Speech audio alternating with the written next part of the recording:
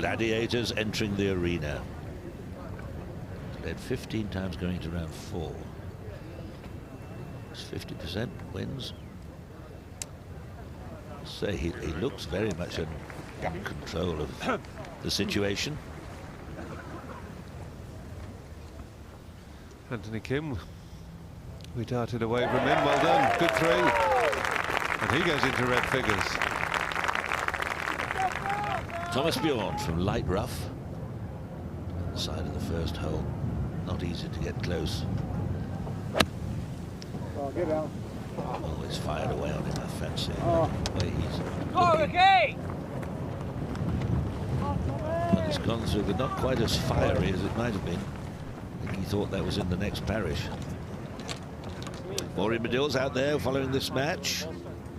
Well, this is going to be very interesting, Peter. This lad, Ricky Fowler, can really engineer some shots. And he's starting right from flag 4. This is 131 yards, and he's going down a little 7-iron here.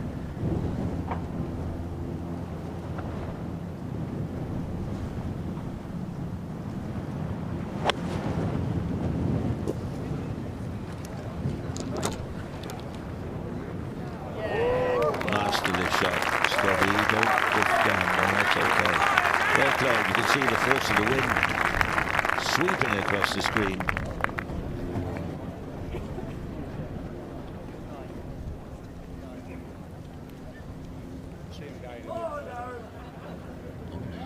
Oh, that's not quite like Angel Jimenez. The idea's still there. Here's a little snippet of information for you. 100 years ago to this very day, Harry Varden won the championship here, 1911, on this course, and the runner-up was Arnaud Massy, the Frenchman. 100 years to this very day.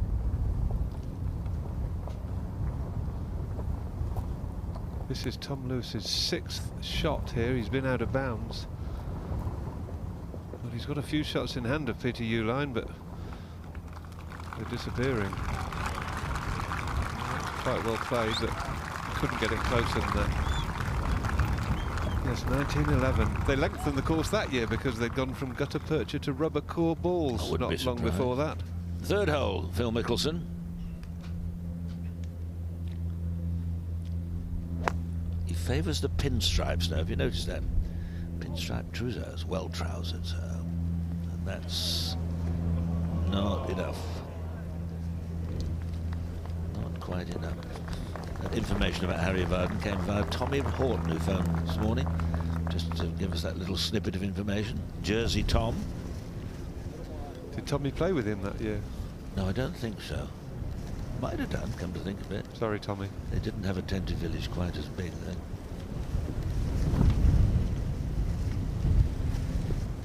Anthony Kim with a 4-iron here, 220 out. Well, you've seen Phil's ball get caught by the wind and tugged to the left.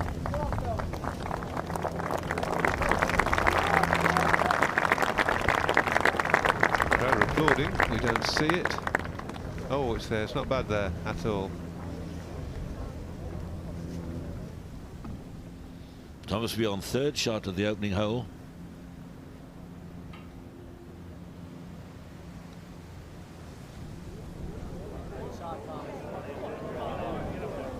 Swept away, good speed, just not quite the right level. A good shot, chance to escape with a par. Trevor Robson, as usual, he's becoming almost as famous as the players now. He's a very good old character, ex-assistant professional when a lad, you know, from Moffat. He and his wife used to run the best hotel in Moffat years ago, and he came in. Take it away, Ivor. Ladies and gentlemen, this is the final game of the 140th Open Championship. On the tee from the USA, Dustin Johnson.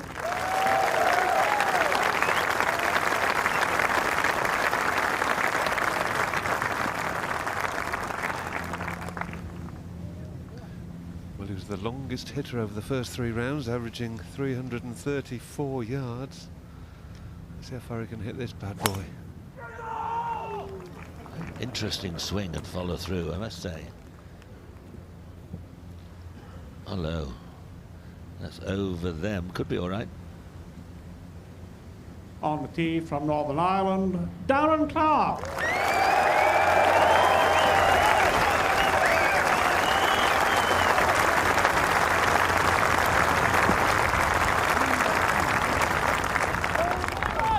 All 3 rounds under 70, 68, 68, 69. Another one to do the trick, I'm sure.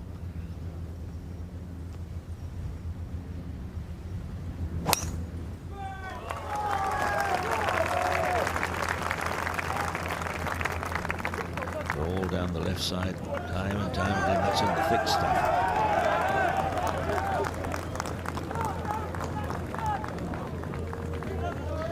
Two slightly nervous opening gambits, fancy. They were. I see Dustin Johnson seem to hurdle the crowd.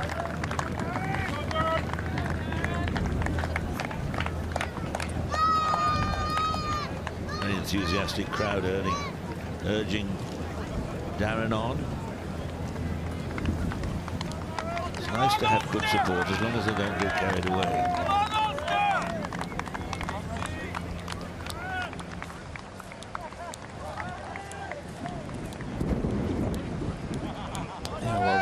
Greg Norman won here back in 1993. He had 4 rounds in the 60s. Darren Clarke looking to emulate him. Of course, he shot 64 in the final round. Ricky Fowler with a makeable putt for a birdie at the first. Good run. That 1911 Open they were talking about when Harry Vardon won 100 years ago. It was his 5th win. He went on to win 1 more, of course, and he won it with a total of 303 in a 36-hole playoff against Arne Massey. In fact, it was a 35-hole playoff because Massey got into trouble on the 35th when he was 5 behind and gave up. Well done, Thomas. It was a really good up and down from the back of the first. It wasn't an easy chip. Good save.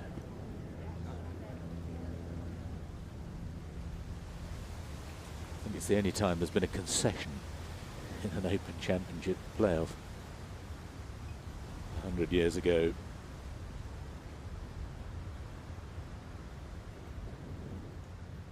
Lovely to see a bit of sunshine.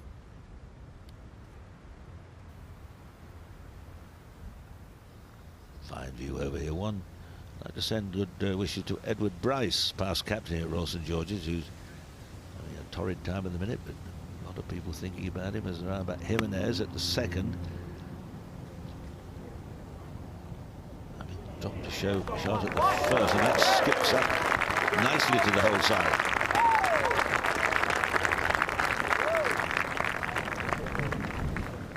Well, both players have gone to their left, and I think they're tangled up with those fencing. What happens there, Ian? Mark, if the ball's on the outside of the metal fencing within 4 club lengths, the player is entitled to a free drop on the inside of the fencing, or he can play the ball as it lies. Thanks, Ian. And Darren's down there ball here is on the closer look inside. If the fence interferes, he can take free drop from there.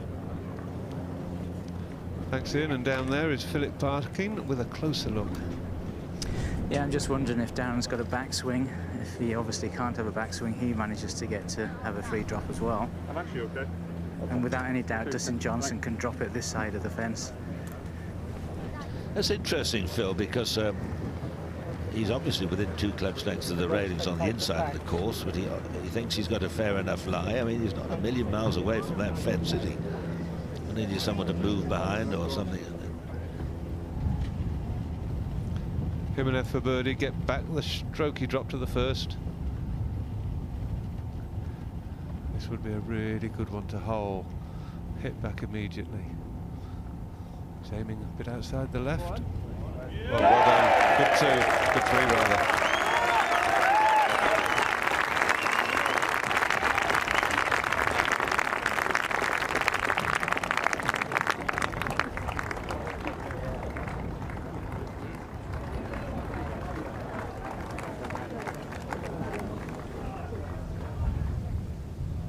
This is for double bogey.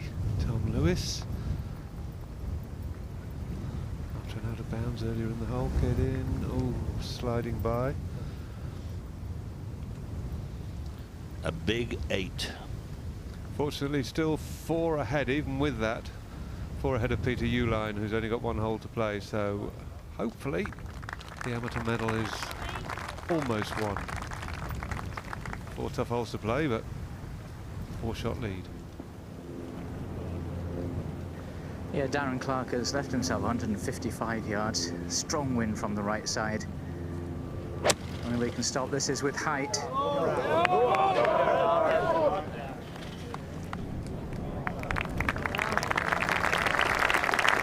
That's a good result from there. I mean, a huge distance from the flag. But not a very good opening tee shot.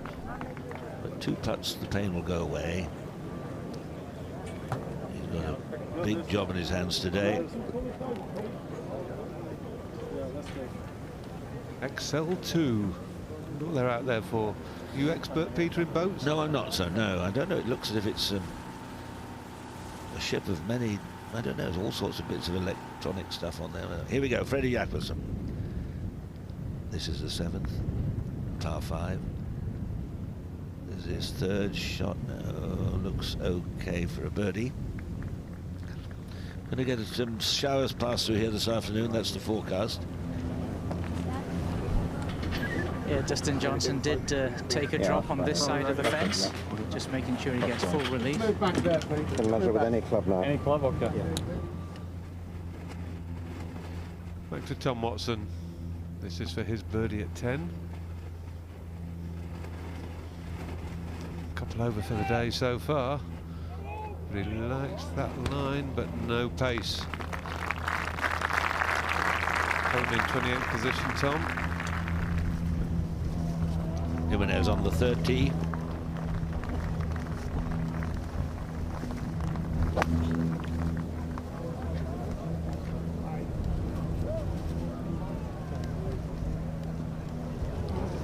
He's a little bit wayward.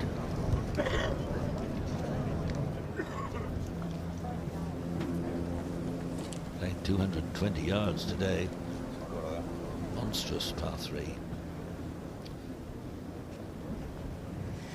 Well, it's a crazy thing to say, but he's so far left, it's almost as though he's hitting back into the wind, and he's only got a wedge, should get plenty of height. This one 140 for Dustin Johnson.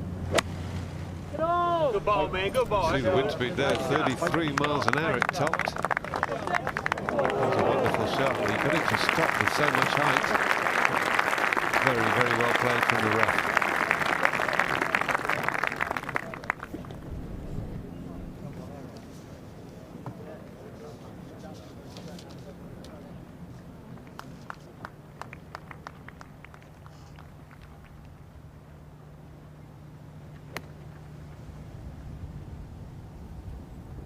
Bjorn on to the 2nd. Come around a little bit. Yeah, nicely done. Getting better.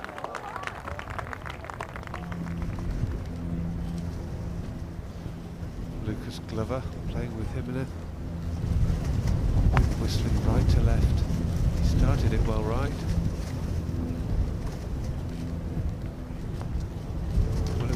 Good shot, it's just not enough club. That's way short. Hear the wind on the cameras.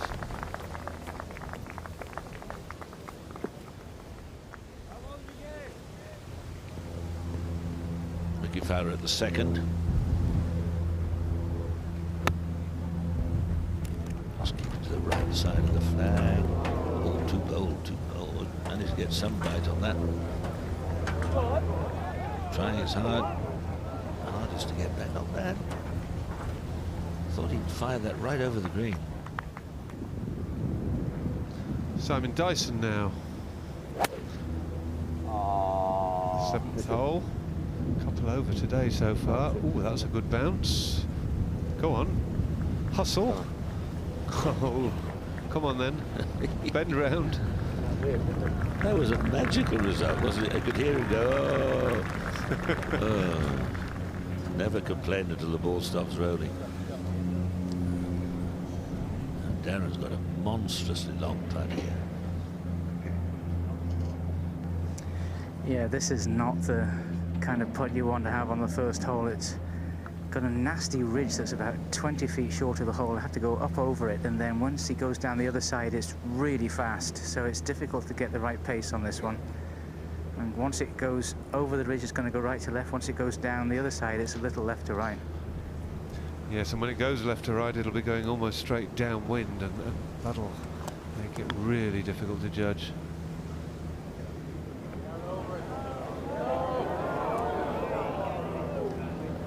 Ooh, not what we wanted.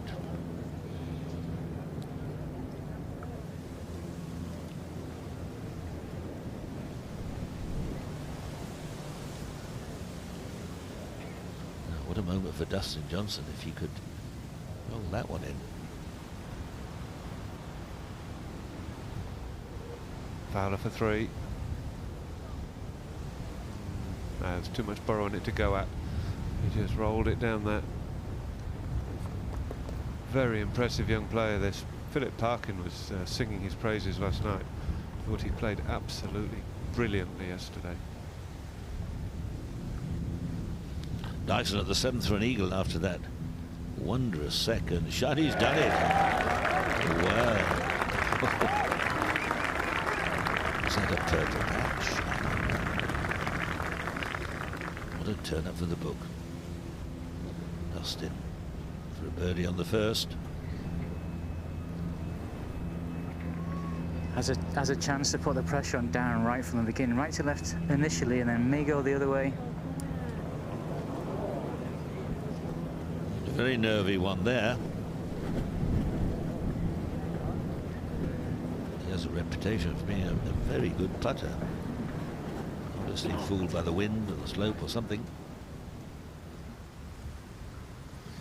He's 4th in putting over 3 rounds, Johnson, so he's certainly putting well.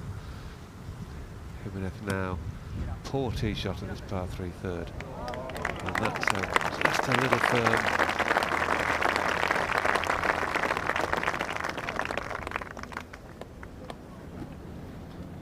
Back to the first for Darren Clarke's par putt. This for a 4. Yeah, this is the second part of that first spot that we said so treacherous, really fast, downwind, down the slope.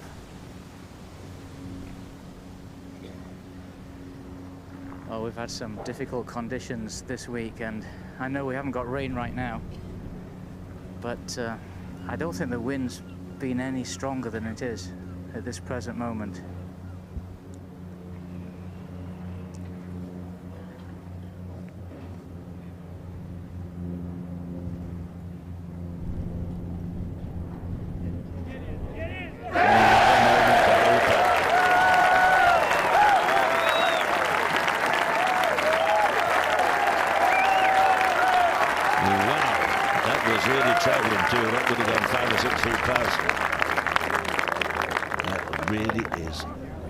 Better than Alka-Seltzer, that a real settler.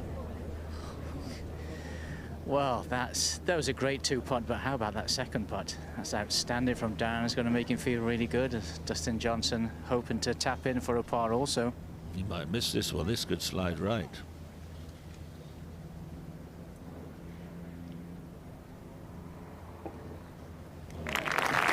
Well done. What a 4. 4 under 1 behind. They weren't very convincing on that hole, but they've got through it with pars. Only 17 left. I was talking to Tom Weiskopf earlier this morning. He's off to St Andrews tomorrow. They're finally trying to get that fetish plan through for a private golf club up there, which would be very interesting. Be the only one in the neighborhood. Bjorn for a birdie, and he's too strong down the left side.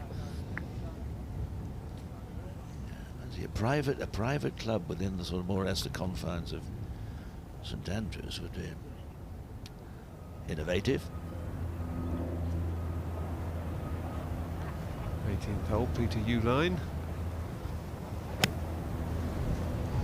Ooh, step forward, that was a bit like Gary Player there. Oh, what a wonderful shot too.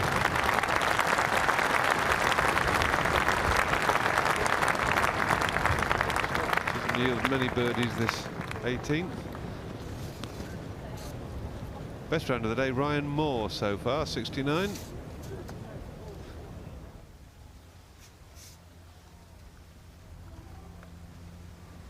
All the television trucks there on the right-hand side, our friends from ESPN, ABC, all the trucks are there, BBC equipment, all there to show you this picture of Jimenez for a par, the third. No, what a miserable start. Miserable start. Phil Mickelson, the toughest hole on the course.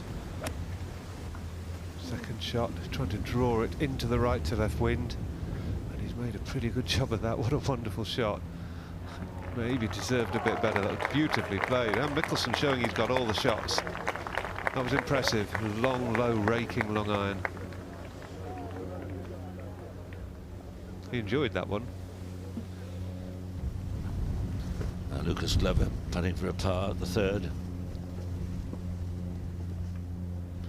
Now he was on the move there before the putter had got back to the ball. So 2 fours.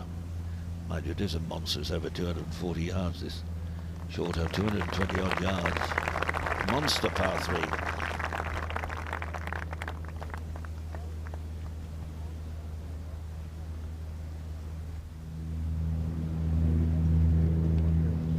We saw them waiting almost on every shot yesterday in the final pair. Clarke was one of them. As he had a different partner yesterday, but I hope they're not going to be held out too much. Yes, it's strange that. Was he playing too quickly? Peter Uihlein finish off his tournament, hopefully with a 3. Well, if he can hold this, might put a bit of pressure on Tom Lewis, but he hasn't. Almost too good a firm strike. Well, there's a big wait to see what club Dustin Johnson was going to hit off the second tee. If he hit a driver, he could definitely knock it on the green. Wind strong, off the right, helping. He's certainly got the length to get there, but he's up in, he's off, he's down, he's round, he's up there. Landed very softly. Now Darren.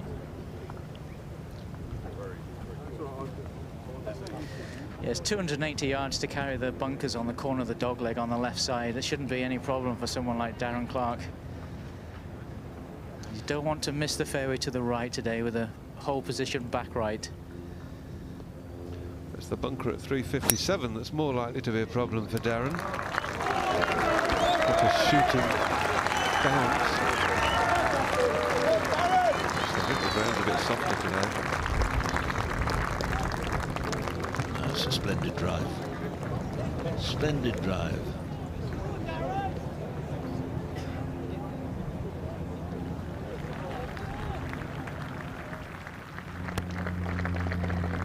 Must be on at the third.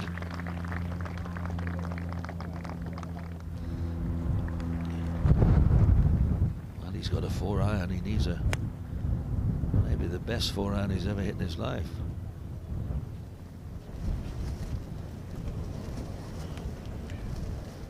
Dragged it away down there.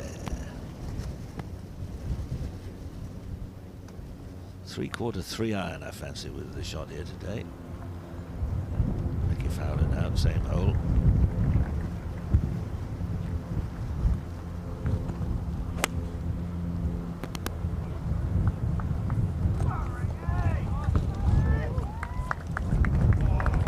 Online but still short.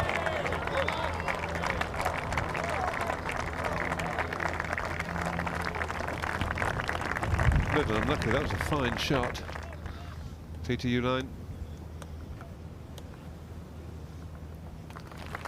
Finishes off. And he's had a pretty good week, but may not get the medal. Round of 75 today. Total of 292. Great clouds sweeping across the course. A huge amount of people here today. Massive car traffic coming in. I'll just take a moment. Many of you will know that Alex Hay sadly died last Monday, and been asking when his what the funeral arrangements are. Well, they're tomorrow week at Woburn at 12 noon, That's the best information I can give you. And a dear friend, and it'll be a joyous occasion, I'm told. It's not going to be long faces, but that would be Alex Way. Mickelson for a birdie. He's done it, you know. He's done it, and he's moving on.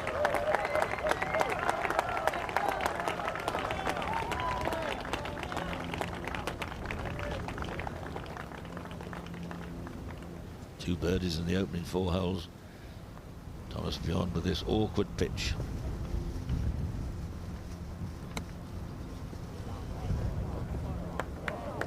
Not a bad shot at all. Wayne Grady is in the box of me.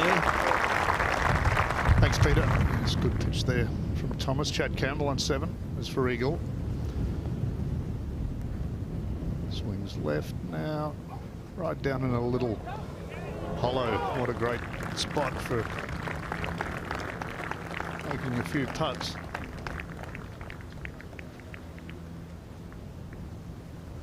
Six eagles today so far on 7, and a host of birdies.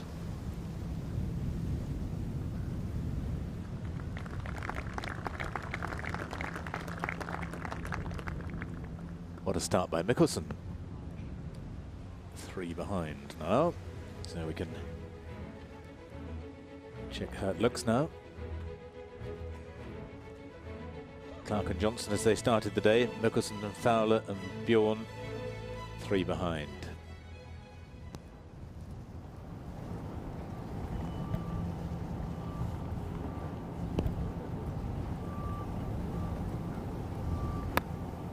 Second shot of Clarke. Now we've seen a lot close here today. This one's also in a little bowl.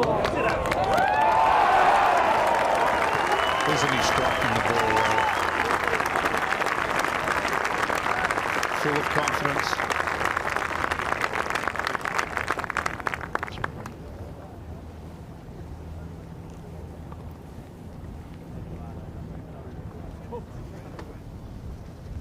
Ricky Fowler on 3. 50 foot up over that tier.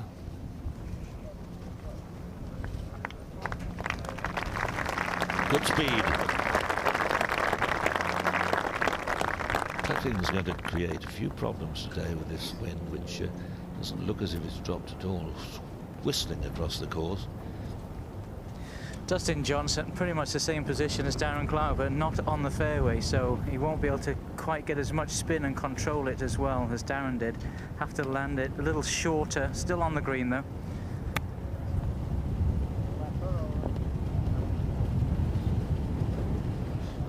Oh, he may have got away with that. Very lucky there. Wasn't the shot he was trying to hit, but it's finished up all right.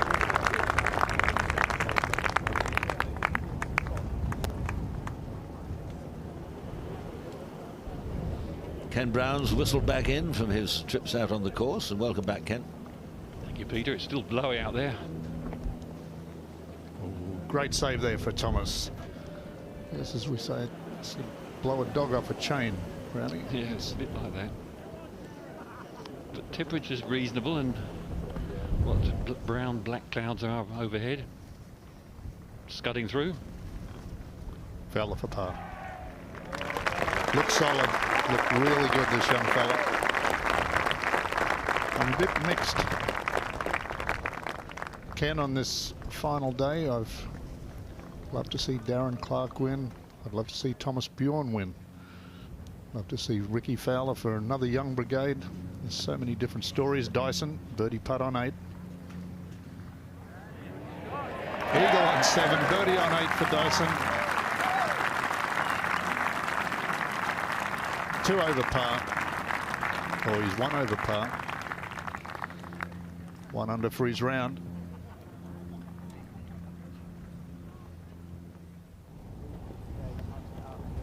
And this is another story here. Dustin Johnson, was in the lead, or had a chance to win a couple of majors last year and didn't. And then you got Lucas Glover up there, who's won the 09 US Open, trying to win a second major championship to prove that first one wasn't a fluke. Everyone's got reasons and stories. Yeah, I was speaking to Butch Harmon on the putting green here, and he got This man here to Dustin Johnson to study the Pebble Beach videos. I wouldn't have studied the videos, I would have burnt them.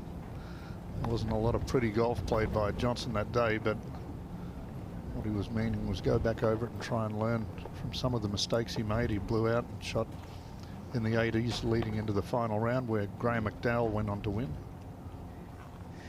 Yeah, quite a bend from left to right on this birdie attempt for Dustin.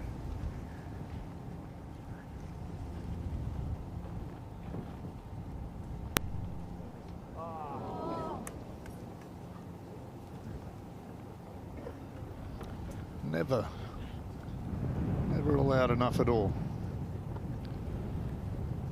It just looks like he's trying to get a few people cleared out of the way. This is on the 4th, and you can see the flag fluttering way, the yellow flag down over the guy in the yellow raincoat, and he's got to hit it over the top of the galleries there. So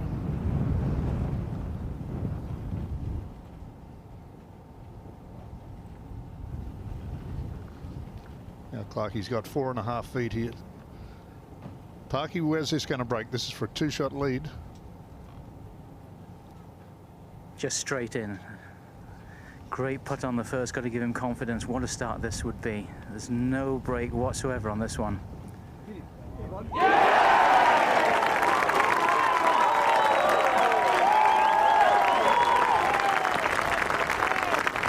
you won't die wondering what just happened there.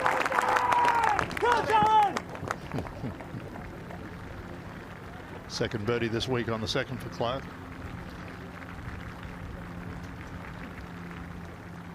He's played the front 9 quite well. A couple under par, 3 under par. 2 in front. Johnson with a tickly one of his own.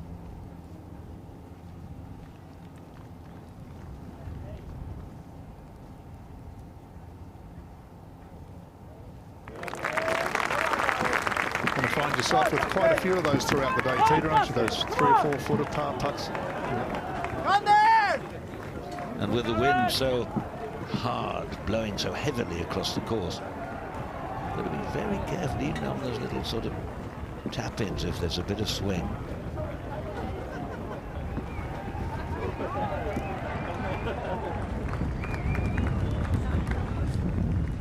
Well played, Darren Clarke. Dream start for him, really, after a rather iffy drive. Great par. He didn't putt so well yesterday. Hit the ball beautifully tee to green, but didn't feel he putted that well. As long as the putter is working today, he's going to have a great shout at winning this.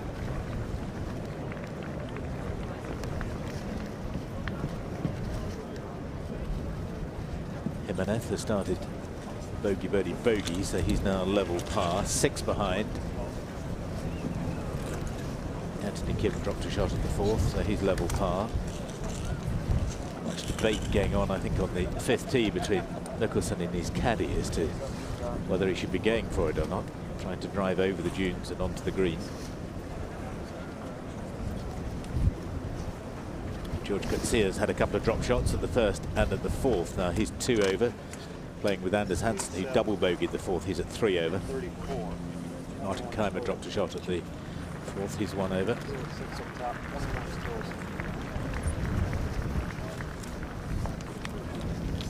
Welcome back, Ken. Yeah, sorry, I had a few microphone problems. Seems like you still do, Ken, so just get that sorted out. Down Clarke, you can see the difficulty the cameraman has holding the camera still. Wind hard off the right, 216 yards.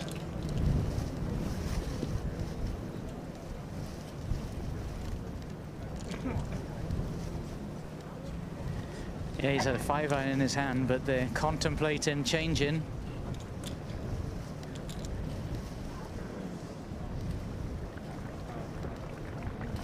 Wind helping off the right. I imagine he's gone to a 4, not a 6. Yeah, he has gone to a 4-iron. Needs a big one too to reach the up onto the top level. Forearm touch. Oh, he's looking at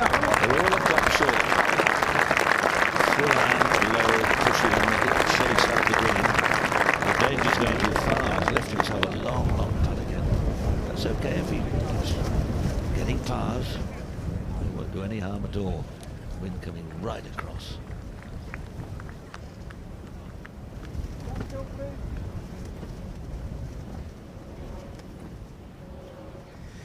I think today we're going to see some of this immense power that Dustin Johnson has. Incredible potential. I know potential for McIlroy, and he came through at the US Open. This guy's got just as much potential. He's going with a 5-iron.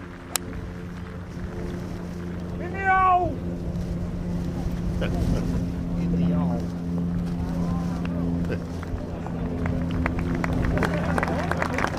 going to have a little stay there. The further it goes, the more difficult the shot becomes.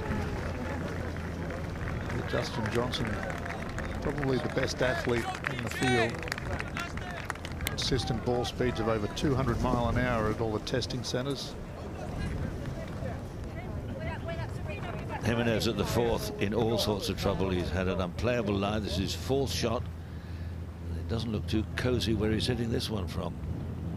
Up and over and down and on. But dear, oh dear, his challenge has been dented very hard early on.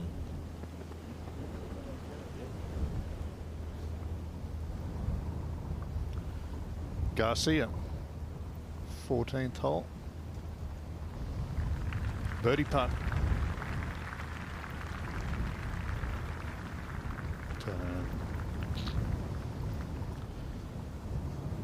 Garcia 1 under for his round, but it got off to such a promising start. 4 under through 7.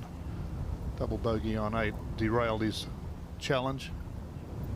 Yeah, they're just worrying out here. 14's very exposed area. There's no mounding or anything near this green, so wind affected. They're just worried the ball is moving, oscillating on the green. So you've got to be careful. Once you ground, take your stance and ground your putter behind the ball. Then if it was to move, you've deemed to have caused it to move, and there's a penalty applies.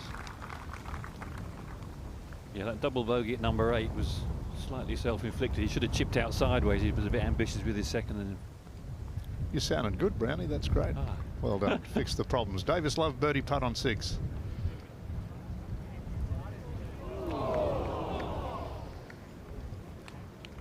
What might have been, or it's not over yet. A long way to go yet, but he's hitting the ball beautifully.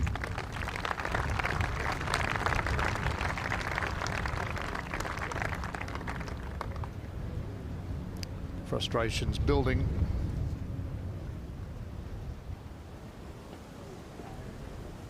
Glover from the hollow at the front of the fourth. His fourth shot. And this is a very tricky 2-putt. And magnificently judged. 9.5 out of 10. Terrific. Well, that's down where Garcia made it from, so he's seeing it pretty well. He has trimmed that beard up, hasn't he? He's run the shears over it, I reckon. I think it suits him. Don't think I've seen him without it. I can't remember. Johnson. Now it's run far enough off here that he's got to take sandwich out and pitch it over the fringe, as opposed to putting it. And again, another tricky one for Johnson. He's had 3 of these in the first 3 holes.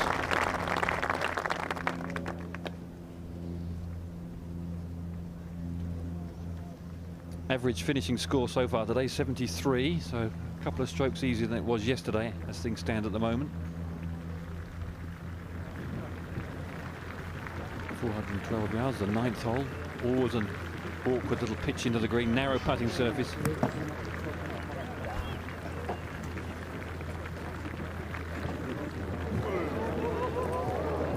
Enormous fly. Thought where it pitched it might land softly, but went skittering through the green, trapped a bit of grass between the club and the ball and reduces the backspin.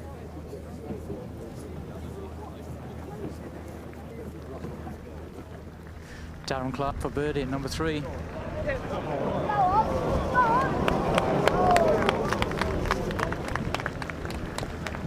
Needed to plug.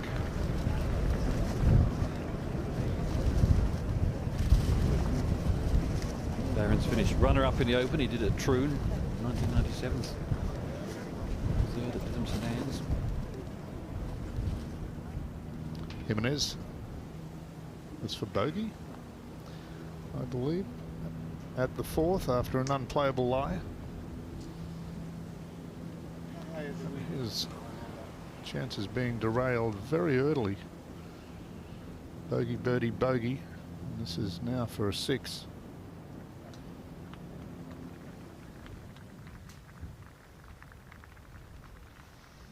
Massive queues about 11 o'clock to get into the golf club. I'm not sure how many people are here, but it must be around the 40,000.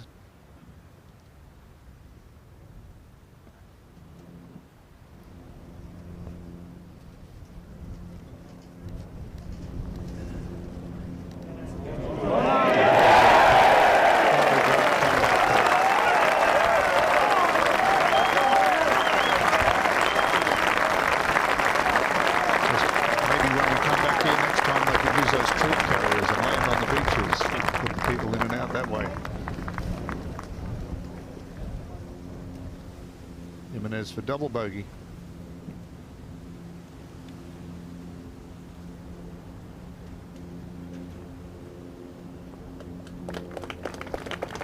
There's 3 over for his round, and all of a sudden that sleepless night last night and all the expectations. Dustin for his par. Ooh.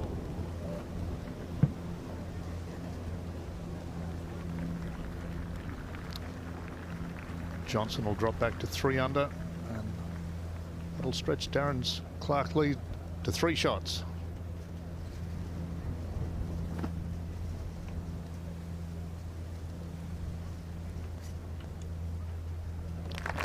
So 3-shot lead for Clarke. Johnson back to 3 under. Then you have Buell, Fowler and Mickelson at 2 under. The only players under par. Perfect start for Darren Clarke. Marvellous 2-putt of the first hole from about 16 feet. 4-footer on the third then. Couldn't have dreamed of a better start.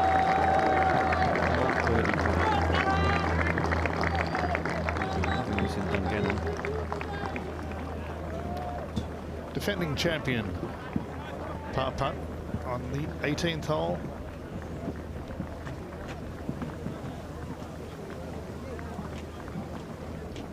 Go. That'll bring a smile to his face. Well, the 12-month reign as Open champion has come to an end, but he has the knowledge that he will be back playing this championship until he's 60 years old.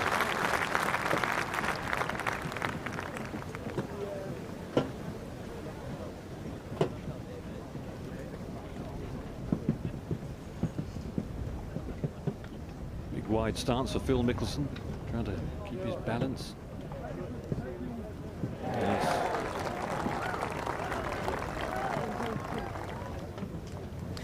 Darren Clarke on the difficult 4th tee, trying to carry the bunkers on the right, the coffins. It's floating a little. He's over at Phil, but he's hung up on the hill, won't be able to reach the green from there. No. Really got to go.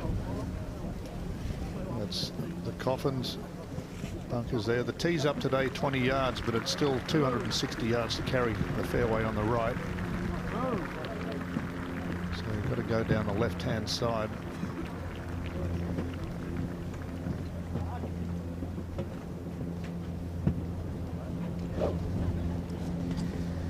Well, this is where the power from Dustin Johnson is certainly going to help.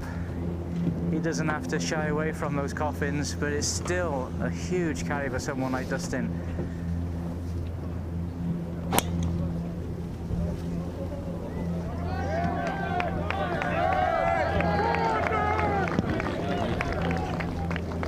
Just about, Phil.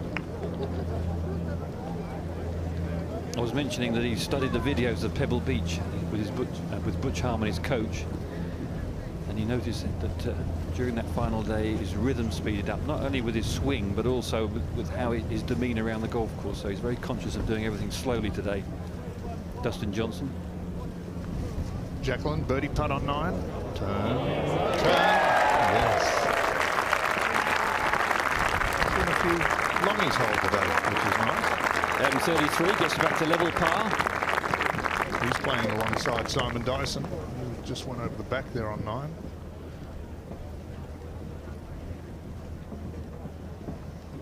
Darren Clarke from Northern Ireland leads by 2.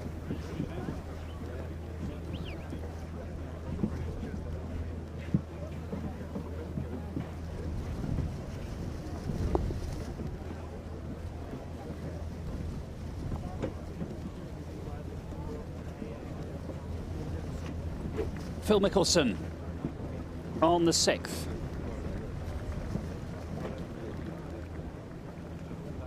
Two under for the championship. 2 birdies he's picked up on the opening 5 holes. So 4 off the lead, held by Darren Clarke just at the moment. And he said he was enjoying the challenge that the links weather was going to throw at him this week. And he's responded today as well, and safely finds the heart of the green on the 6th. This gives you an idea of just how blustery and blowy it is out there. Look at his hair being buffeted everywhere.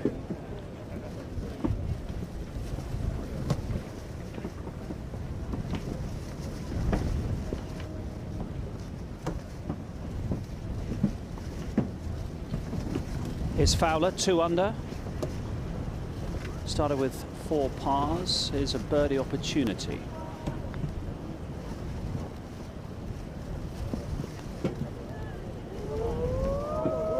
Almost. That should be a safe par for Ricky Fowler to stay at 2 under.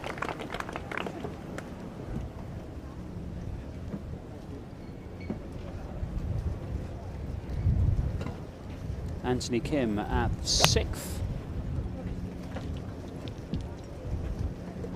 Par for the day, Kim.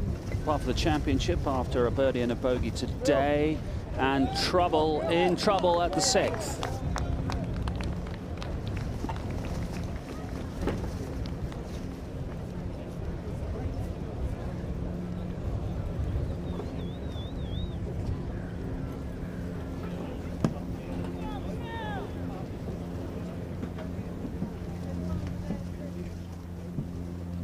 Look here from Mickelson, breeze from the right or into their face, and there goes the hat. If that starts to go on your downswing, it'll make you flinch, but Mickelson got away with it and hit a very nice shot onto the green, 25 feet there you can see.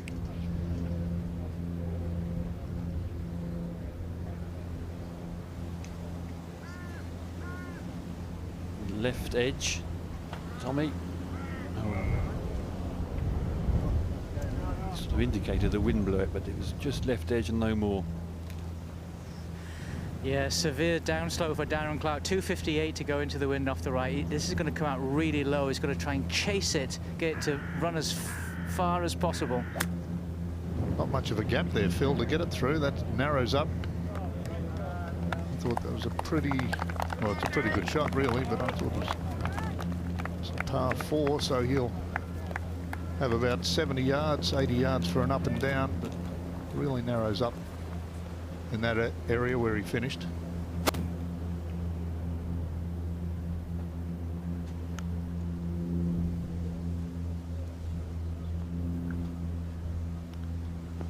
Dustin Johnson just off the right-hand edge of the fairway.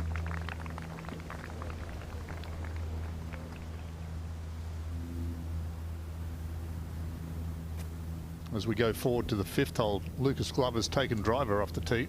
We've seen quite a few players up in that fairway just short of the green. This is 2nd.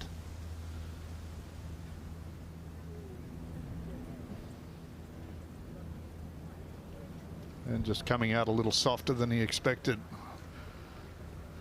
Wouldn't be surprised to see Dustin Johnson knock it on here today, Ken, no, when he arrives. Yeah, certainly in his range. Fifth is 419 yards off the back tee. But it's playing straight downwind today, so, and it has the last couple of days. We've seen quite a few guys take on the carry. Now Anthony Kim on the 6th, just way right. Anthony's got a reasonable lie. It looks a bit like cut hay around where the ball is, but just needs to get a good strike on this. Quite amazed at the number of guys with interlocking grips these days. You've got Ishikawa, you've got Anthony Kim, Ricky Fowler. The Tiger influence. Tiger. Yeah. Jack Nicklaus was the most famous earlier on, or many years ago, but not many other people did it. Probably too scared to copy Jack. Looking down on the 4th green, some lovely houses at the back of the putting surface, and get a nice view. Clarke, with his first test in a while, he's been hitting the ball so nicely. Yes, and he's done pretty well from where he was. He's left himself a relatively easy little pitch, as easy as you can get into the 4th. Tom Lewis, second shot, 18th hole.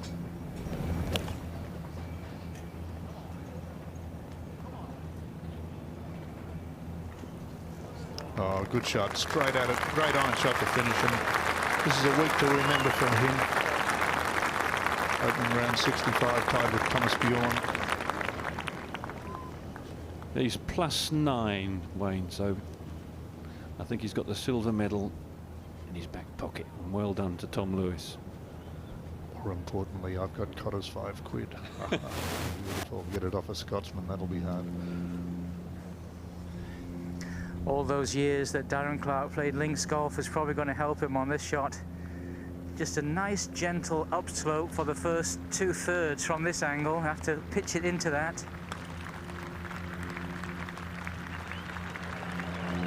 Oh, that's magical.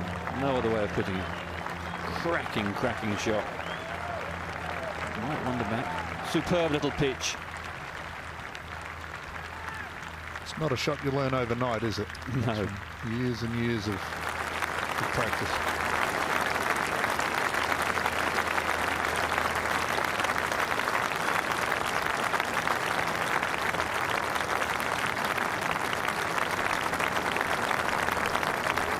Well, he'll win the silver medal this week. Not the first time he's tasted success here at Royal St George's.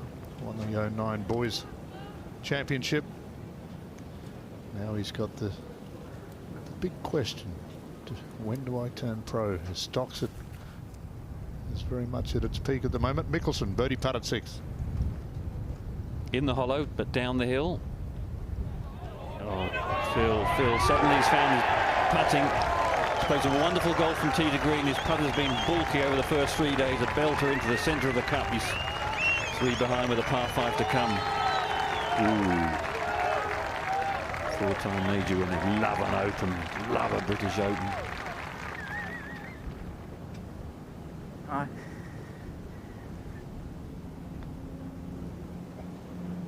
Johnson's birdie putt.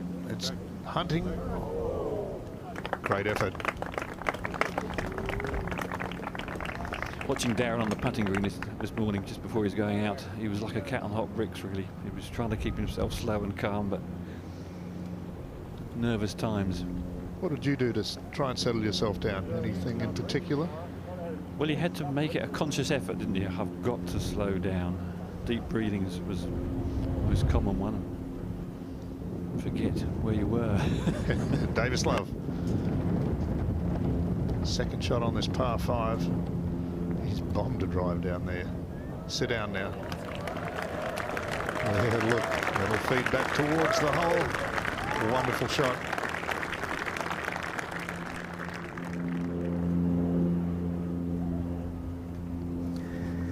Well, he's been looking fairly solid on the putting green so far. That putt he made on the last was spectacular. This one's actually a little easier. But if you want to be the Open champion, guarantee you've got to make a lot of putts at this length. So Clarke to save par. What's the atmosphere like, Phil? Oh, it's just incredible. I love it. Nothing like links golf, nothing like this championship, and someone like Darren Clarke leading.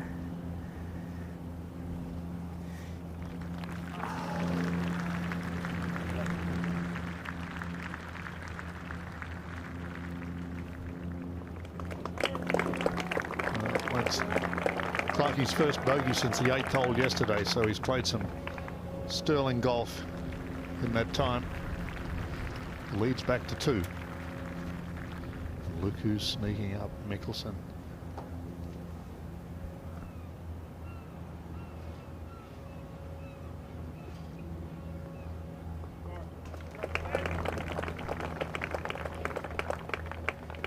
Always a good 4.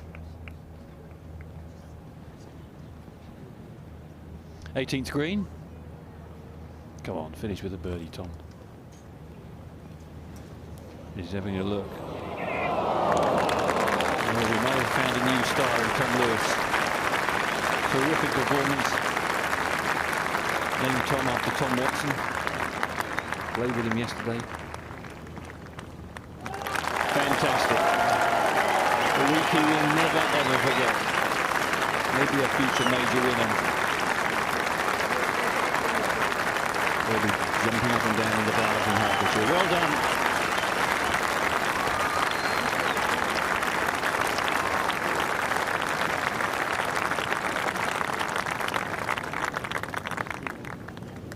Round in 74. Well done, Tom.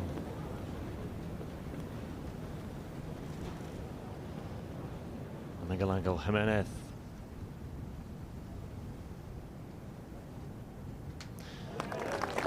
In, but Jimenez and all the damage done by that triple bogey at the 4th.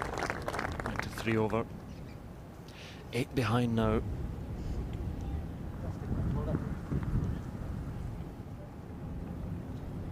Davis Love at the 7th for an eagle. Oh, no, no, no.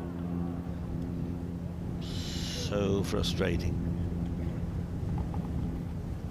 If he could putt, Peter, he would be very dangerous. Well, he's dangerous, it is really, but you're quite right. You're quite right. Wonderful striker of the ball. It's pausing on the 5th tee here, long wait. As you can see by the trousers, this is straight downwind, just about, and everybody having a crack at this green.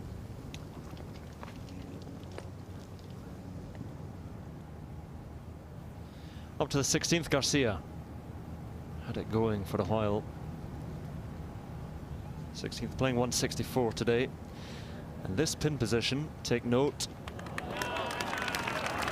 Take note as Garcia lands right beside it. Fine shot. That is the exact pin position that they had for Bjorn in 2003. And here is Thomas.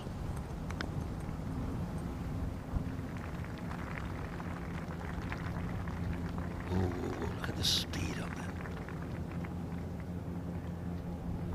Gee, what a good.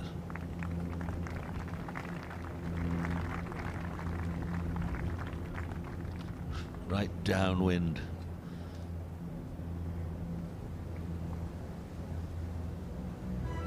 Fifth hole, 492 yards.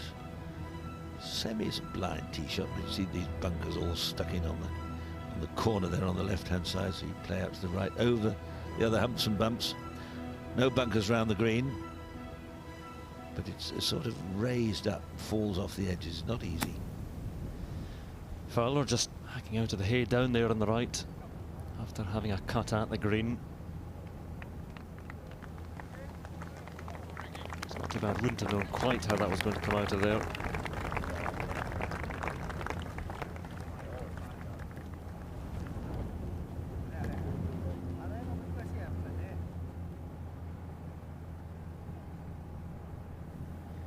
Schwartzel is for birdie on 13, and Schwartzel gets back to 2 over. That's a tie for 12th at the moment for the Masters champion. Playing now just for position. A pretty good position, 1 under for his round. Garcia started off so well, but this is for a birdie, and he's done it. Well done.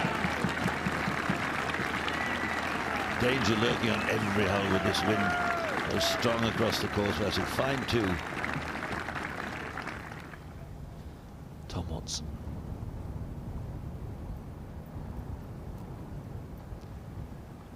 Everyone will will it in. And in it goes on 14. Birdie 4. Fine birdie today. A dangerous 14th.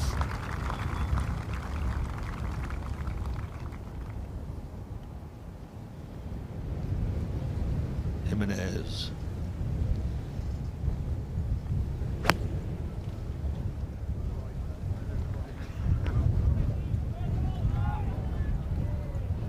Oh, I say.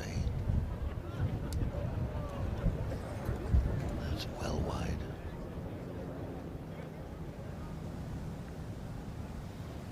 To be on his 3rd to the 5th. Nicely done. That'll be a par.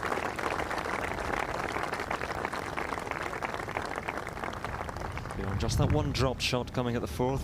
No birdies for the day yet.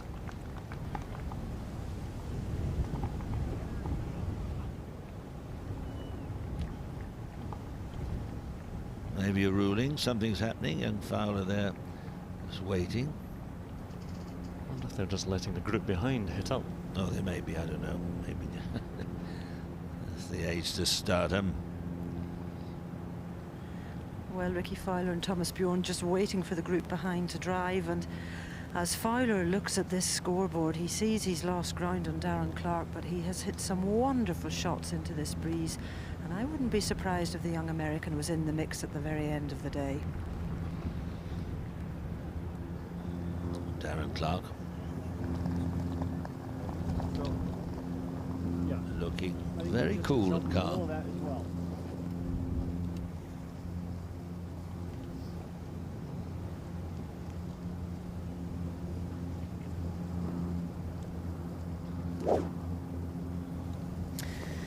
You just got to love this. It's 419 yards, this 5th hole. Dustin Johnson is going to let fly. I wouldn't be surprised if he actually makes it to the green. 340 to carry all the humps. Good balance too. There it goes. Oh, look out. Oh, skip through, shooting across the fairway. Oh, right into the middle of the green. Right up the end and just off the corner and down and through and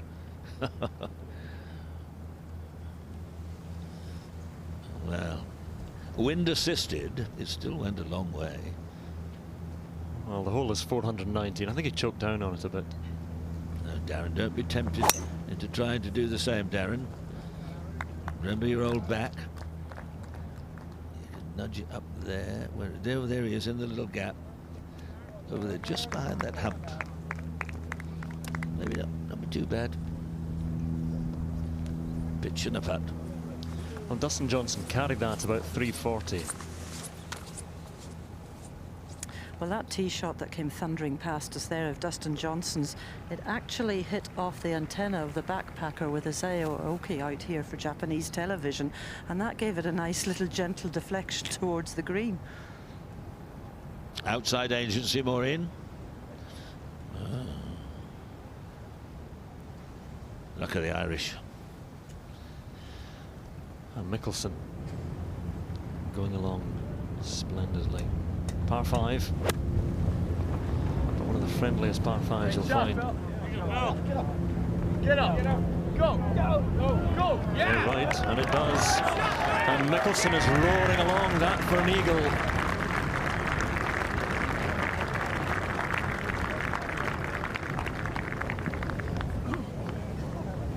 One of the interesting tests of championship or links golf on days like this.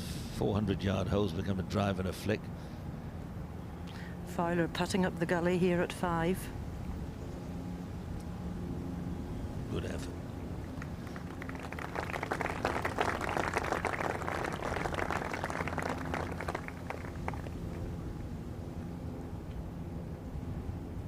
Just got to be careful. Just thought it hasn't grounded his putter yet. He thinks that's going to move. Might move. Quickly, nip in. Oh, he's scared. If in doubt, sun mark it. Well, it's particularly breezy and exposed out there on this green, and as you can see, he hasn't yet grounded the putter, so if it does move, he can't be penalised. But deep breath and in she goes. No, he didn't ground that at all, so he was Safe all the way there. 203 behind Clarke. I just hope this championship isn't decided by something like that. Thomas Bjorn. We saw him pitching back here from through the green, this for his par.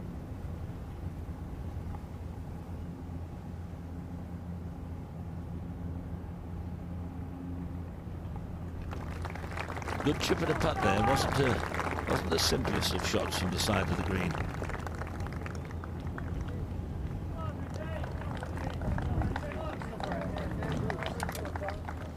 You see the hole there at the top of your picture, over from the bottom right to the top left, over those 5 bunkers.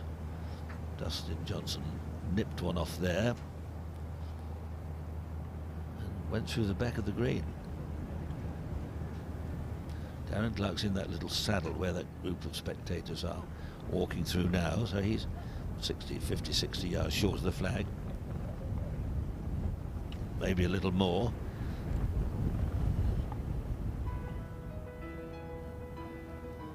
Let's see where the power comes from. Tremendous athlete, Dustin Johnson. Not an ugly swing, though. I mean, for someone with such great power. Clarke's swing more conventional, just a simple turn and swish. Great view from up here. On the left there, the houses behind the 4th green. Let's go to Lucas Glover. Putting on the 6th. And a par putt. Away from him. So he slips back to 2 over now. A long way back. Darren's not quite as well off as I thought he was. Seems some wispy stuff. Yeah, it's going to come out of here fairly quick. Just less than 100 yards, but incredibly strong wind helping. After Lang, this is a long way short.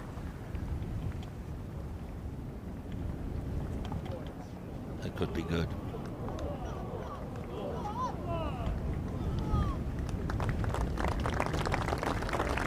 Quite come out as I thought it might. Not bad. Here comes Dustin. He's actually rooming with Gary Woodland, the other pounder this week. Arm wrestles in the evening, no doubt. This is Anthony Kim. Kim for eagle.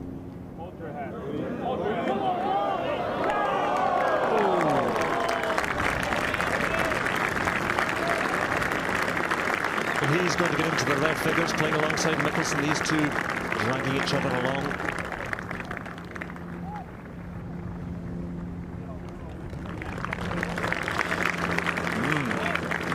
Well, this is all getting very exciting. Mickelson and Kim turning on the pressure.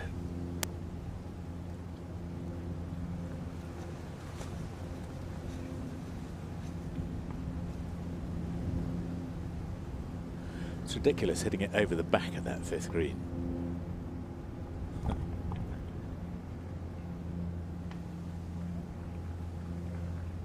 Just got to get it into this little bowl. It all gathers in. It's only quite a small saucer, though. And he's undercooked it. Coming back into the wind. He just didn't make the contact on that he wanted at all.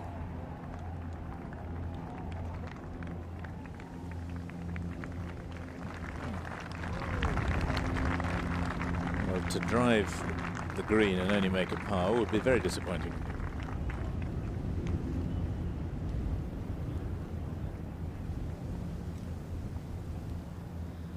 Can he? Mickelson. He's birdied the 2nd. He's birdied the 4th. He's birdied the 6th. And the lefty here now has this for an eagle. He's putting superbly. Another one drops for Mickelson. The roar will be heard around the course. He ties Darren Clarke. The challenge is on. Mickelson is flying at St George's.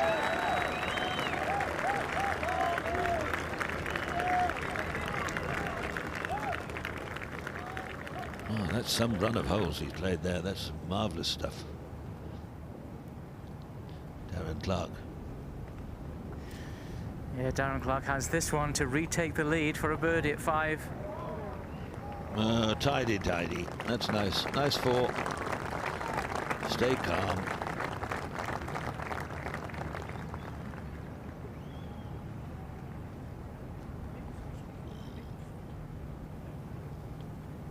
You start to hear the noise. He's smiling still, but you look up at the boards to see the name of Mickelson creeping up there. Steady nerves.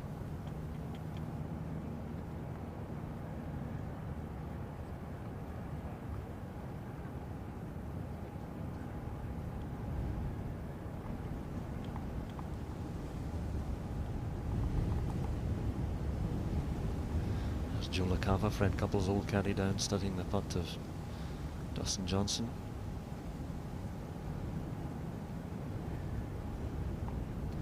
Mighty drive, not a mighty fine chip, but this still for a birdie.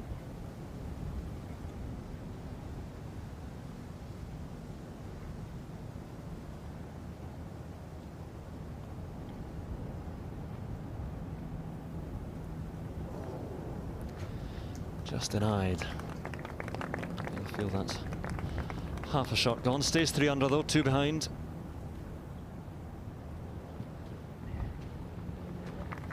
Mickelson just off to Aurora, 8 putts in 7 holes. And with a little bit of rain on the horizon coming in, he's timed his charge perfectly.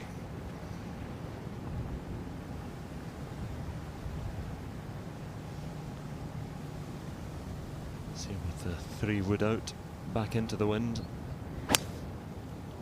And a low one.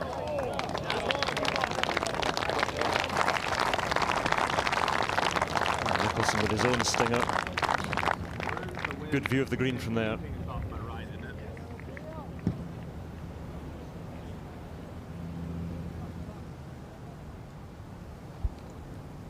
Ricky Fowler at the 6, just off the front of the green on this par 3.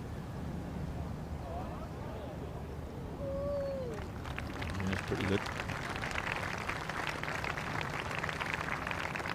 He's played these conditions very well for someone virtually totally inexperienced of this type of golf. Looks like Raphael Jacquelin.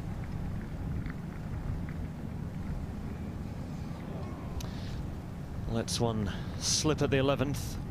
Monster par 3. Not quite so monstrous today. In length, yes, but straight downwind. Bjorn. Birdie at the 6. Tracking in. Oh, yes. Just toppled in. Well done, Thomas. Fine 2.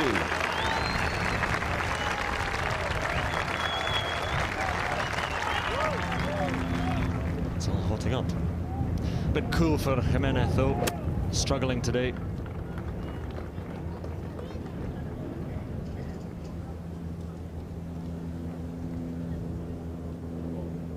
Need to just dig that one out.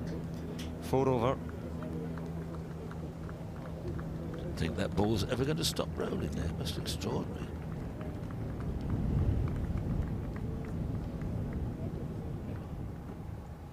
Still they wait behind Darren Clarke, Dustin Johnson.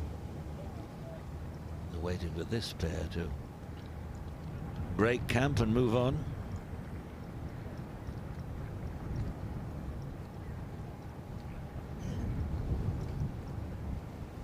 Fowler for a 3.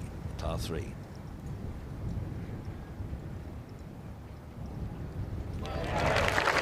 Knocks him in confidently. Well done.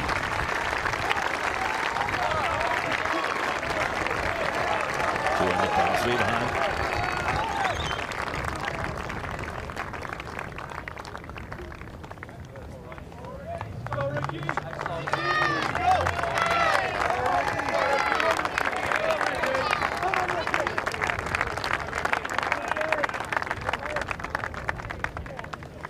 This 6 par 3 is back into the wind, just under 170 yards for Dustin Johnson, and even someone with his power is going with a 5 iron.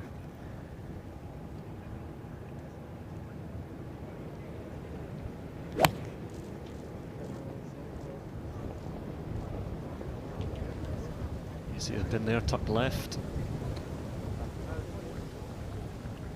Wanted more, and he punched it in, but same shot with the 4-iron might have just taken him up to the flag. I fancy this is a punchy one for the 3-iron for Darren.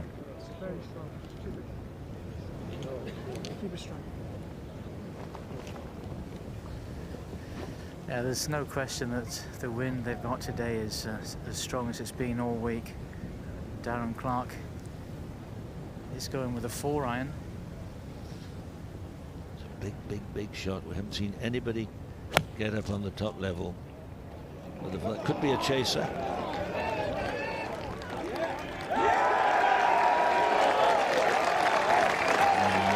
Stay. Well done. Level with the flag.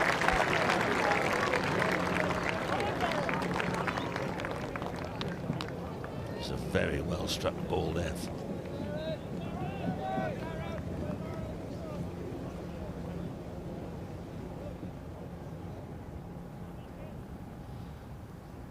Flag of Northern Ireland of Ulster.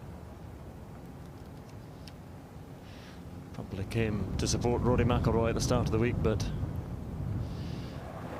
quickly get behind Clarke. Phil Mickelson, 177 into this 8th green, going with a 5-iron. Wind hard into out the left. The rain just beginning to fall. Anywhere on the short stuff would be great.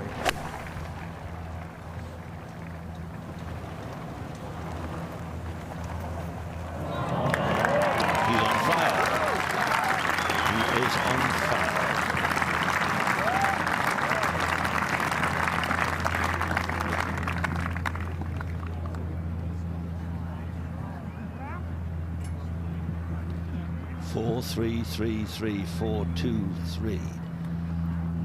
3 birdies and an eagle. Up to the 18th.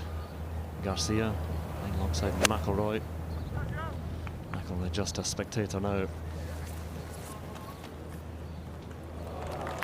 And a beautiful shot from Garcia. Going around it, he will feel could have been so much better. He's just dropped a shot at the 17th. 3 over for the championship. McIlroy's not too bad. 2 over for the round, 6 over for the championship. Just not his week. Still bouncing along, but it's going to be Garcia setting an early clubhouse target. Thomas Bjorn.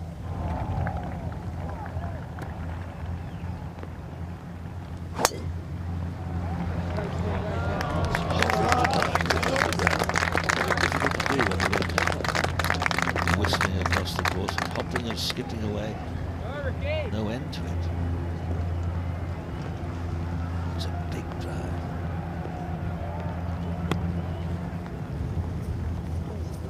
Told this is a 20-minute shower passing through at great speed. Ricky Fowler. See if he can smash one away on this par 5.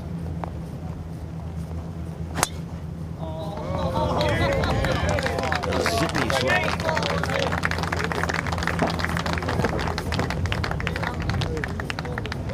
It's a nice hop over the top. Took a bit of steam out of it, but he's safe.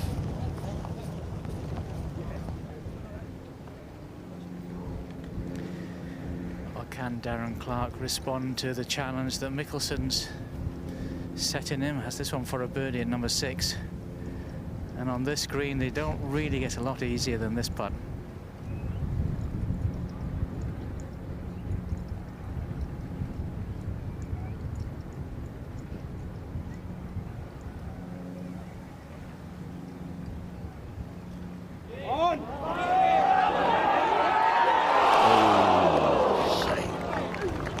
Super stroke that was.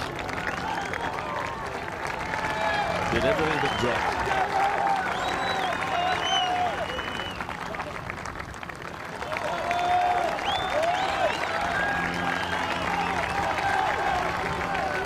Well, he will ride along in a wave of support based on goodwill. He's about a dozen shots clear, in fact tied with Mickelson, but playing well. Nothing too much to worry him or trouble him at the moment. Very birdieable par 5 coming up.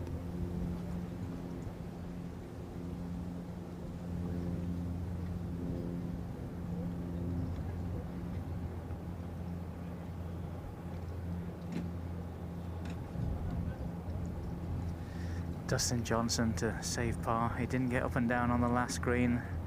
Very important, he does it here. Nope.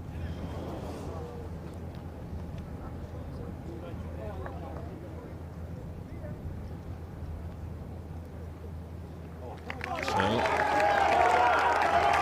almost shared. Another hole ticks by.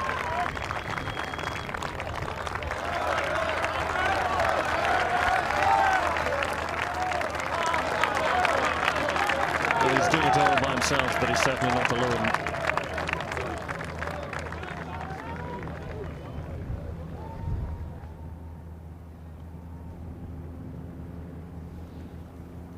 Lucas Glover needs a birdie, badly needs a birdie.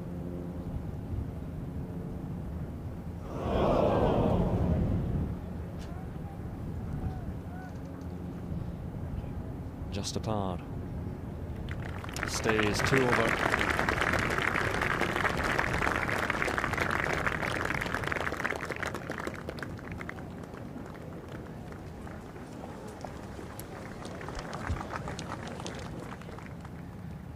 To the 8th. Phil Mickelson after that splendid second shot. This for the lead. Phil's got a fairly straight putt here, only about 12 feet. I think there'll be a fair roar if this goes in.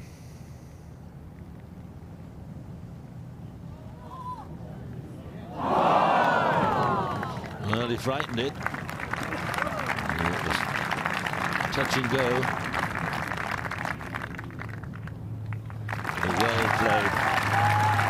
Well played, 8-hole. Par 4, well executed.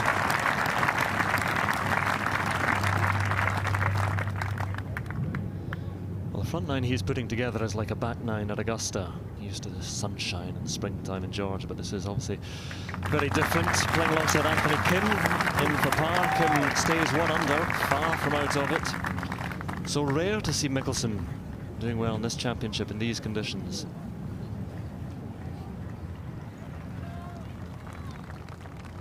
And you see the wear and tear around and about the course where the spectators have been moving through, and of course all yesterday's rain and movement helped to churn the ground up.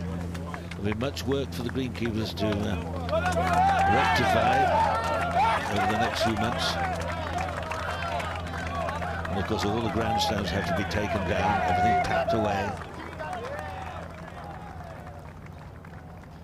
You can still smile through, smiling through the rain.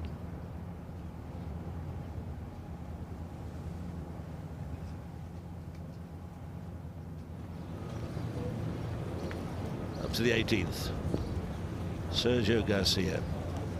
This for a birdie. And with Rory McIlroy, he's birdied it. Well done, Sergio.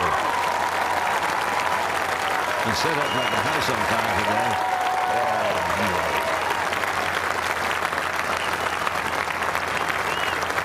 Showing a bit of form. Good round. That's a good round he played today.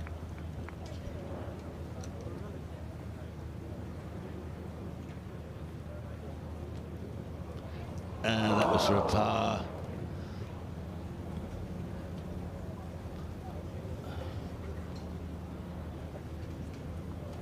Sergio 68, finished 253. Royal 73, finished 5-5. Well, it wasn't to be. A bit of calm will be restored to Master McIlroy's life. I'm sure a learning phase will have taken place. I'm sure he'll move on upward and onward.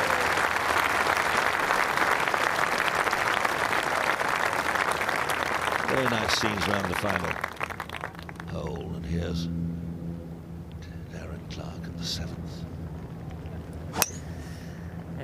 Carried it 280, and then from there it's downhill for the next 60 yards, so I expect big tee shots here. And it comes scampering down the fairway, through and just into the light rough. Well done, and into the commentary box scampers Mark James and Ken Brown. Thank you, Peter. A little rainy right now. They're moving briskly through these showers no big problem. This is the 9th tee. And Mickelson on a roll. He's very dangerous when he's in this mood. I think I've seen him swing better than this. Balanced and powerful. He's showing us some shots as well, isn't he? He is, Kenny, right. He's manoeuvring the ball brilliantly in this wind.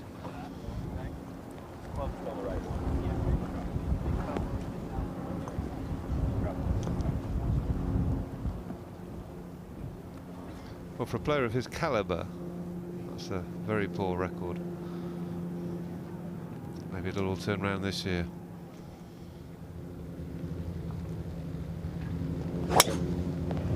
So far left. Up the corner of the dog leg. Lovely bounce too.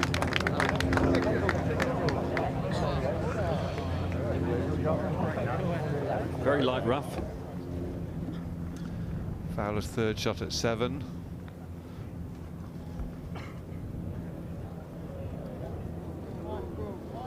All pars so far, but that is a weak effort. Pinning a little bowl there. He didn't even get near the bowl.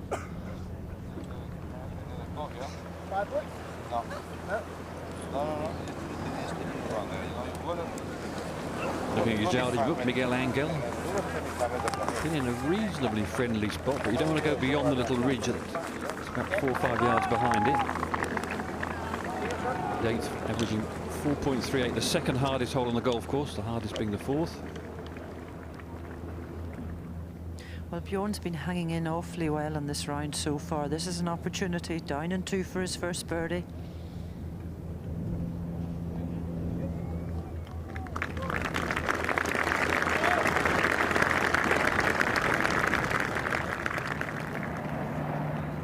Jimenez. Needs a so well struck long iron. It started at the pin, drawing a fraction. Caught up in the wind. Too bad there. Simplest chip. Putting the divot back. Good example. Even in the semi-rough. Great job on this course. Graham Royden and his boys have done absolutely brilliantly here. Hardly a piece of grass out of place. Yeah, I love the way the course has been set up. I hate the thick rough that the players just hack out sideways. I like to see the rough just as it is here. You've got a chance to recover, much more exciting. Beautifully set up. Over the slope, down the other side. Ooh, Ricky. Yes, it's nice watching the players struggle to hit flyers or not hit flyers, and real confusion reigning. It's perfect links golf. I would say the most consistent greens we've had. I mean, they're a lovely surface. There's no sort of hot spots, high spots that are firm. Yep, the players were singing their praises off the record as well as on the record. I guess it's been good weather. I know Ilkley Golf Club's beautiful at the moment. It's been nice up there. Certainly plenty of rain in the last few weeks. Well, if you were up in outer space, I wonder what on earth you'd make of this game. I always thought cricket was actually the one that would really test the aliens to understand. But Bjorn now, he's holed these out very well so far. He's single putted 4 greens so far.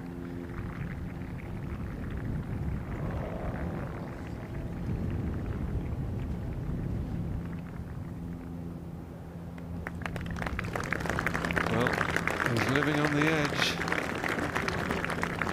What he says, if you're not on the edge, you're taking up too much room.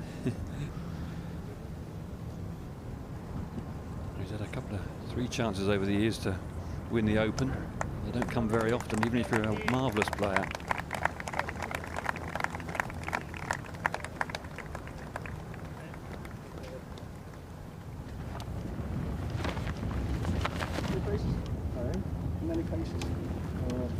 The only trouble with these gust-buster brollies is that they're difficult to fold up again.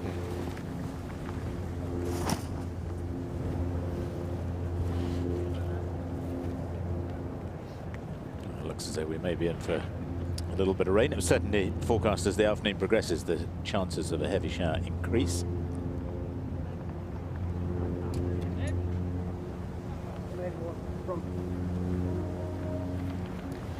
Can Darren Clarke become only the second Ulsterman to win the Open? Fred Daly won it at Hoylake in 1947, Royal Liverpool. Coming into the week, of course, Rory McIlroy was the favourite to do it. But these are just the sort of conditions that Darren Clarke loves. Brought up in weather and courses just like this. And when he's on song, can manipulate the ball as well as anybody. I was telling the press yesterday that he was given advice getting into the Valderrama Cup in '97 by Ken Brown that you should let your golf game determine your attitude. Or don't let it determine your attitude, let your attitude determine your golf game. If he'd listened to that advice over the years, he might have done rather better.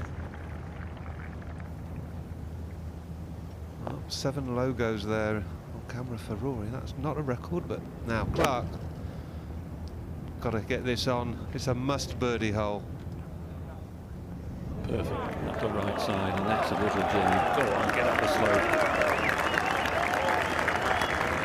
Driven down the right, then you can use the right contours. You've got to flirt with the front right bunker. That was another glorious iron shot.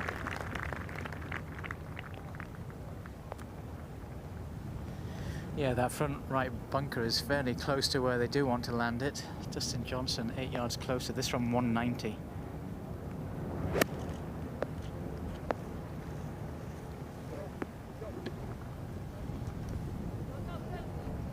Got a bad bounce there, Ken. That just seemed to stop and pop left.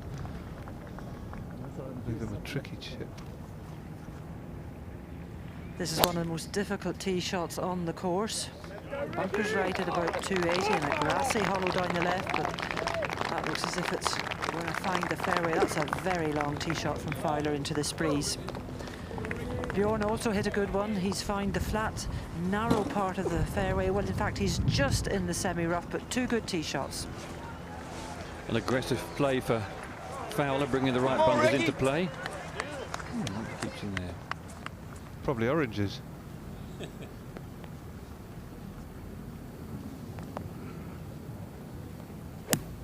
Kim. 9th hole, second shot. Oh, right at it, but good half club short. Currently 1 under though. Return to form for him and Mickelson.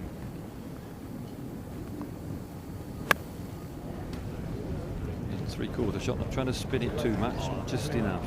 Just enough to win the turkey. Beautiful shot. Glorious 9 holes from Phil Mickelson.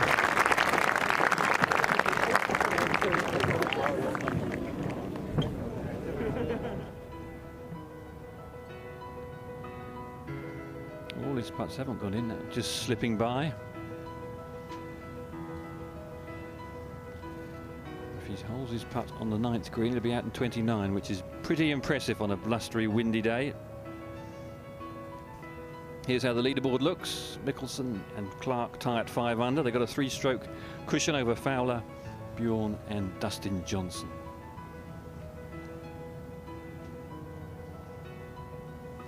'71 for Richard Green.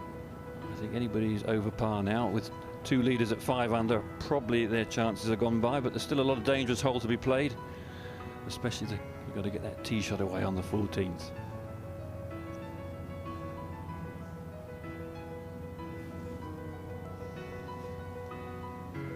'73 for McIlroy, 71, 69, 74, 73 for McIlroy to finish on +7. Dustin Johnson had to drive a wedge to this position. This is for an eagle. Quite a few humps and hollows to get to them.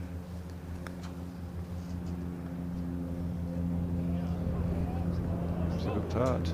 Right at it. Read it well. Just to put 2 short. It's left them a tricky one. They put the pins in these little bowls. The putts are very, very rarely straight from within 5 feet of the cup.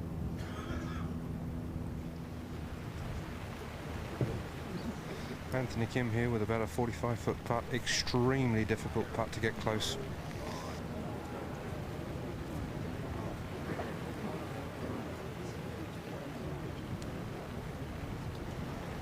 Well, the rain starting to pound down on our studio. I'm not sure whether it's reached the other end of the course yet.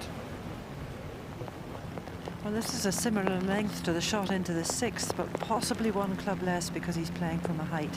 5 iron. Swing there. That looks beautiful coming off the club. It is absolutely wonderful shot. A low cut, that's not the easiest shot in the game. Brilliant from Bjorn. Darren for an eagle, runaway ball, yes, the second eagle of the week at number 7, Big D's to ahead.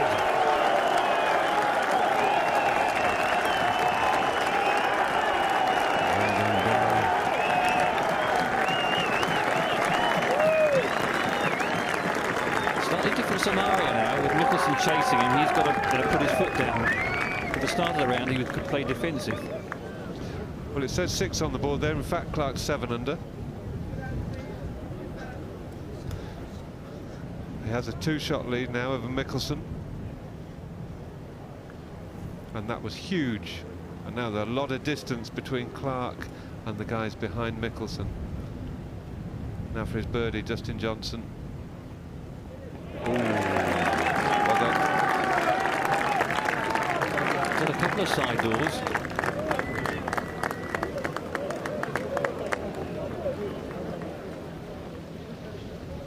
Up the slope, then down the other side. So difficult to get the line just right and the pace, and this was touch city. Beautiful, beautiful putt.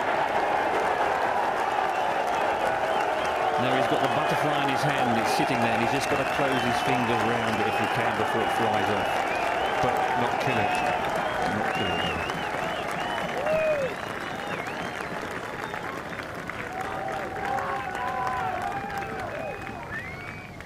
Well, you can see what's moving across the course. Doesn't look like it'll last too long, but it's pretty nasty while it's here. And this is when they start to walk a little slower, and they'll get to the balls and put on their waterproofs, look at the book, hope it stops. Now Mickelson, this to get to 6. Oh, well, it's a great front 9. That was for a 29. Out in 30, though.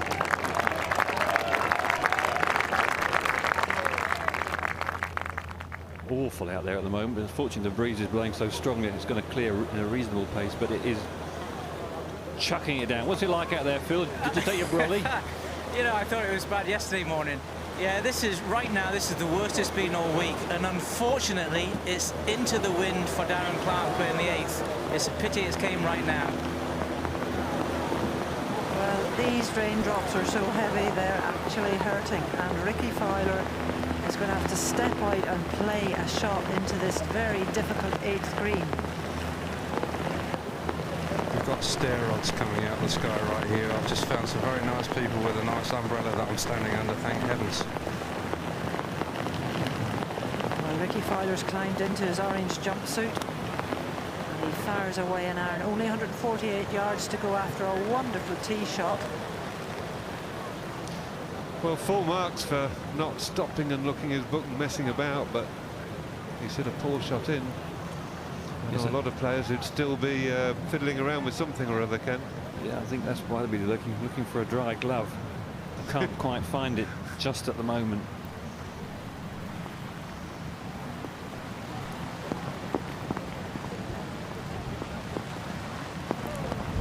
Phil's left the course, of course, but no penalty for that. You can nip into the clubhouse for something or other, and as long as you don't hold up play.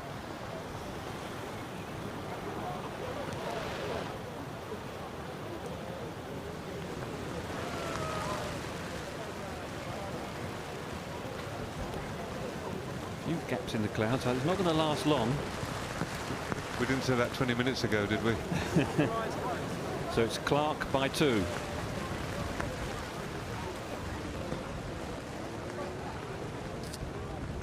Well, that's charming, isn't it?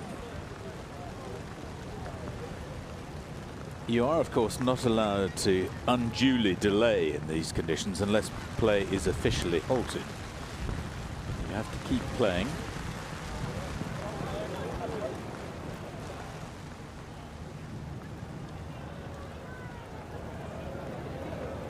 Oh, umbrella's coming down on the 18th. It's gone through.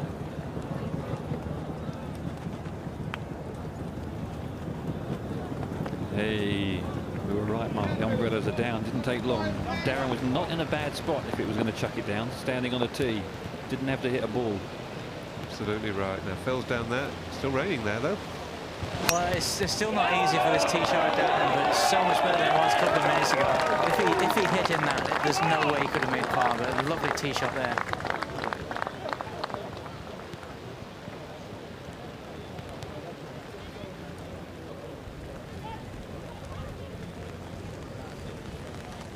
It's a great bit of experience from Darren Clarke. Put your waterproofs on. This and that. Look at the book. Get ready. Hope the rain eases.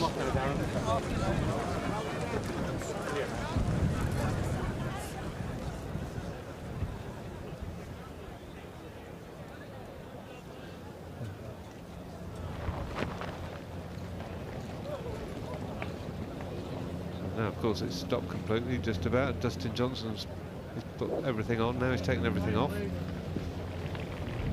He's ready to give it a mighty smack. Longest hitter in the field over the first 3 rounds. Those 2 bunkers are well in play with this club. 2 right-hand bunkers.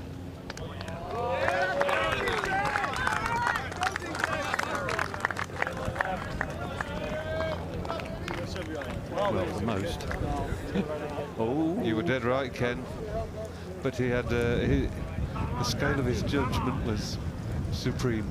He was lucky he got a soft bounce, wasn't he? I think you're right. Yeah.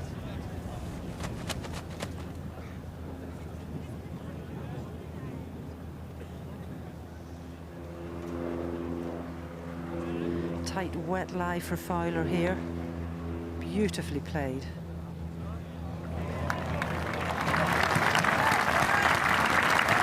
He's going to win an Open. I would think so, Ken. He looks to have everything you need for links golf now, Mickelson. Oh, Phil's looking to hit this fairway. It's just died now all of a sudden, the weather, after that squall. It's gone left, it looks like.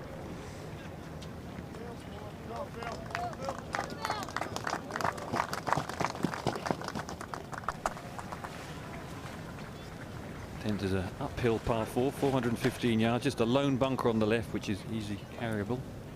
Slightly elevated green. Well, such a quality iron shot there by Bjorn that really, if anything deserves a birdie, it's this one. I don't see an awful lot in this putt. Maybe just a smidgen from the left, but it all depends on the pace that Thomas decides to give it. I'm standing up on a hill here and it's absolutely blowing a hoolie. The green is much lower, they're slightly secluded, but the wind is wild. Really deserved that birdie. The second shot was masterful. Moved to 3 under.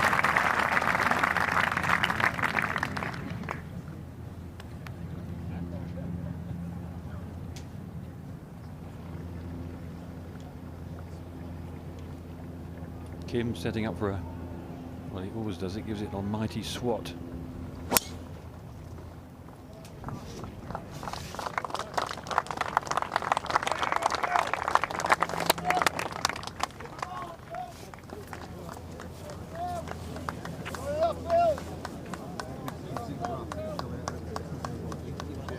It's just a stroll in the country.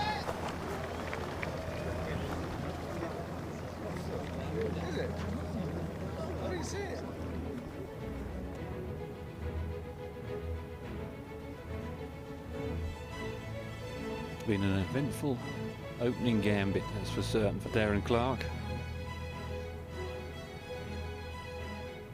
Maintain his rhythm, hold a wonderful putt on the first, looked as if he was going to 3-putt it from 18 feet.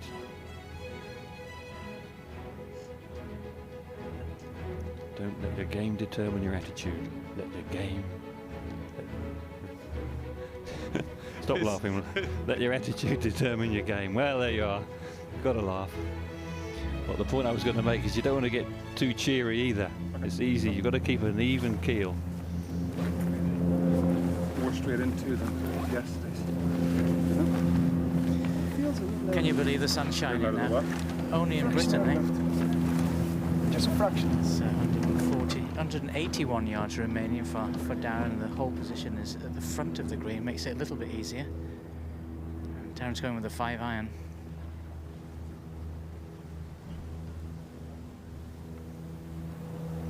And he's a cat-sized kisser here.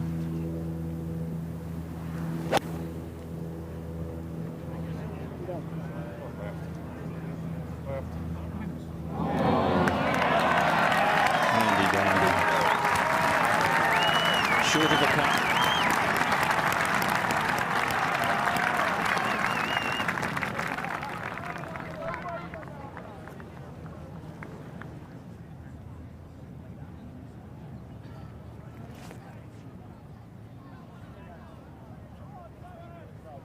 Well, the three guys at the top of the board, Clarke, Bjorn and Mickelson, average age 41.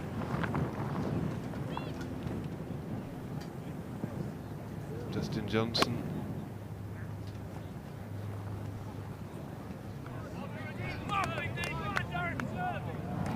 It's just not happening for him.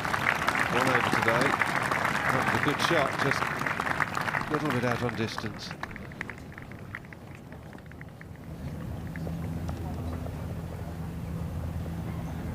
18th and Tom Watson.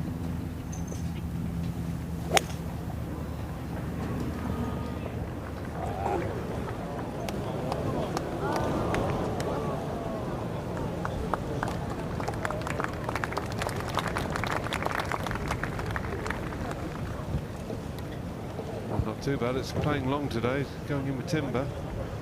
Watson a couple over for the day. And 25th spot, so not a bad week for Tom. He'll be playing next week at Walton Heath, and if you've never watched Tom play, I can't encourage you strongly enough to come to Walton Heath and watch. We don't know how many more years he'll be coming over to our country. Go and see him. Senior British Open at Walton Heath.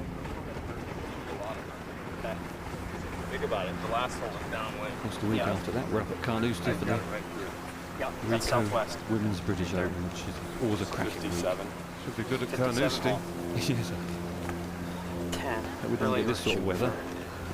It's going to be 49.57. Getting all the way up on top of that flag.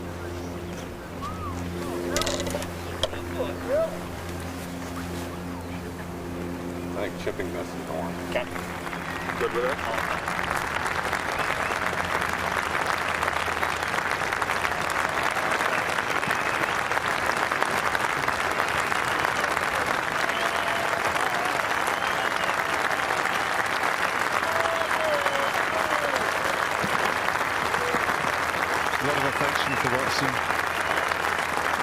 Spectators have followed his career for 35, 40 years.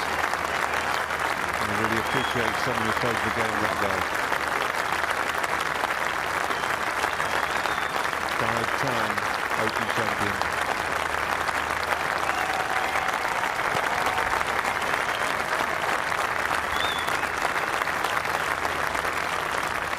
And some may almost say 6. So unlucky at Turnberry.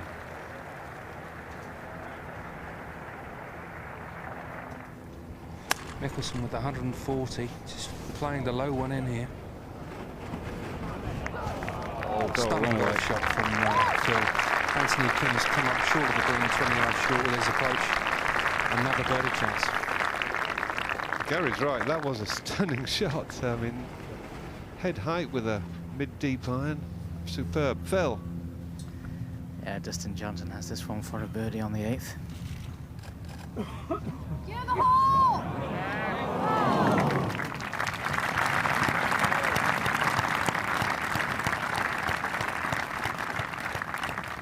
His third appearance in the Open Championship, world ranked number 12, Dustin Johnson. First came to our notice at the Walker Cup matches in 2007 at Royal County Down.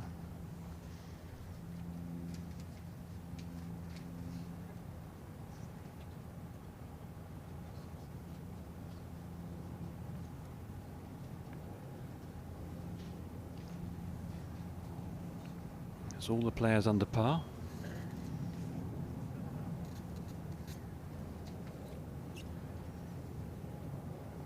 Raphael Jacquelin, Chad Campbell, sorry, level par. Had a chance to have a look at this one, Phil? Yeah, maybe just a little off the right, not a huge amount, but let's see if he can take advantage of that nice little kick he got off the cush. Just to get to 8 under. From the right, little up the slope. Couldn't, could he?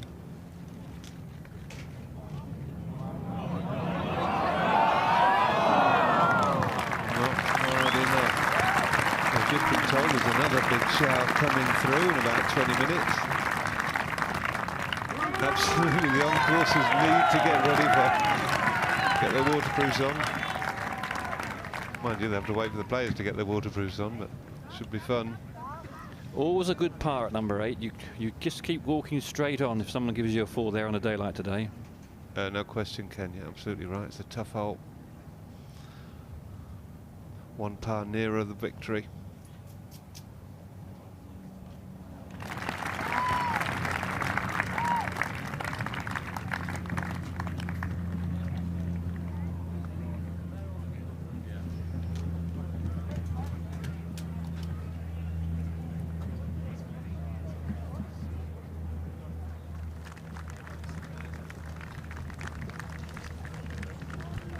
Three players have broken 70 today. Best of which is Sergio Garcia with his 68. Darren gets a tremendous welcome. Uphill climb to the 9th tee.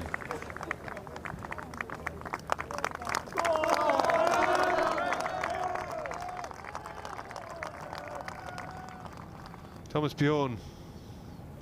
Just on the right a bit, this 9th hole. Oh, and he's going for another low one. He's good at these. That 1-8 was magnificent.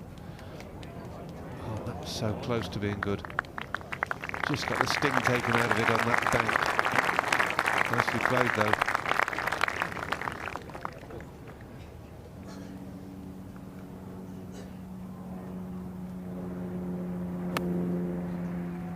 Perfect angle for Ricky Fowler going the aerial route. And bite it will.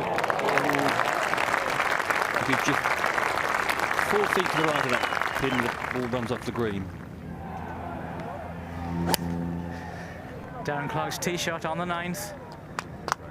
Almost a little punch off the tee there. Great. Sort of wriggled out the thick stuff.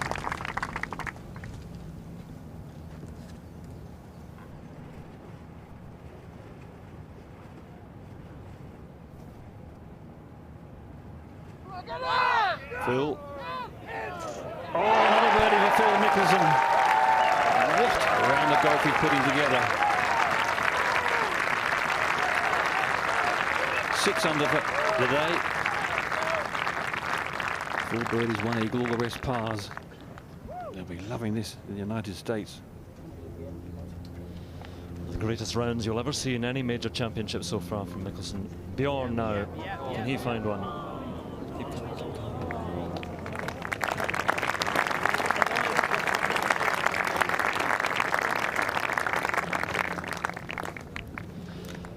Well, it's all warming up. Jim Nance. Well, this is pretty riveting stuff as Tom Watson bids goodbye with a closing par. 25th position. And a whole lot more memories to take back home, including his hole-in-one on Friday at the maiden hole, the 6th. Amazing to watch. 61 years, 10 months. You wonder what it could have been had he been the beneficiary of some of the better weather yesterday. It was just a brilliant 72 in the strongest, stiffest conditions of the week. Now to Ricky Fowler, all pars so far, and still treading water.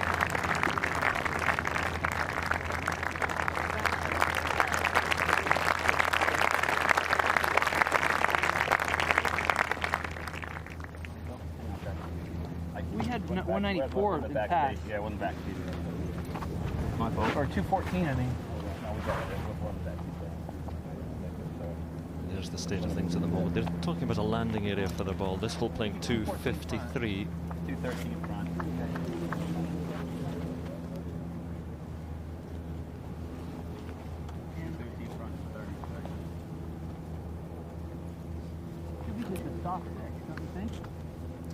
I was talking to Butch Harmon at the beginning of the week, and he said Greg Norman's 64 here in 1993 was one of the best rounds he's ever seen. I think his client here could just knock that into second place. This is a stunning round of golf from Phil. Jim Mackay, his caddy, steps back. His longtime caddy, his caddy for his entire professional career. Bones, as he's known, given that name by Fred Couples when he was paired with Phil over in a tournament in France back in 1993. Jim Mackay was in fact born here in England. He moved to the United States at the age of 7. And here's his man taking a good healthy lash at it at the 11th.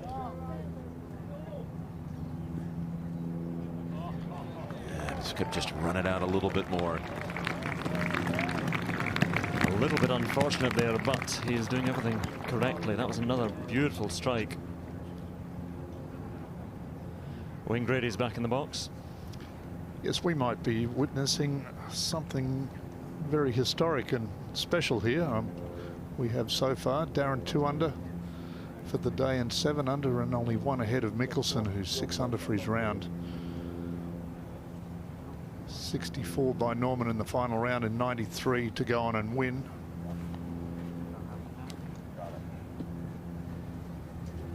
And what had to be viewed as Norman's finest performance of his career. Certainly was. He stared down Faldo there and a lot of the other top 10 players in the world. Now Anthony Kim.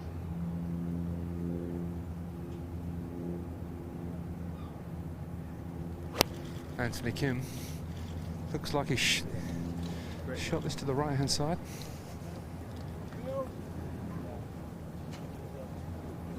Briefly appeared, then dived in there, skipping past the bunkers, but might be unpleasant. We talked about, we saw Tom Watson finishing. You think, of course, of Turnberry, 77 in the Jewel in the Sun. And I know that Darren Clarke here is not playing with Mickelson, but this is developing into a similar type of duel between these two. Yeah, very awkward stance for Darren Clarke. Severe downslope, feet above the ball. 179 yards, going to come out low. Have to land this one a long way short of the green. Try and chase it up there. Not that low. Down bunker. Oh, it hopped over it. Oh, look at this now. I don't know how it cleared it. Nor does he. And frankly, who cares? You need that in major championships if you're to win. Dustin Johnson.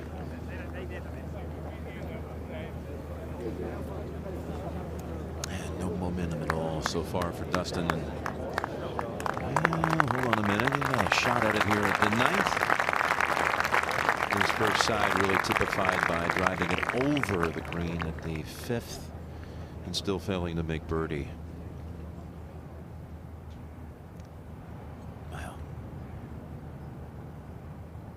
Look at that. Irish eyes are smiling, aren't they? One big hit. Well, it hit on the upslope, which sent it propelling way up into the sky and up and over the lip of that bunker. Good for Darren Clarke. That could well be the piece of luck that sees him onto the championship, because if it goes into that bunker there, then he would have been struggling to make 5 even. Everyone needs a stroke of luck.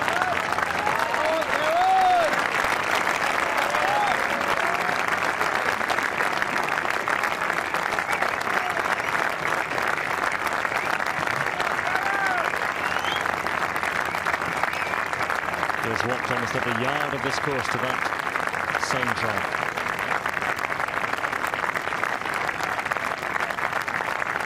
A little bit sheepish. He'll take it, try and take advantage.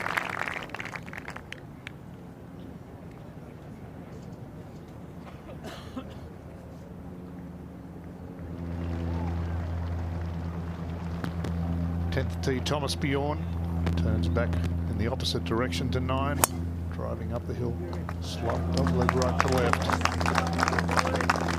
He's hung in there really well. I'm impressed with Thomas so far, well, throughout the entire week, and he's still in with a chance. Playing with Ricky Fowler.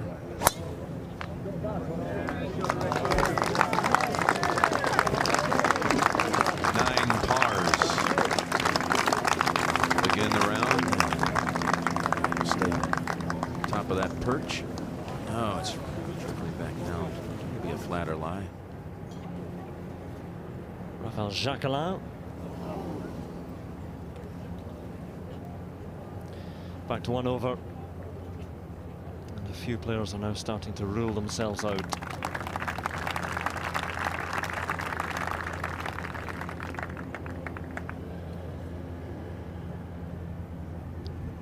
Convert what could have been disaster into a most improbable birdie. But a 4 will be just fine. And the stories that this game can author sometimes. I think of this man in 2010, all the emotion at Augusta. Can you imagine the emotion as well? Darren Clarke is the victor at the end of the day. That's Mickelson's birdie putt over at 11.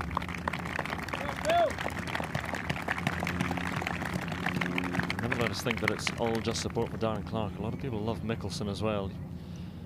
Over in the States, of course, he would get most of it, but well, Darren Clarke, he's been close in majors, lost far more than that as well. Off the course, but so close.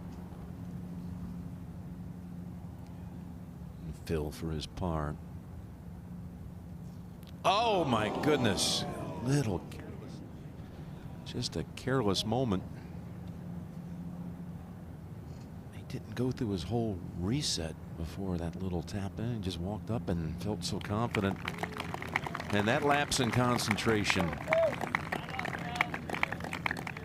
It's almost impossible to get your mind around that one. So he's given himself a mental lashing there, tapping his head. When you think Darren's good fortune back on 9 and then this missed putt here, what a big turnaround that is.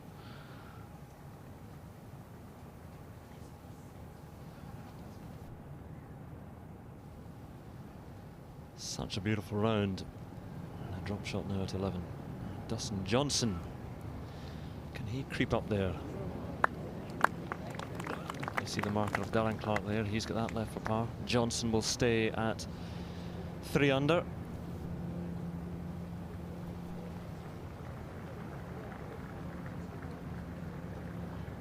Been a pretty uneventful final round here for Dustin. No calamities early like he suffered at Pebble Beach. Of course, he's got that steadying hand on the bag with him. Joe LaCava, who for so many years was in partnership with Fred Couples. Freddie and Joe were part of that '93 chase at Royal St. George's. They ended up tied 9th with Wayne Grady. Goodness me. Darren Clarke safely in. That's a 2-shot lead now. You won't be quite aware of what happened to Mickelson. Oh, look at this. They forecast showers through the middle of the day, and they've arrived. Hopefully they don't hang around too long and spoil what is an enthralling afternoon's golf. Well, it was the forecast. Sunshine and squally, vicious showers. It's looking pretty nasty out there. You know, the weather might be bad, but the atmosphere is still spectacular. Huge cheers for Darren Clarke as he's walking to the 10th tee.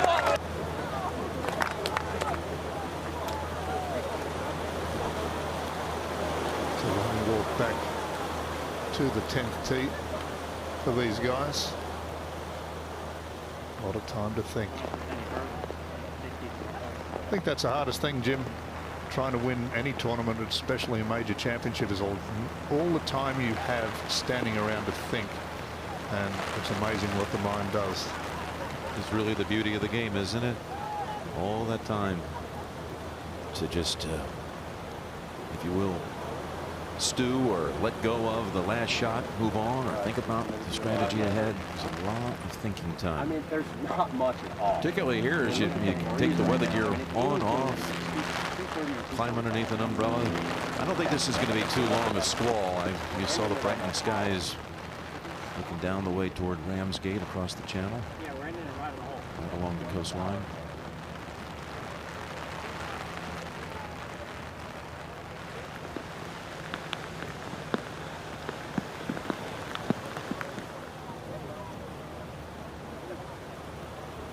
Best thing comes with drier skies.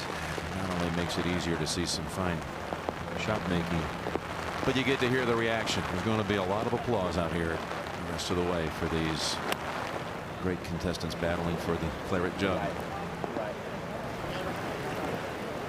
Ricky Fowler heading up to the 10. It's a quick putt going back down there. All pars so far for Ricky Fowler. That's the way to do it. Wrap yourself up in a carrier bag.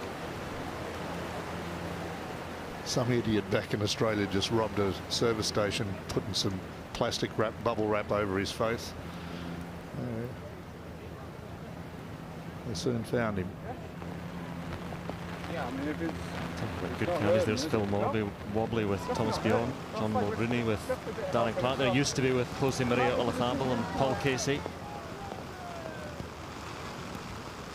It is nasty, nasty. But sitting here in the studio, it's almost blowing over us now, so it'll be done soon. Well, if ever I wondered what the haves and have-nots were like, I know I'm a have-not at the moment with this weather, and we've just seen Thomas Bjorn's ball coming back short there, and it is just sweeping across this great links, and very bleak outlook at the moment.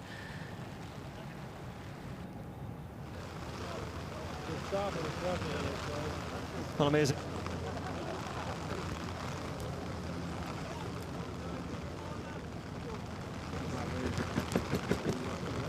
Well, what an intriguing few minutes that was. And maybe that will have been the deciding moment. There's still a long way to go, but that less than 2 foot putt missed by Phil Mickelson. Well, it's not the first time we've seen him do that over the years. And a miraculous escape for a 4 on the 9th by Darren Clarke. Charles Schwartzel has just finished, coming home in 38 for a 72 to finish at 5 over, playing with Wai Yang, also a 72, 5 over par. Trevor playing alongside Tom Watson had a 76. He had a 5-4-6-5 finish, home in 40 to finish at 10 over. So the final group into the back 9. Clarke with a 2-shot lead.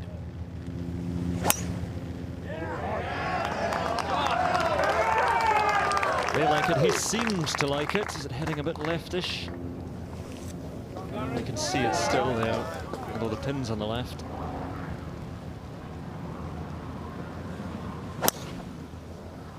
See if Phil can regroup with the tee shot at 12. just missed it. Yeah, no stopping that.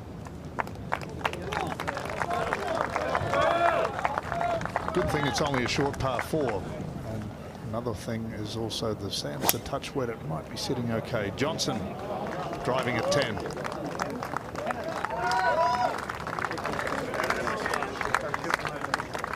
That is absolutely huge. Onto the spectator walkway. Thomas Bjorn up near the green at 10. How about this? With the second side's playing about a full shot more difficult in the first 9 holes. 17's playing the hardest of all today.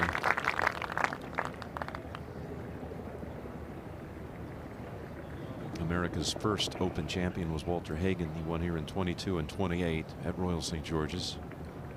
He described the course as the first 9 holes tremendous fun but not very good golf. The second 9 holes tremendous golf but no fun at all.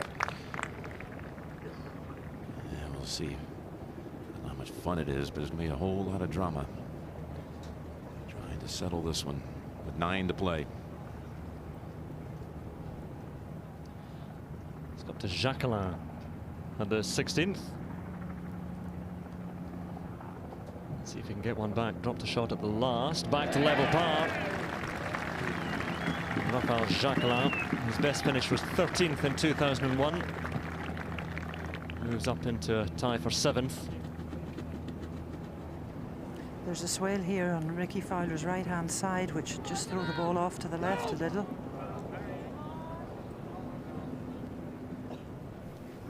He was a touch scared of that one, just getting away on him because all downhill from the back of the green. It's just rolling along, even par for the day. Having a nervous fag.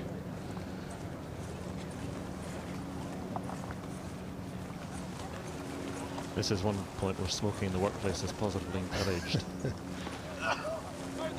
Tell you what, it certainly gives you something to do with your hands and calms you a little bit. I haven't smoked for 20 years, but I used to puff away quite a lot out on the golf course. Not much of it, but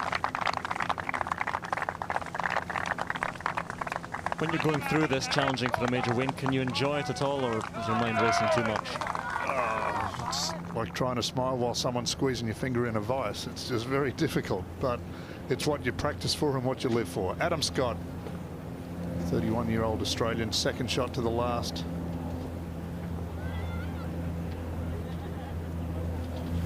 Just a beautiful swing. 3 iron, goodness me. Ooh. Not good. Fowler for par. And it's 10 for 10. 18 pars was good enough for Sir Nick Faldo back in '92 to hold off Paul Azinger, but I don't think it's going to get it done today. Ricky's got to open up the birdie gates sometime soon. 5 back of our leader. Well, Mickelson, you can see there, as Wayne was saying, it's a reasonably short par 4, and he's got a decent line. Back from the lip a bit. Gary, is this doable? Can he get to the green, to the pin from there? There's no issue with the bunker shot. He's got 103 yards to the flag. Perfect lie. He's got plenty of space to get onto the green.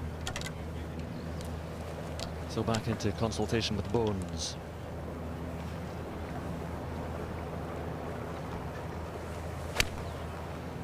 Just waiting for his playing partner to hit. Look at that. It's an astonishingly poor record in the Open Championship. We keep talking about that time at Troon back 7 years ago when he came close, but apart from that, it's been at the very best very early tee-off times at the weekend. People forget 2 years ago he did not play at Turnberry. That was just 2 months after his wife Amy, his mother Mary, had both been diagnosed with breast cancer. They were diagnosed back in May of '09, so he skipped the Open '09. Last year, no one knew he had just been diagnosed with an arthritis condition. It now has found a treatment for it, some medication. He's come up well short here. I thought he might be able to do more with that, Gary. Yeah, well, he could not really go at the flag because anywhere left of the flag, he was short side and he'd have no shot. Right side of the green was the play. He's just pulled it a touch. Don't miss your shoe. It's quite painful.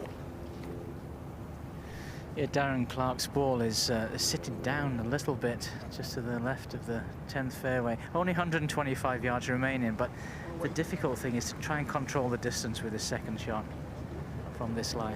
It's a fairly straight hole, the 10th, but it rises up towards the green. You can see there the ball of Darren Clarke. The pin today tucked close to those left-hand bunkers. Everything falls off, though, the green. Not sure it's a pin which Clarke can really attack based on what Phil is saying about the lie as well. Massive drive from Dustin Johnson.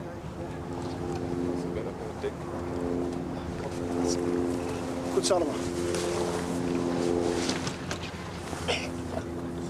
What's the total? 126. One good thing about being in the rough, you heard him say he's got 126 the hole, is that ball's going to come out and land and roll, so you can try and land it around the front edge of the green. Yeah. And have it release up the green.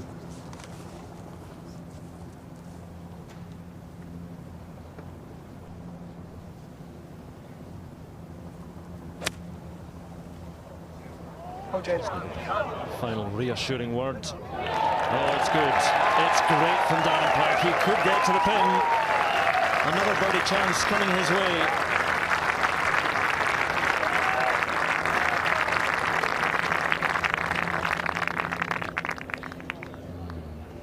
Now breathe.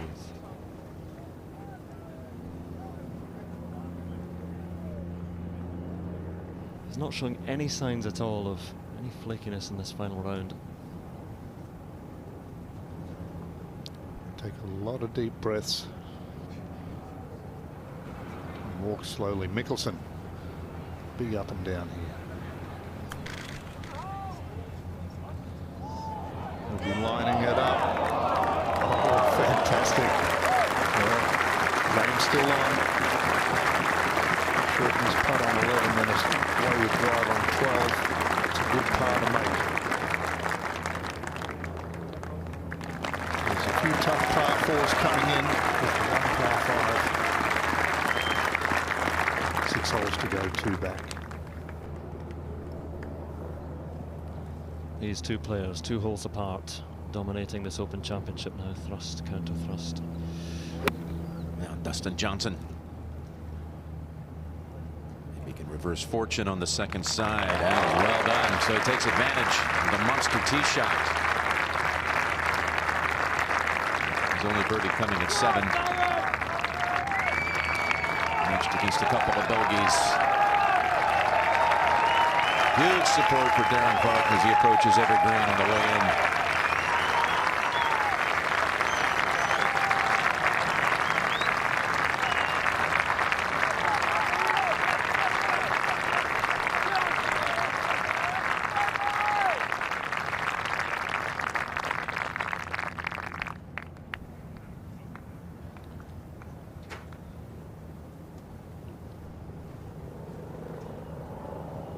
See Anthony Kim playing alongside Mickelson. See if he can roll one in. Chance to get to 2 under par. Oh, he has. Anthony Kim feeds off from Mickelson. Run a little bit. 3rd birdie of the day. Moves to 2 under. Comes Bjorn at 11. 253 downwind.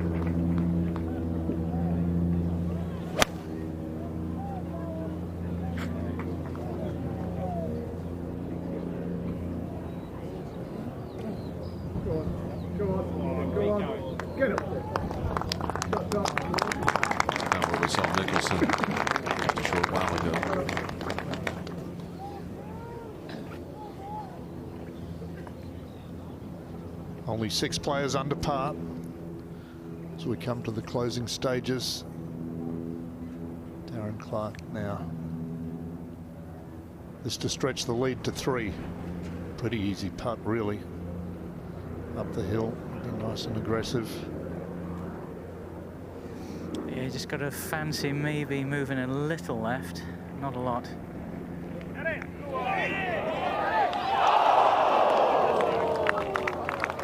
Can't leave it much better than that.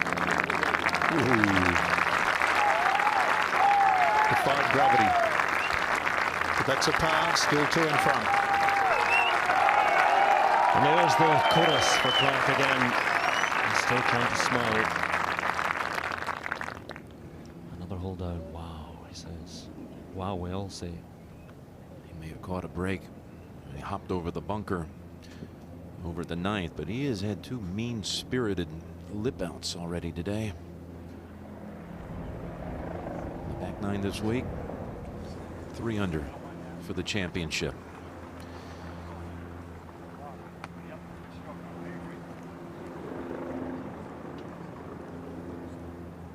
Just 8 holes.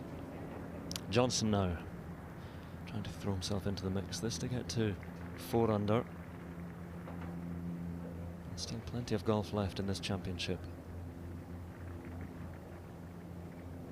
In she goes, Dustin Johnson. 1 behind Mickelson, 3 behind his playing partner.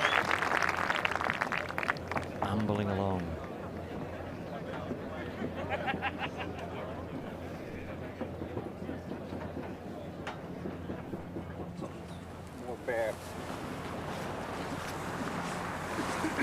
I think it's fine. Ricky Fowler down on the right-hand side of the 11th, and he's very close to an underground cable that's attached to some sound equipment. And he's just, I don't think he's actually decided that he's going to take relief. He maybe thinks he will miss this. He doesn't have to take relief. But whether he does or not, it's a ferociously difficult pitch shot. This will be landing on a downslope that is just like a 45-degree angle.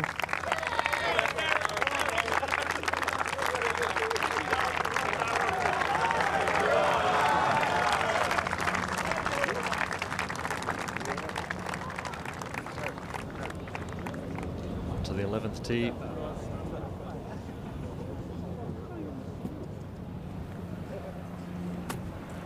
One of the media guys, Bernie, looked like he was just handing Joe LaCava back the putter there. Yep. Plays without a lot of fuss, this young bloke, which is very good to see.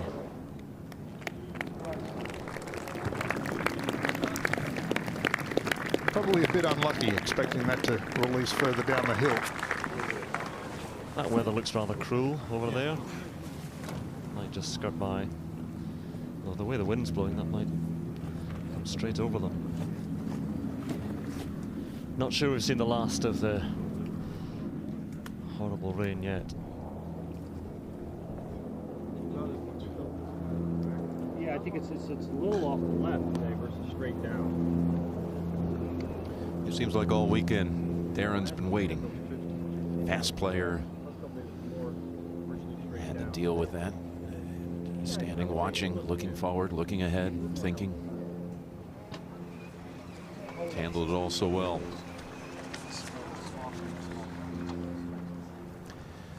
Up ahead on the green. Took a little while, too, for them to straighten out that situation with Ricky Fowler right at the green. Here's Bjorn, the birdie putt.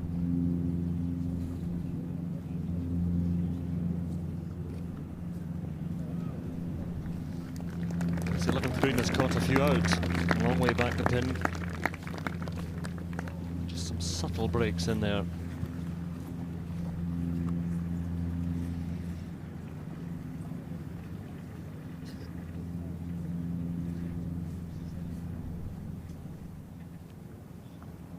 Forward on the 17th green, Jacqueline for par. It's back out to 1 over. Currently 8th place. There's 6 players under par. Chad Campbell's at even.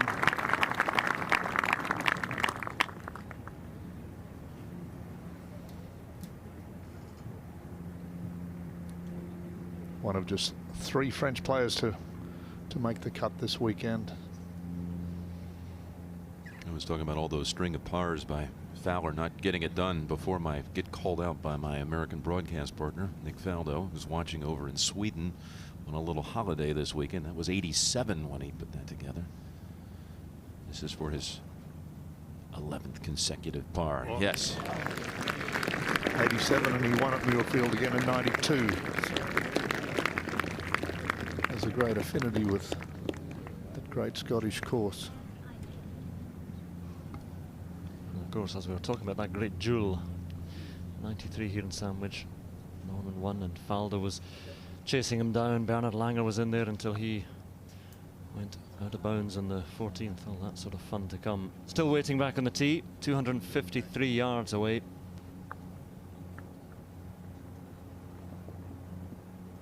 Probably a wedge for Dustin. Well, this is a rail nerve tweaker here for Bjorn. It's definitely off the left, but does he factor in the left to right wind as well? Good putt. Good putt, Thomas. He just needs something. He's played fantastic from tee to green all week. Just needs a little spark, maybe, and a couple of quick birdies, and who knows. Yeah, Dustin choosing to go with a 5-iron, 253.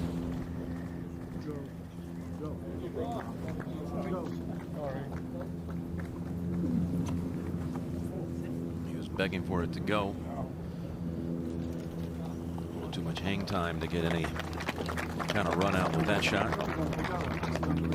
Can't believe you could come up short with a 5-iron from 253. It's not as long as he used to be, is he?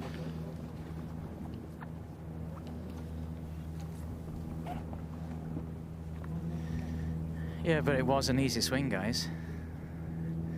Darren Clarke going with one more, as you'd expect. This is a 4-iron.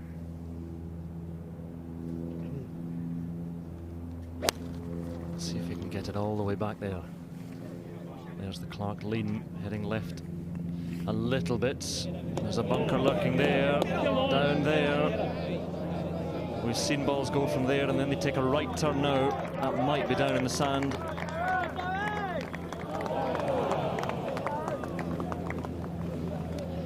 Well, it's not a horrible bunker shot from there, and he's in the middle of it.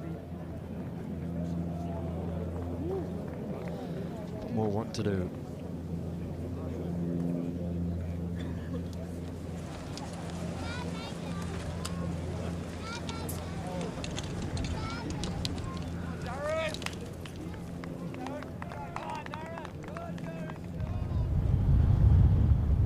Anthony Kim's at the 13th.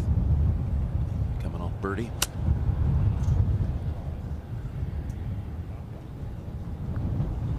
We've been running into Anthony here for the better part of a month. He's been saying, I'm so close. He's had no results really to speak of. And it finally starts to come together here at the Open. Playing with Mickelson. There's 2 back of the lead.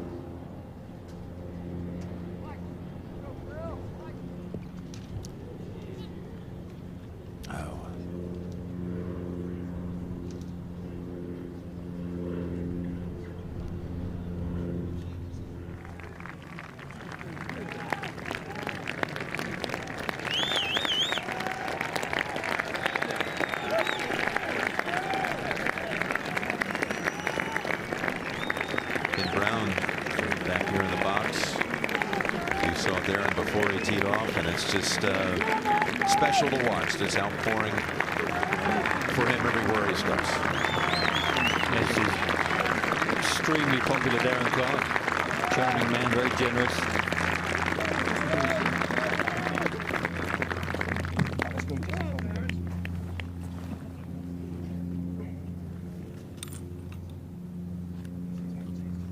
His 20th start in the Open. He turned pro in about 1990, so he's been a pro for 21 years. So he's been around a bit. 54 majors in all he's competed in. He's won 2 World Golf Championships, by the way. That should not be overlooked. Never won a major, but he's won, if you will, the next echelon. And was one guy who really stood up to Tiger in his prime a couple of occasions in these World Golf events. 13th hole. Phil Mickelson needs a lean on that touch one more time. From off the green.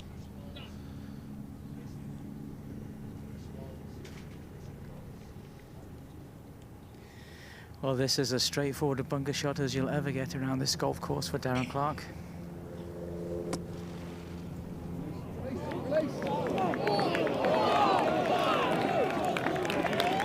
Sweetly played. That'll be the putt that Bjorn just made. That's about double the distance from the same line Mickelson missed. We've got a real serious squall coming in here. Looking back over towards the clubhouse, it's black. Lots of rain coming out of the sky, so Mickelson will be desperate to make a 4 before this comes in.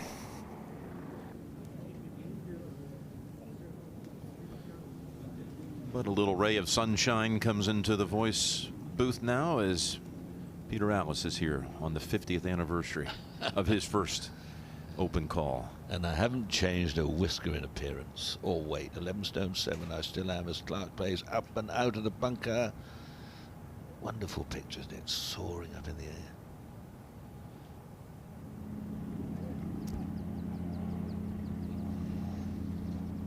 Kim, that just goes down a little terrace there. Quite nicely judged. Pin in a little gully on the right side of the green. I think Mickelson's perhaps that easy to read. He's inspecting the wicket already. Bjorn at the 12th. He's 1 under for this final round. Get up there.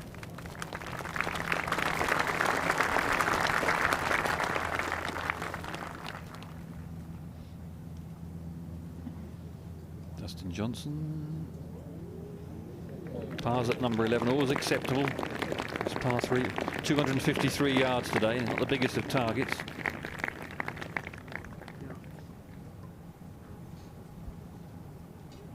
Been some very good golf today, considering the strength of the wind.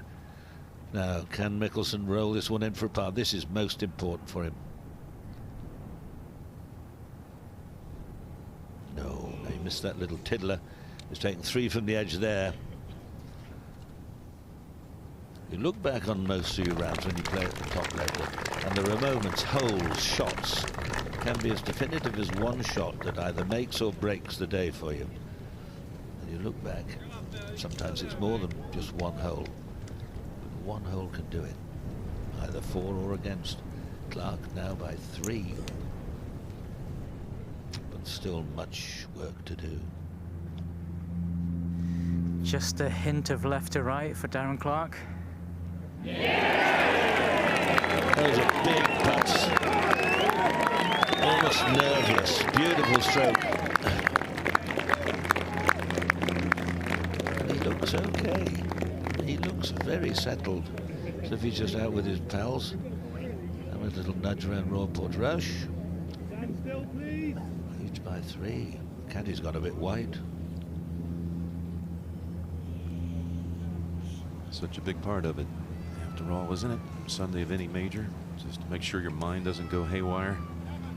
Start racing, getting all out of sync with your thoughts. It's a par for Johnson. Anthony Kim, 14th tee. Out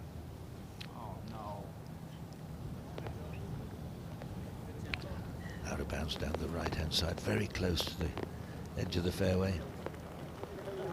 That big squall Gary Evans was talking about, and Parkin's been talking about, oh, PP Parkin. You can hear it sneaking up on us, and there it comes.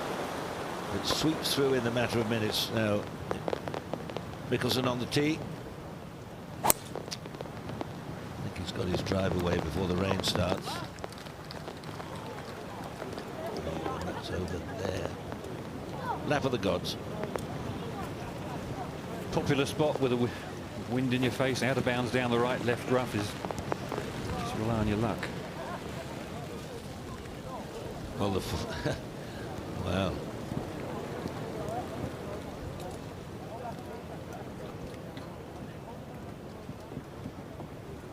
Tommy Bjorn. Nicely judged. He thought it was going to turn a little bit more from left to right than that, but par.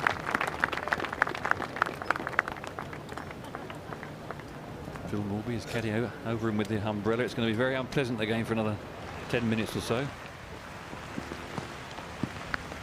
Dustin Johnson.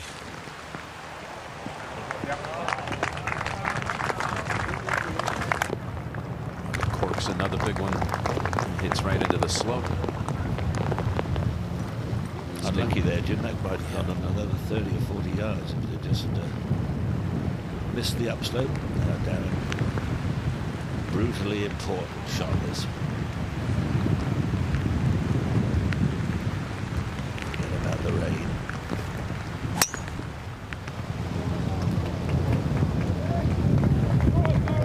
What do you believe, Peter, is the scariest tee shot here? What do I believe? Oh, I think this one with the wind left to right, blowing you towards the out of bounds, sort of coming at you at 11 o'clock. If you can imagine a clock face, that's the most frightening one, I think. Not a day for butterflies, Ken. No, not at the moment, but in half an hour it might be the way to. You know why butterflies sit with their wings folded up together? You know why they do that? It's to deter the males, amorous males. Oh, right. My auntie said you could do that with a sixpence if you kept it between your legs. But I don't know. Between your knees. She was a wise old bird, and that slipped by. And things are just getting a little bit tight. The last 5 or 6 holes are going to be, well, excruciating for some, wonderful for us watching. colourful scene. I'm surprised they don't put more people's eyes out when they have these umbrellas blown about. Gallant fellow on the left there, holding the edge of that one. Dyson's top Englishman. He's been doing very well. Had a couple of shaky bits in the middle, but this for a par. Not exactly who you would have picked at the beginning of the week to be top Englishman at the Open. Although Hazel made that call.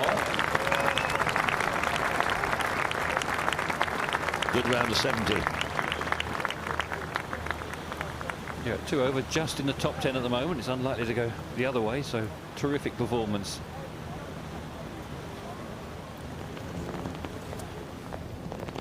Well, the squalls are just dying away a little bit, and there's a huge sprinkling of bunkers out here in 13 waiting to catch an errant drive. Wind hard off the left.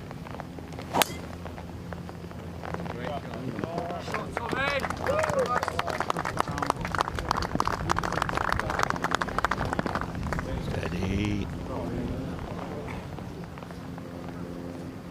Just trickled in. They're lovely, those bunkers, because they haven't got the highest of lips, but they sort of goad you and tempt you into taking shots that are just on your limit to get them out and reach the green. Makes you a little greedy. You think you can do better than you can. Very impressive this young fella. Grew up on a driving range. Did not have a club membership. His father was a truck driver. Never relied on video or a swing coach, mental coach, any of that kind of stuff. Only really worked with one man ever, and that was Barry McDonald. Careful. That's what you were talking about there. His coach, Barry McDonald, passed away just 2 months ago. He'd been working with Ricky since he was 7 years old. On occasion, but almost call him self-taught. Jacqueline. Oh, great round of golf. 69 below, 1 over par for the fresh-faced, cuddly Frenchman. 69, and he seems to have missed 3 or 4 putts. It's a very good round. Played alongside Simon Dyson, so a good pairing.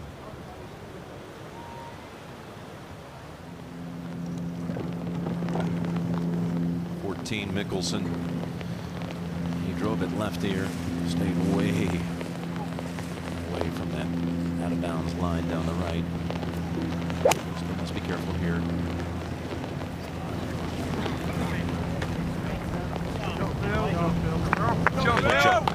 Hooks it back into play. Gone sideways since that little miss at the 11th. He's at 11 and 13.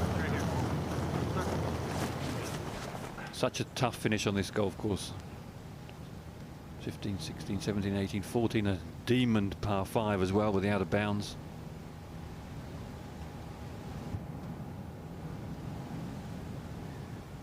Averaging for the week 5.06 over par. Very rare for a par 5 to do that. All of a sudden this 12th hole seems to be playing longer than it has all week. Still 159 yards left for Darren Clarke, and that's after a driver off the tee. Wind hard off the left. He's going to have to try and hold this a little bit with a hole position tight left. You can't really afford to start it left and expect the wind to bring it back. And ball just a little bit below his feet, Phil. Doesn't make it any easier.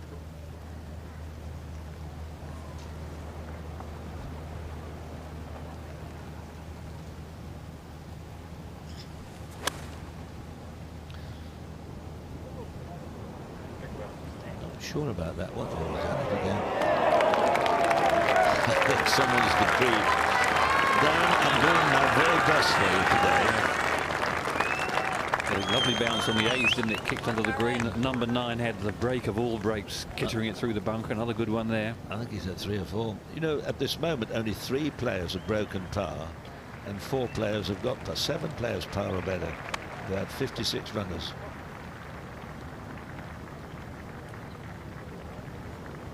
Even better. So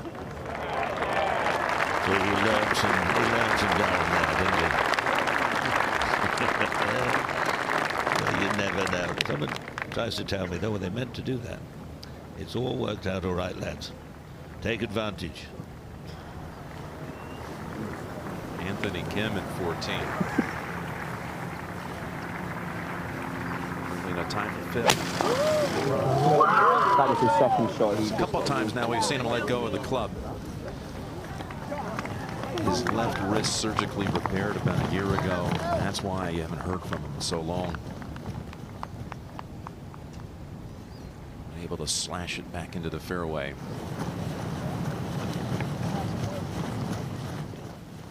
Now, what's going? Dad, come on, Dad, it's cold. I'm trying to smile. I really am happy, Dad. Thank you so much for bringing me out here. Thumbs down's right, son. Get yourself a warm jacket. I wonder if he's a dentist as well. Oh, come on. Show us your teeth, son. He's terrific, but I don't know what he's doing out here without a jacket on, and I don't know why his papa or whoever is taking 500 shots of him.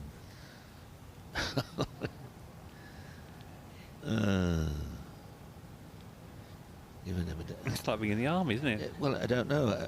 I really don't know. Perhaps he's in the middle of the. But what?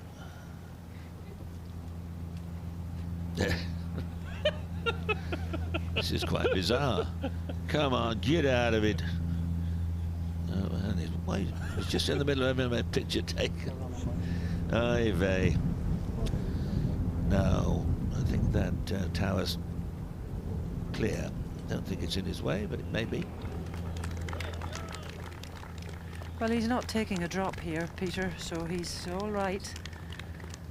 Wind hard off the left still. I've been very impressed with Fowler. He's not had a great final round average in the States. He's had a couple of leads after 54 holes and not finished the job, but he's sticking in here very well today. Just hanging around, both of them, Bjorn and Fowler, just in case there are any slip-ups, which is always possible in these conditions. How far has he got, Mo? 141 to go, and he likes these little low efforts. This will be a wee 8 iron, maybe a wee 9 iron. Good strike. Fine result. Cracking shot, that one.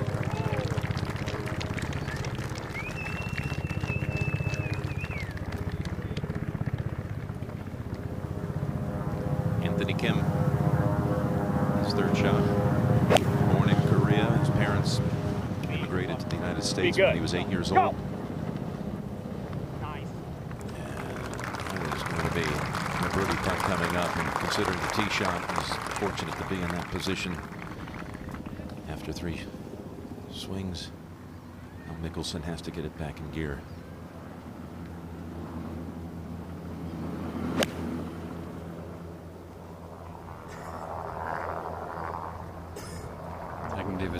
Magnificent shot. A little choke down, nudge under the breeze, just the right trajectory, just the right spin. There's a long way to go yet, long way to go. You can see Jim Mackay, English-born caddy, giving him a big talking to after that shot. Long time for Darren. It's coming better, getting better all the time. I thought he was going to be left with one of those 5, 6, 7 footers with him. That looks to be okay.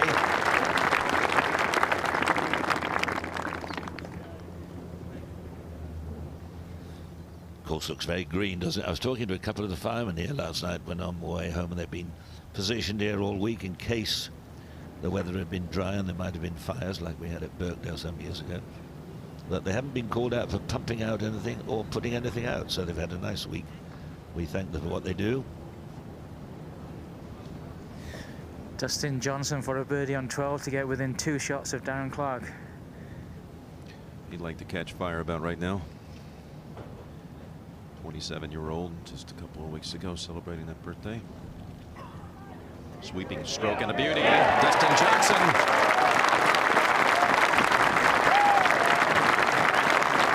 Now just 2 back.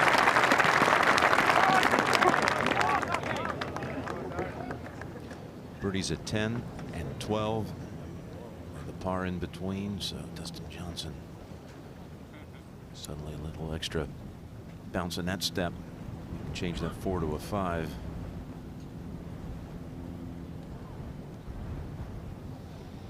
It's amazing, isn't it, what a couple of good shots or a missed putt, how it can change things. Now this becomes, well, brutally important. They all are now. Well done. Another one tipped away. 6 holes left.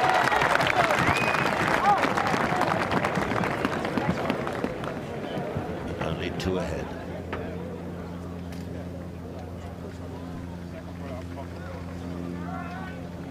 Did I hear you say the other night that Andrew Brooks is retiring as the pro here? Yeah, after 16 years, he's going to live in Cyprus. He and his wife have bought a place a year ago, of course. So it's a very pleasant job for someone. Andrew Reynolds just down the road at Royal St. Paul's. We'll welcome in a nice fella. As long as he doesn't sell more stuff with him in the shop.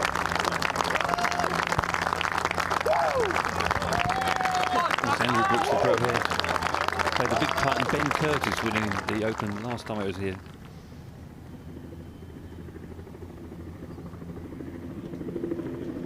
Go on, there's a little tear there. Go on, topple over it. He's done well, but he's left that putt that's tricky to read. Thomas for his par. Anthony Kim over a birdie putt at 14.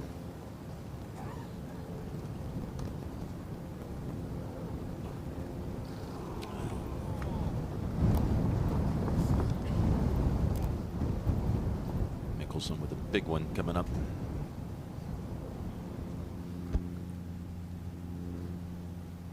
Ricky. All pars so far. This is for his first birdie of the day. He needs it. And he's miscooked it. This pin is right in the little valley. And there's 2 slopes affecting the putt. Difficult to see the line. Mickelson now to go to 5 under. No, that's 3 putts now he's missed. A little tiddler, just a tap in. He walked up and tapped and missed. There's a couple of chances from 5-6 feet gone. But he's played as good a round of golf as I've ever seen him play today, and under miserable conditions at times. Dustin Johnson already hit his tee shot down 13. Looks down the middle, but towards a bunker that's 361. I don't think he'll reach it. Darren Clarke's got a couple of bunkers right and left, around about 300 yards off the tee.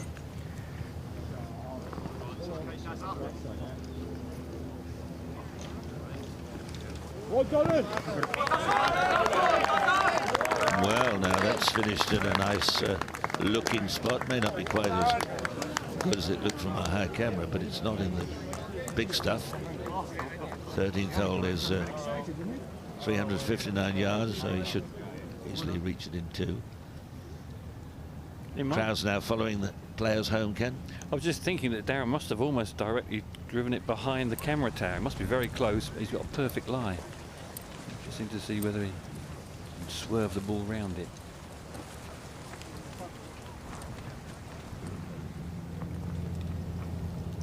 Ricky Fowler just can't get one of those to drop. Ultra sensitive. That's right. Ooh, that's fairly wide.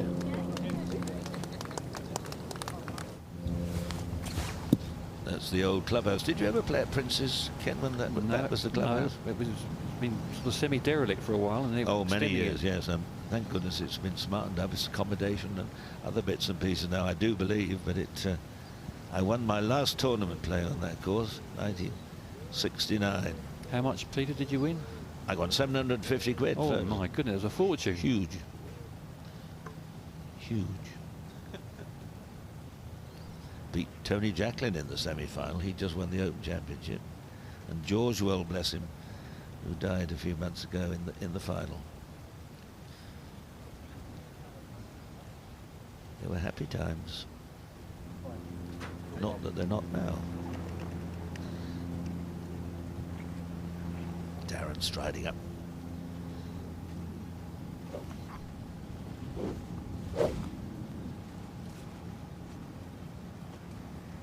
Well, if Phil's to win this Open Championship, he's got to jog on here. There's 5 bunkers that he's got to avoid up 15. Must get the ball in play.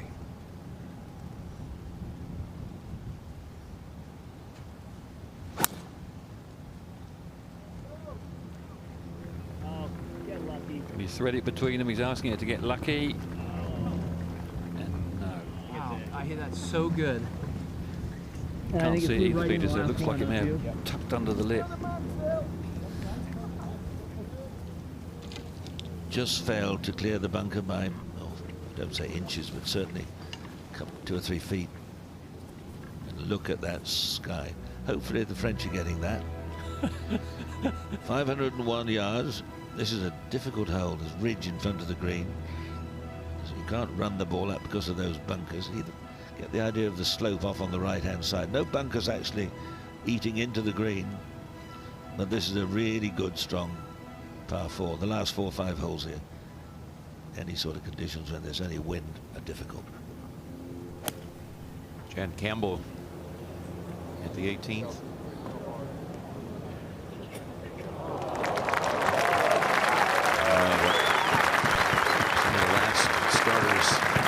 Did for that shot later today. We'll have that for 280. Even par for the Open.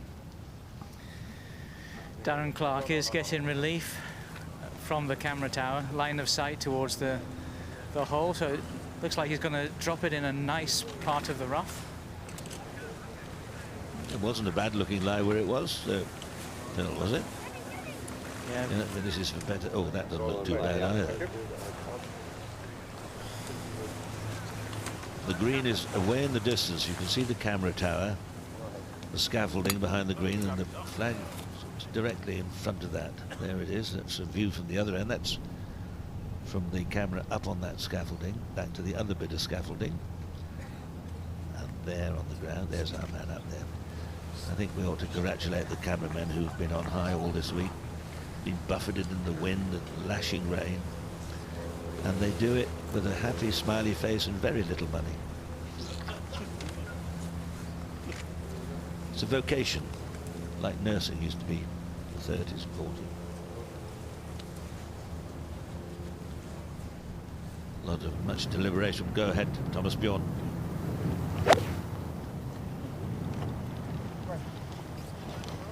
Crisp strike. Shot Perfect from layout. He's drilling those irons, smarting them out the centre of the club face, Thomas Bjorn.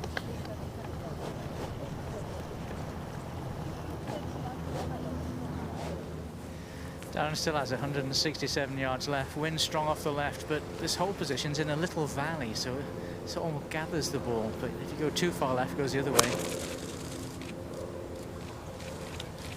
Not a bad contact. Skipping through the back. Oh, straight at the flag. He must have thought that was an absolute corker. Hello.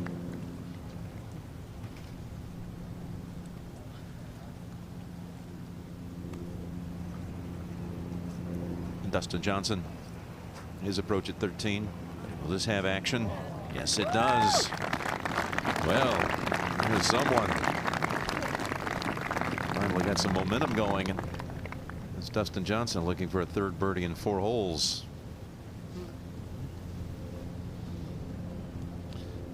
Now you're seeing what we mean about our strange weather here. It's been pouring with rain. It's been sunny. It looks like the end of the world out there to the left, but that may blow round and away. You really never know. That's the way it is, and the crowds have stayed all day, and they've been very vociferous and kindly. Good reception for all the players.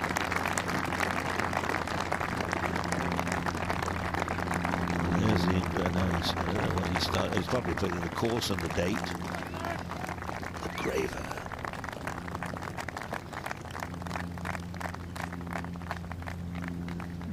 Love it when you get a short name, when you get those Ustays and Schwarzeneggers and whatever.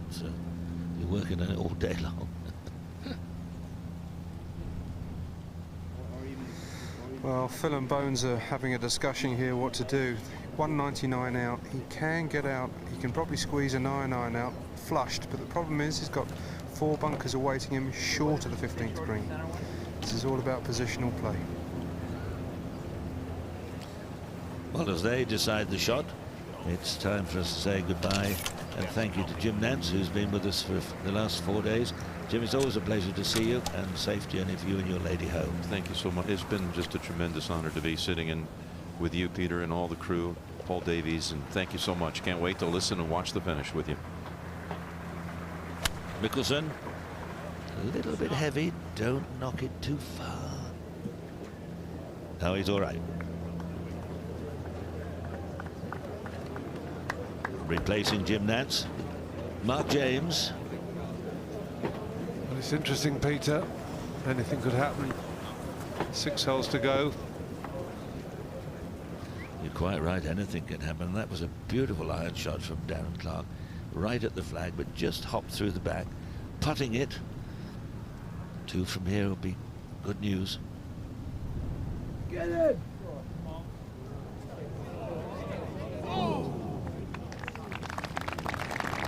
Well, it was a very good shot, but still, got to be careful. And I'm stepping out, and Andrew Cotter and Mark James will take you on. Thank you, Peter. Ricky Fowler, his second, 30-14.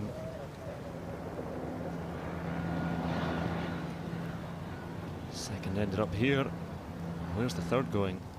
Oh, hang on, hang on. That might be out. It depends on the line between the posts. Bjorn's third.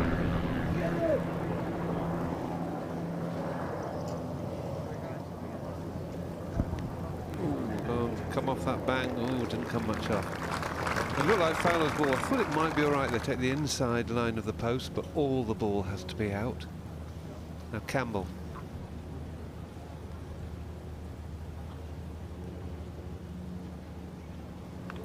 Good finish. The big man from Texas, Chad Campbell, finishes with a birdie, finishes with a 69 level par. This to get to 6 under. No, not quite coming. He looks very threatening, Johnson.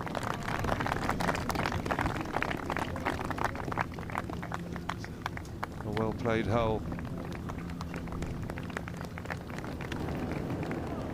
Mickelson.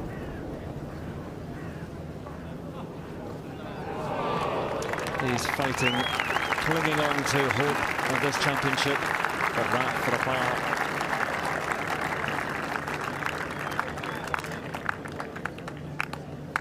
His putter may be the end of him. Just those bogeys on 11, 13, missed birdie putt on 14.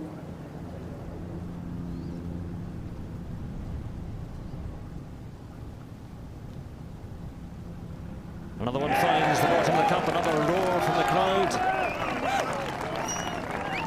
Another smile, another step closer.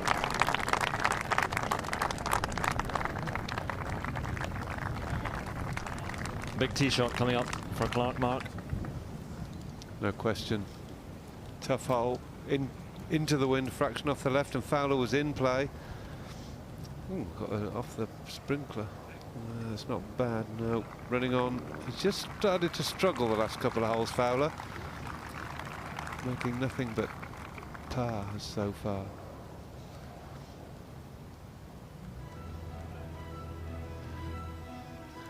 Well, this is how the hole is playing. 2 out of bounds. One of them was Stenson. The other was Barnes. Bogeys have generally come from the left rough, but you can make bogey here from anywhere. In fact, the birdies have come from the left rough just as much as anything. So basically, hope for a good lie if you hit it in the rough. Out of bounds all the way up the right of this hole. It's a question of getting your second shot somewhere on the fairway and pitching it close. Well, Dustin Johnson first to try his luck. Driver, 330 to the burn, to the Suez Canal. And the claws certainly not going right.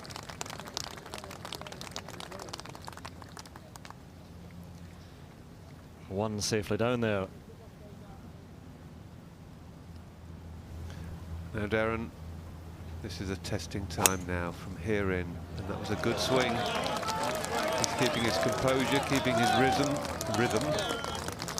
and that's a very, very good tee shot.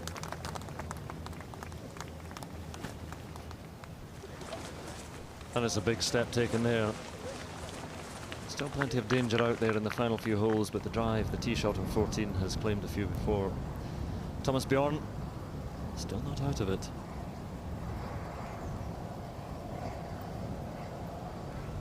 But the holes, the time just running out.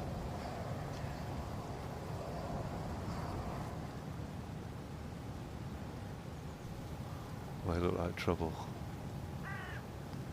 Oh my goodness. That was Anthony Kim. 4 feet apart. It's currently 2 under.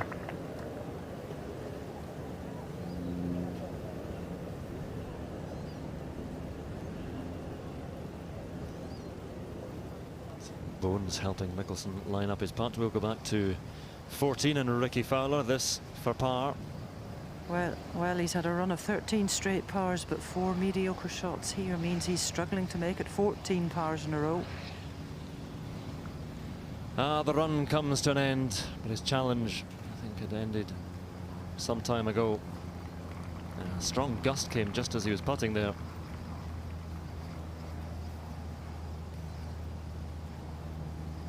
He'll brighten up many an Open in the future. Well, ever since that missed putt at 11, everything's gone wrong for Phil. This has got to go in.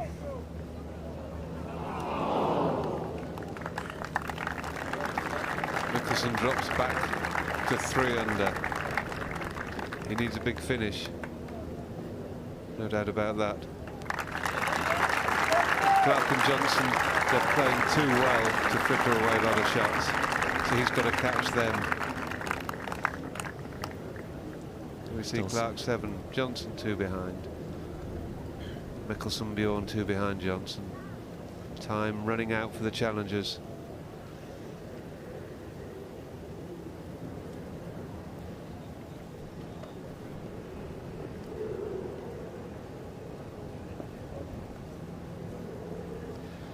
See if Anthony Kim can finish out for a bogey. And his challenge drifts away as well, back to 1 under. And it was between Clarke and Mickelson, but now it seems to be between Clarke and Johnson. Darren Clarke having to lay up short of the bunkers that are 60 yards in front of the green.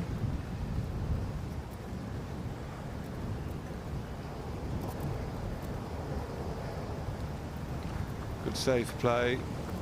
No point in being overly aggressive. He knows 5 pars will almost certainly be good enough to take the claret jug home to Northern Ireland. It's amazing. 6 years since he finished in the top 20 in a major. 10 years since he finished in the top 10. The engraver getting ready. Actually, Gary Harvey, a former British boys champion, who's the engraver, son of Alex Harvey, did it for many a year. He hits it so far, even with an iron. He's probably going to take on those bunkers. Exactly what he's done, but he's going right. Oh, it is wide.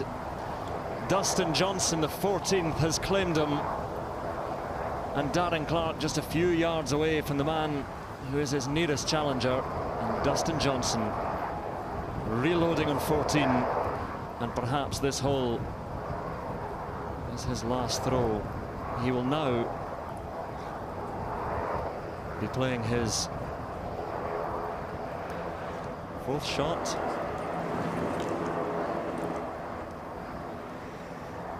I don't think we're expecting anything like that. Dustin Johnson played magnificent golf this back 9. He was a big threat to Darren.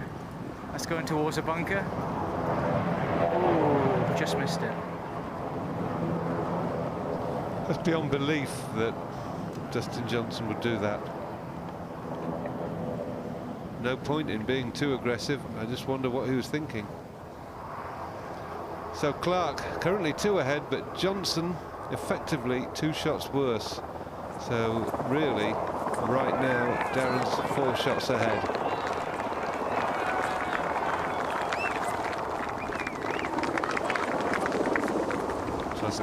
Got to keep on an even keel now. Astonishing from Dustin Johnson. It's got a wide fairway down there for the second shot in 14. Just an iron on his hands. We look back from the 15th tee, 14th green there, and Dustin Johnson out there on the left.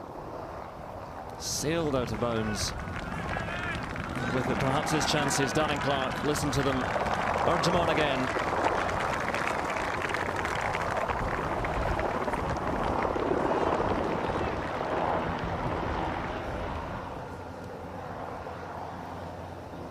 His heart will be racing. Mickelson.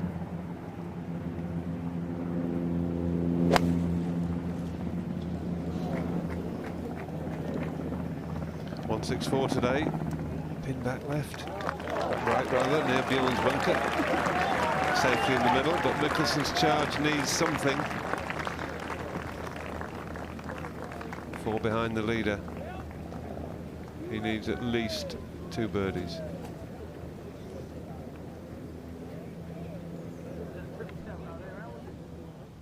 I'm just wondering if Darren Clarke has kept his concentration going. I'm sure he wasn't expecting that from Dustin Johnson. 129 into the wind, out of bounds, still tight right of this green. Just coaxing it in there, low, punching it on. Oh, that's a beauty. An absolute beauty. Feeding down a little bit, just where he will have been aiming, just left of the flag. Not flirting with the out of bounds to the right. Getting closer. Getting closer. Now Johnson needs to regroup in a hurry here. He has to try and make 6, which would leave him possibly 3 behind. But if he can do that, there may still be enough holes left. Well, it's a good shot, but 15 feet away.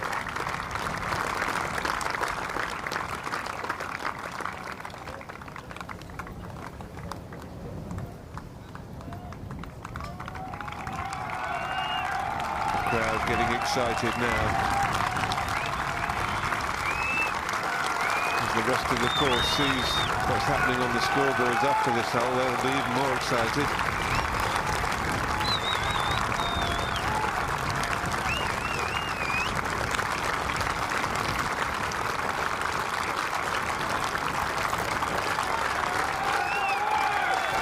It's taken a long time, and he's not there yet. I'm sure he thought his best days had gone, passed him by, and others from Northern Ireland taking on the mantle, winning majors. Just 4 and a bit holes from home.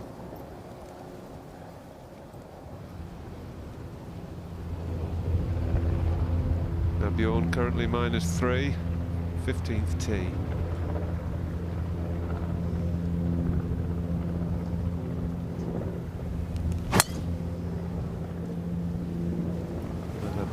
Swing right between those bunkers. Monster tee shot from Bjorn. Playing alongside Ricky Fowler. Bjorn still has a shout, 3 under. Fowler is not so. 6 behind Clarke. And that's a beast of a drive, carrying all the trouble. And if ever you want a reminder why Clarke is not there yet, is Thomas Bjorn. He knows what can happen here at St George's in the closing holes. And there they are. That's the aerial view of 15th. The 16th is on the right. Little 3 is Clarke now. This for birdie. Oh. That would have been huge as well. Every shot now is massive for Clarke. But it's a good par on a difficult hole. And he's 1 hole nearer victory.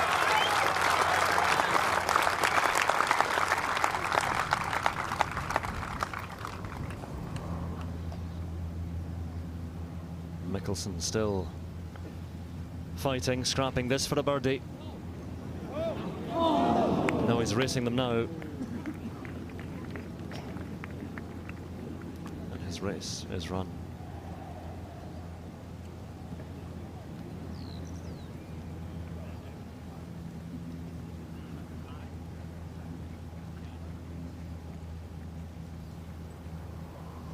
Now Johnson, this for 6.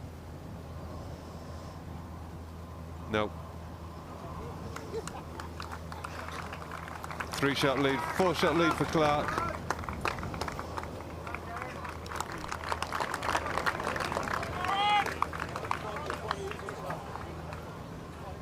My word, how quickly things change.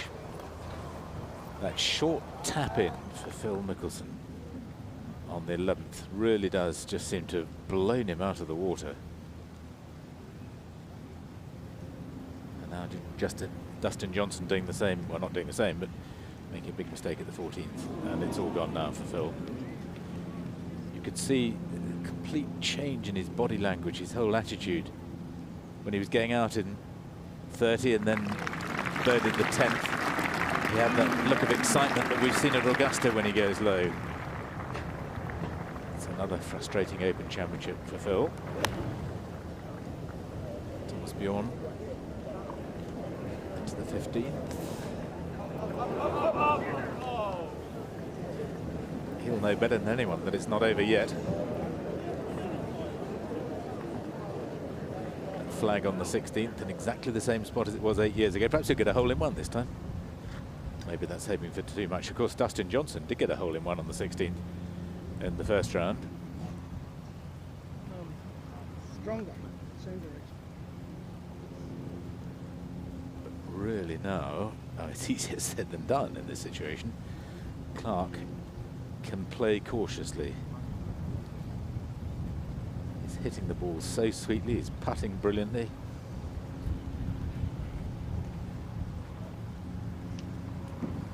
It seems that his name is on the trophy.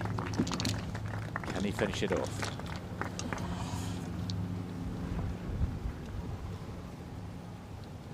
Fowler, second to the 15th. Finished with 4 birdies in the Ryder Cup. He needs to finish with 4 birdies today to have half a chance. And that's a chance for one of them. Very, very well bunkered tee shot. Left 262, 278, 301 to the bunkers. Right 286, 302. A narrow strip of fairway.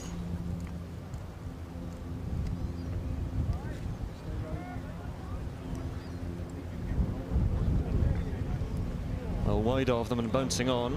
Oh, nestled down. I think that's still better than being in the bunkers, but it did dig its heels in. It looked like a patch of weeds or something, didn't it? Actually, probably called wildflowers.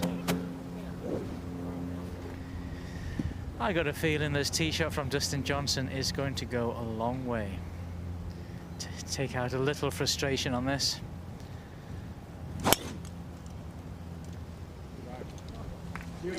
That is ridiculous. It's a huge carry. To get beyond the last bunker there, about 330 yards past that, the carry. The swing of Darren Clarke, or at least half of it. See, good big turn with the hips, leading with the legs through. And that sort of punchy action, but it's so safe, so solid. And the upper half above the neck has been so good this week, dealing with all the problems the links course can throw at you. He's been smiley, happy, and he's been playing great. Right now, for Darren, this is plain sailing, but 4 tough holes to play.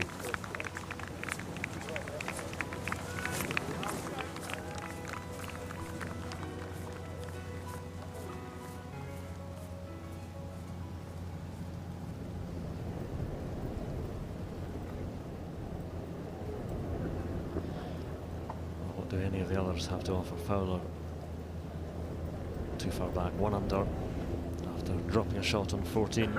But this to get to 2.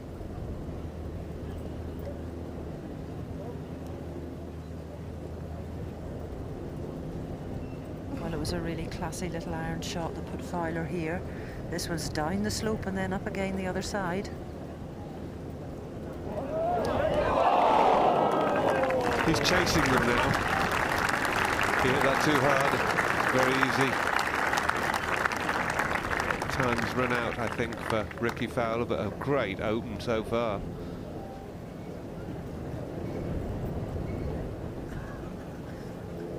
He can play links golf, there's no doubt about that.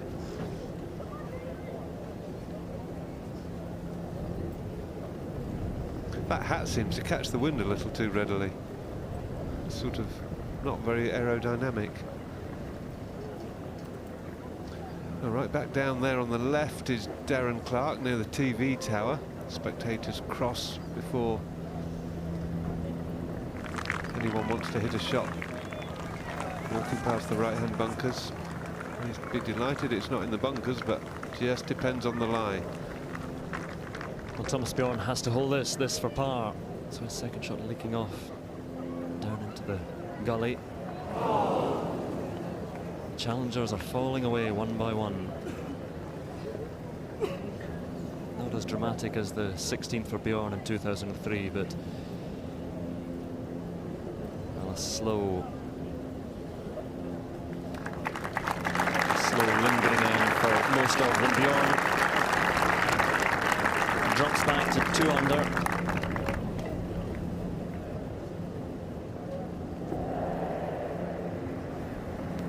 Fowler wrapping up for his par.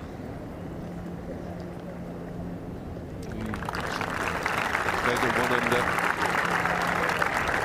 3 to play.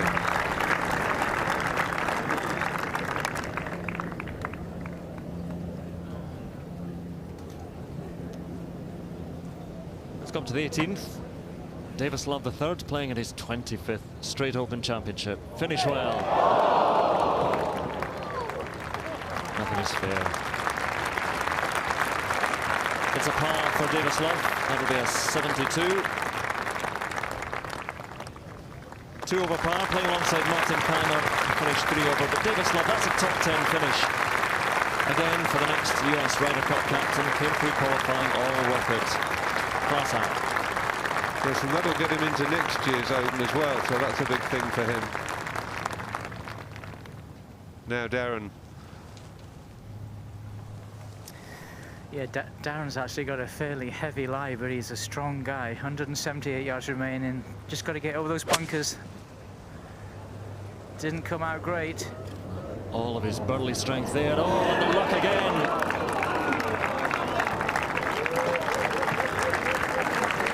One more time, he loops the sand. It is meant to be.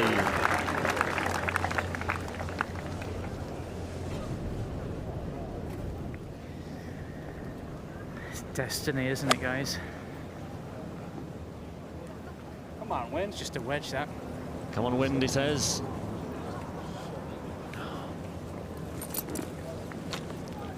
Clarke, it is your destiny.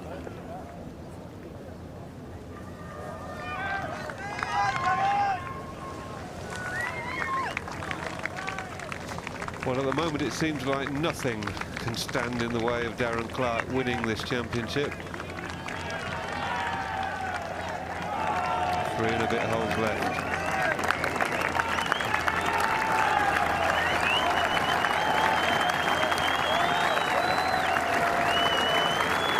Apparently there's another vicious squall on its way.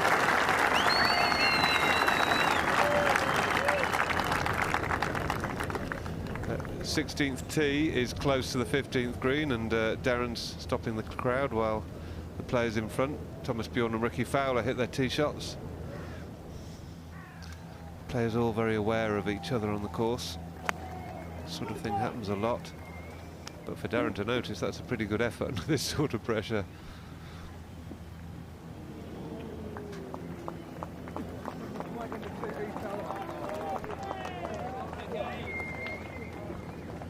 Let's not give it to Darren Clarke yet, but 4-shot lead, and everyone else seems to be enduring all sorts of problems, bunkers and rough and missed putts. Thomas Bjorn now 16th.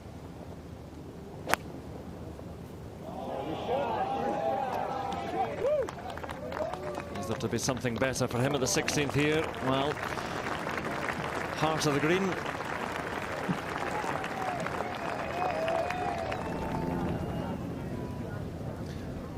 Well, there is the 16th here on the right. You can see how close it is to the people cheering around the 15th. Darren is there just off the right edge of the green. He's got his putter out. Not risking any chipping mishaps. The trouble with this shot is it's uphill quite sharply to the green and then slightly down, but we'll be back with him in a minute. He's got to the rather forlorn figure now, Mickelson.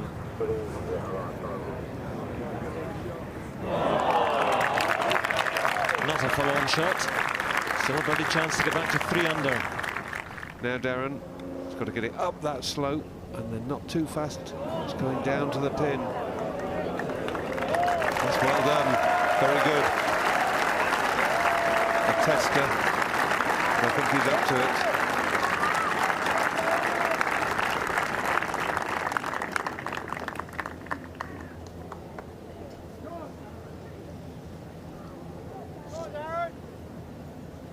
I shudder to think how much black stuff will be drunk from the claret jug if it does come to pass.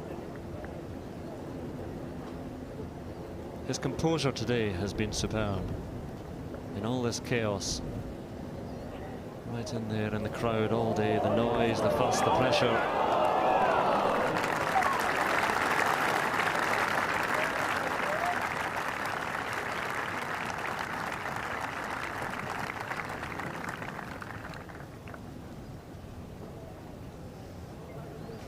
Good save for Johnson.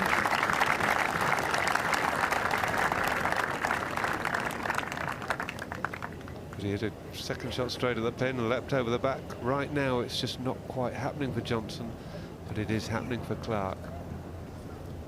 I have to say, Darren today, yesterday as well, he looks like one of the best players in the world.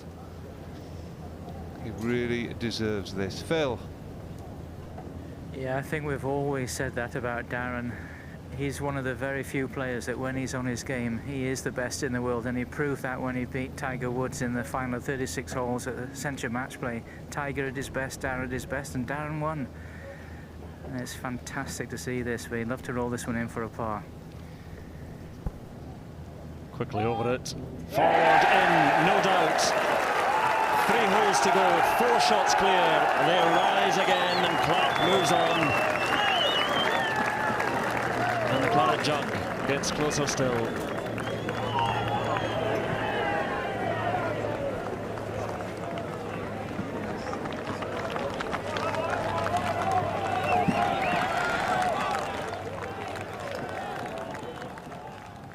Sixteenth hole now, Thomas Bjorn, long birdie putt.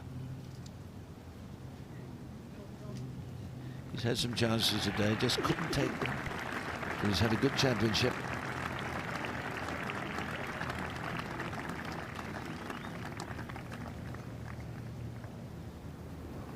Mickelson for a birdie at the 17th.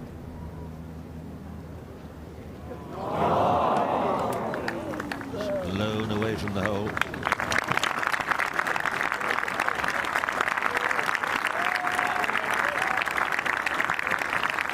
Four bogeys on this second 9.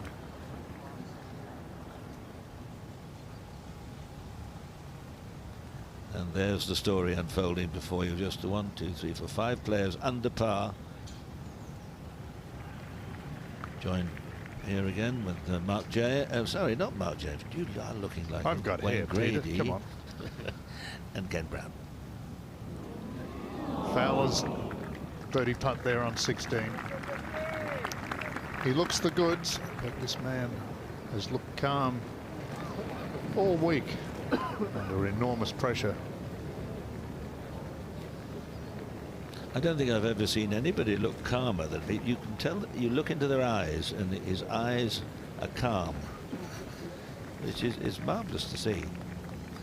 He's not the person he was 3 or 4 years ago. It's just been a transformation. And it's a delight to see. There's 3 holes left, but remember, Thomas Bjorn was 3 ahead in this position on this very hole.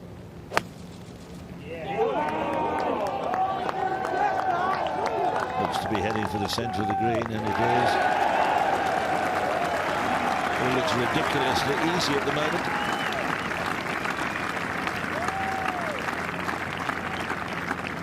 It's got the perfect build and perfect swing for links golf. Just big and strong and a short arm jab. He always reminds me when I watch him. Dustin Johnson. Obviously, he's got a good finish to try and play for now, Dustin Johnson. But it's never over until it's over.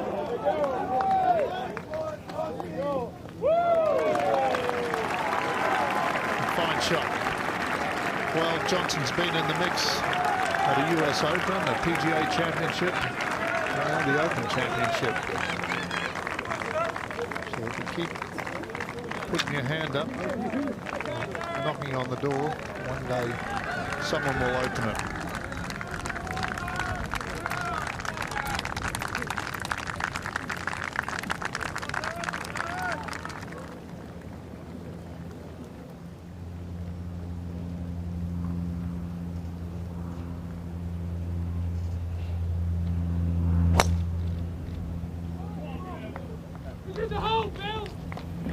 Drilling one down the 18th, just finding the fairway. All his wheels came off. Got a puncture anyway when he 3-putted the 11th, and since then he lost all his momentum. Out in 30, then birding the 10th. And a 3-putt, missed a short putt, wasn't it, Peter? Sort of 18 inches. Suddenly, not much longer than that. Just hit it too hard at the edge of the hole. It didn't go in.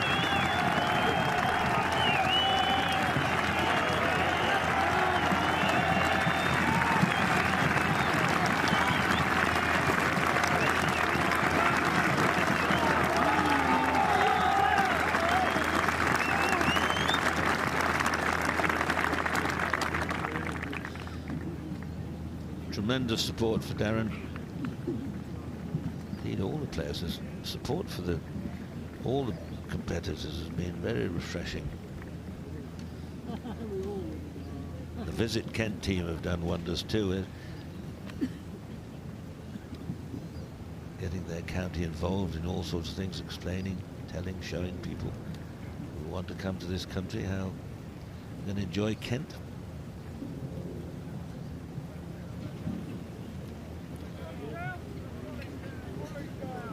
All the seasons in one go today, Wayne, haven't we?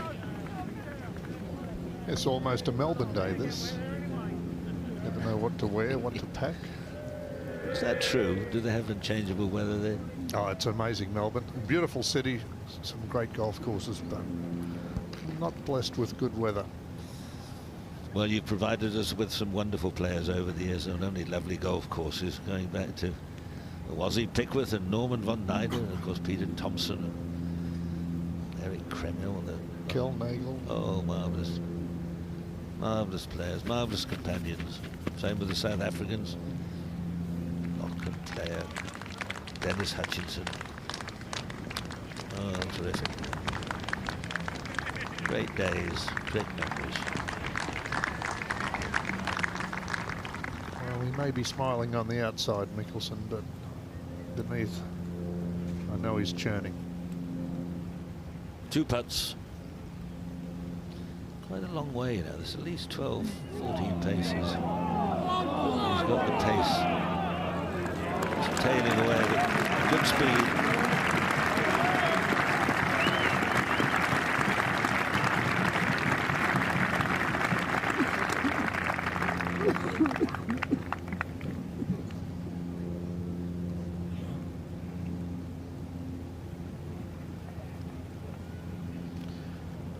Still can't give himself the, well, not the, he just can't think about winning yet. Still work to be done.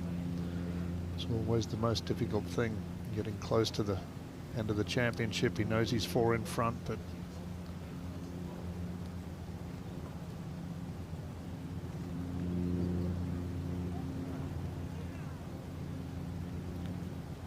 Johnson to get within 3.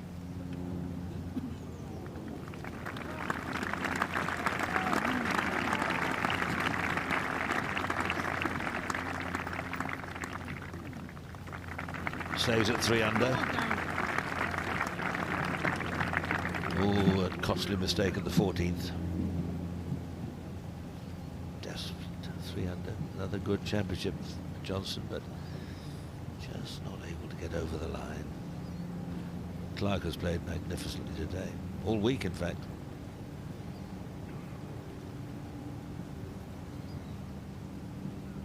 This for his 3.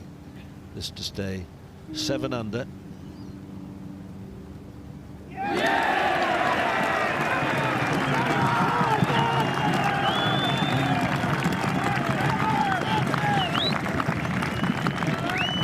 Just 2 holes left.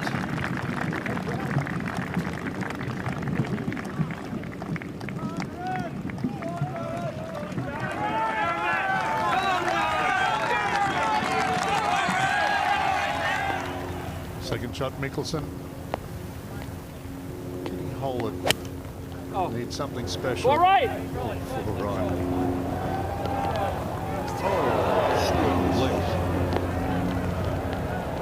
That's all right, because I think it hit somebody.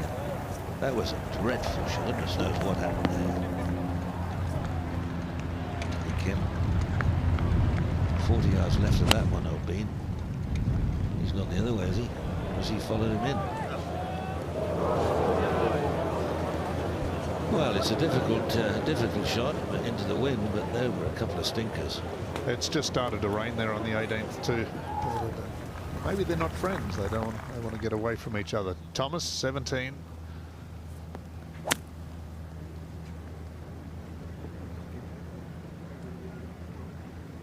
Scuttles it up there, but still well short of the green.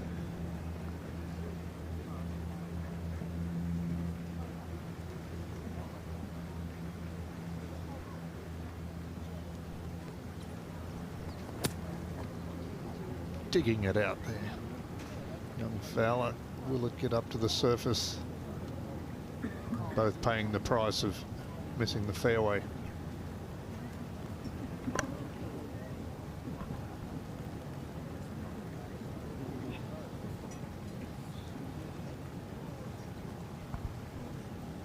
'17th, a bit of a brute today. Only 1 birdie on it. Second hardest hole on the course. Concentrating, Darren.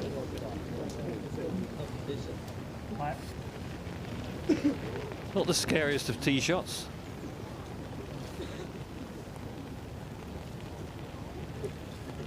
Breeze into off the right-hand side. Quite a hard fairway to find. Yeah, there's no big bunkers, just rough either side of the fairway. Certainly knock it on even if you're in there.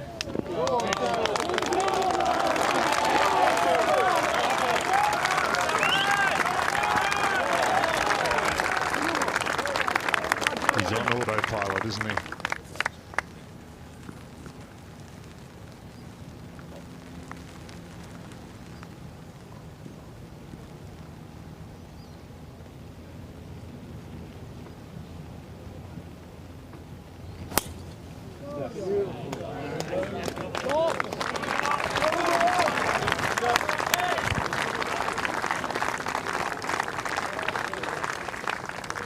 Pitching right into the face of one of the big hummocks.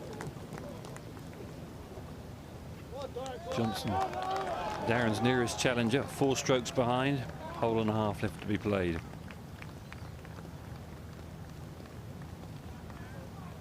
I've got a feeling this could be the biggest reception we've seen for a player coming down the last fairway. Maybe ever. Well, I think it will rival certainly the receptions over the years for Arnold Palmer and Jack Nicklaus and Seve Ballesteros. I mean, it's quite remarkable. Up ahead, Thomas Bjorn pitching up.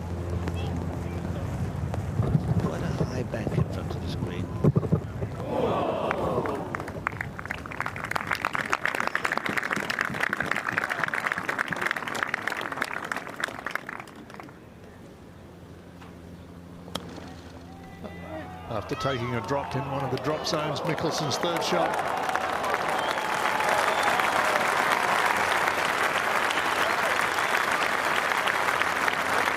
Two under for his round. 2 under for the championship. And another close one. Yes, he'll definitely look at this one, the one that could have got away. I remember when he broke his major duck there at Augusta all those years ago. He was the best player never to have won a major, and then he won the PGA not long after, a couple more Masters. So, but this is a championship everyone wants on their resume. Clarke striding along. Just a hole and a half left.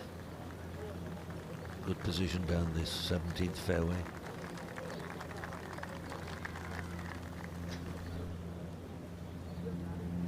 Well, it's just becoming a wee bit of a struggle for Thomas Bjorn out here. This is for par.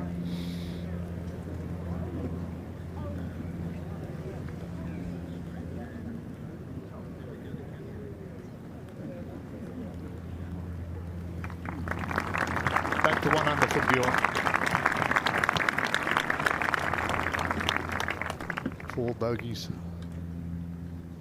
or 2 bogeys late in the round. Becoming very expensive.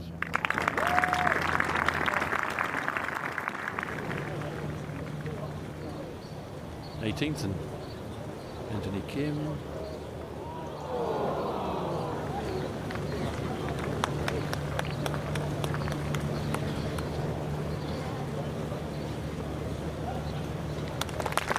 Good rounder, 70, good score, missed a few opportunities, but he lives to fight another day.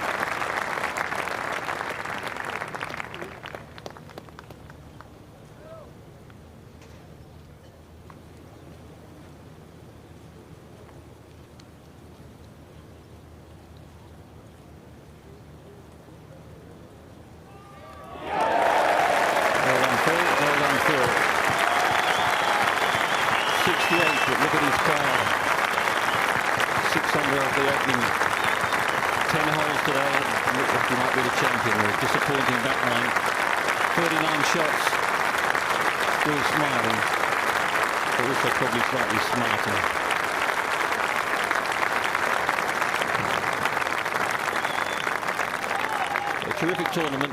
The opening 3 days he let a couple of opportunities slip by with a few missed short putts, but always ready to sign an autograph and shake a hand. No doubt we're going to see that lovely little punch 3/4 shot from Darren again, 2nd to 17. Not one of his best this time. I was going to say he was aiming way right there, Phil, trying to hit a roping hook in, and just didn't get up onto the frontier.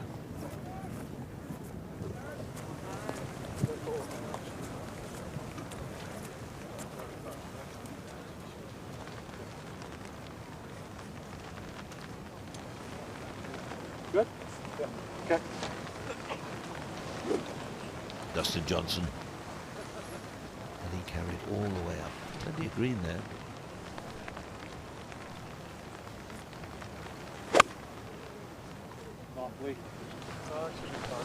Down a little. Bold, but too bold.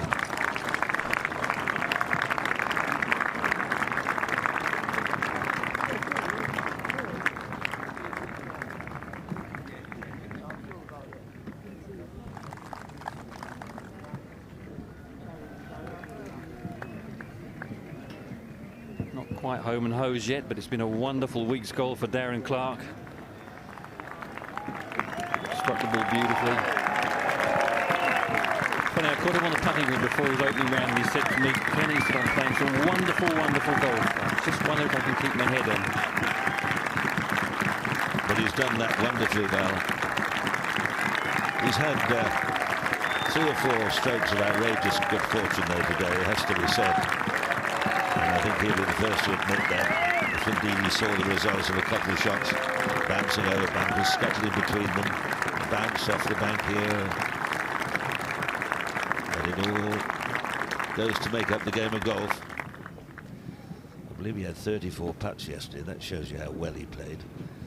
People tend to forget if you play well, you can have 34 putts and go around in 68 and 66. Final tee shot for Ricky Fowler.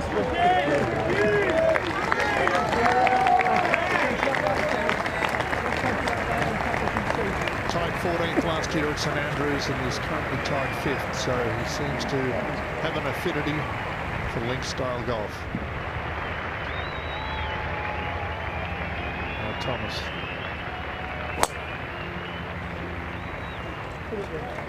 Looking a touch anxious, but that's okay.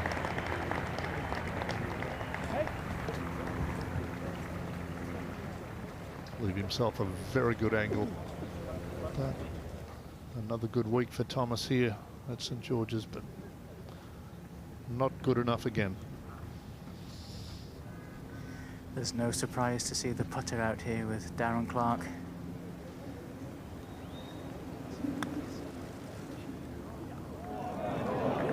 It's a very good pace. He's got the touch and speed of these down to a tee. That was a long putt up the slope. So he's going up now. Must be all the 4 feet.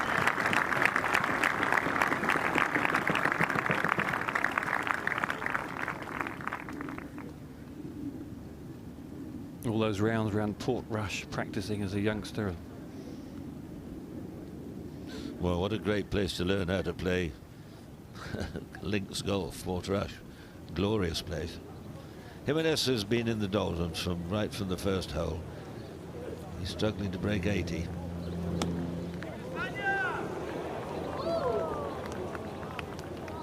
One of those days.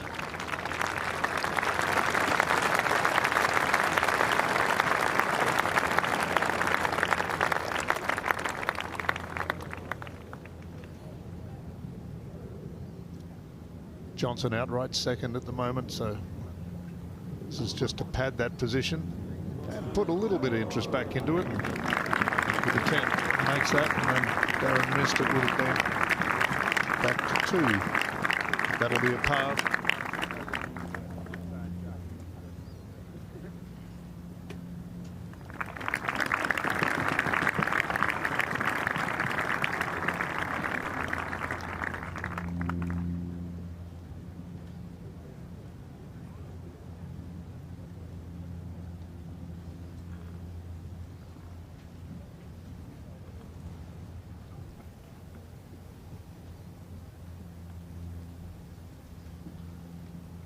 Just give him a bit of cushion, a bit more cushion. It's right edge putt, Peter, but it's certainly not outside the hole. One of the number of players now who do not have a practice swing before putting. First one I think he's missed for a long, long time.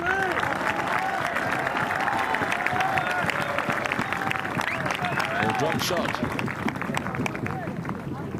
He still goes to the 18th tee. A 3-shot lead.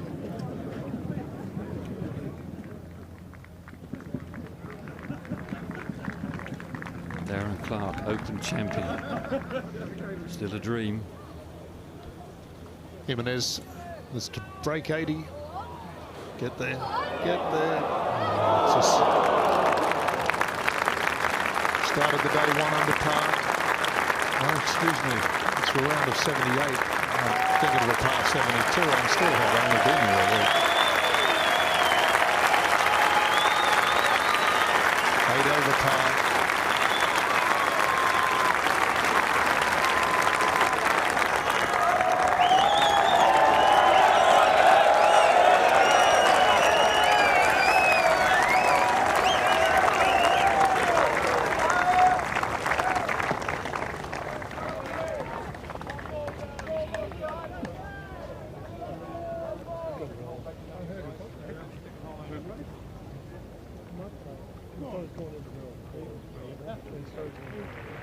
One of the extraordinary things about the game of golf is that competitors chatting away to each other. I don't think it can happen in any other game, but maybe. No, can't think of one. Thomas Bjorn waits for the green to clear.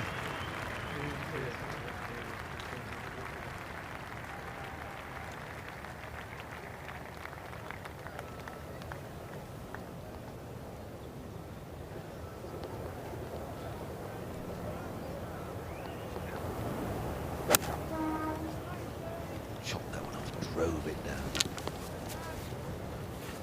Come along, that's a beauty. Oh, died on it. A little bit unlucky, one more hop and that was right up to the hole. Well, we won't have to worry about getting into the Open Championship next year, Peter. A couple of putts from there. Top 10 and tyres are back next year, so he's booked his place.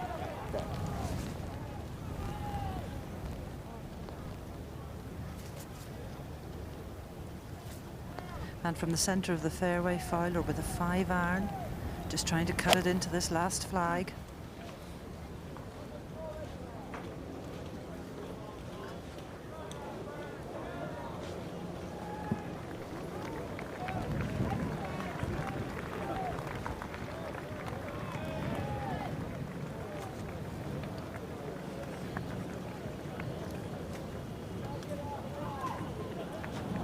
Not a birdie on his card today for Ricky Fowler.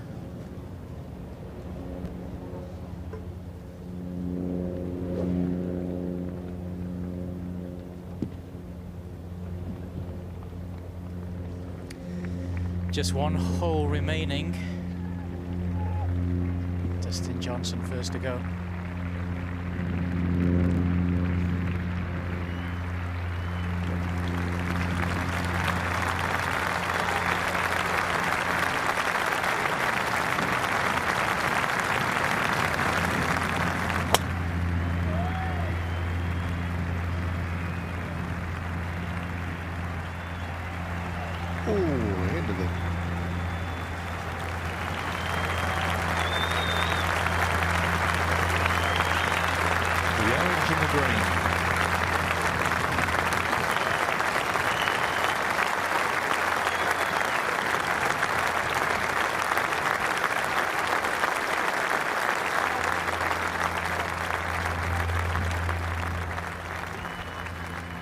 Now Clarke, one good straight hit.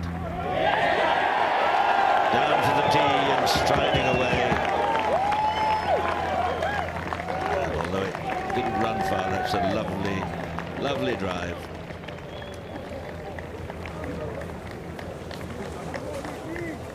You get a bit of water on the mouth. Well, yeah. To do, isn't it? It's well, I just looked, when I looked at the face, it was like a splatter.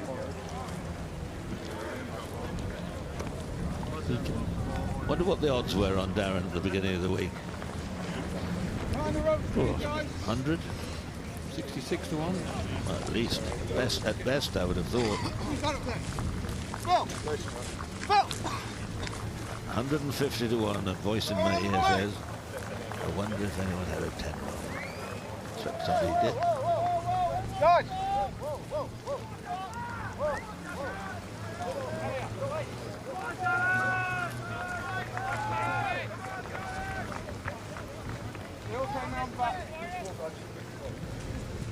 He can now just start to think about the outcome as we go forward to the green. Ricky Fowler.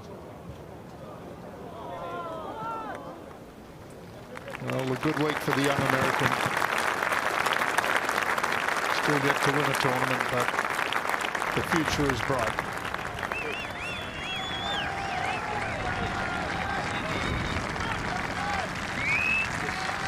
I wonder what the future will hold for Darren Clarke should he, as it looks very likely, becomes the 2011 Open champion.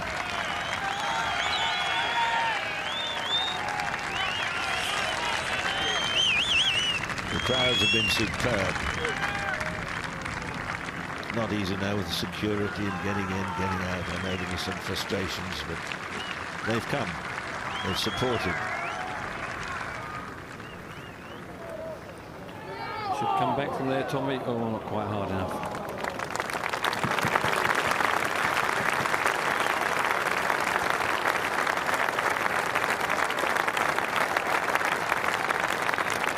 This to finish under par.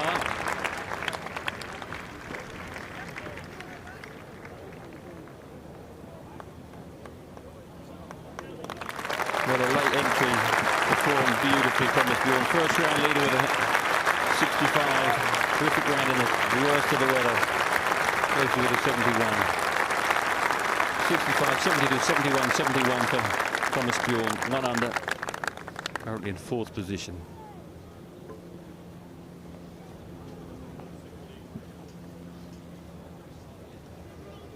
Don't like to talk about prize money at major championships, but the winner does take £900,000 home. Second, £520,000.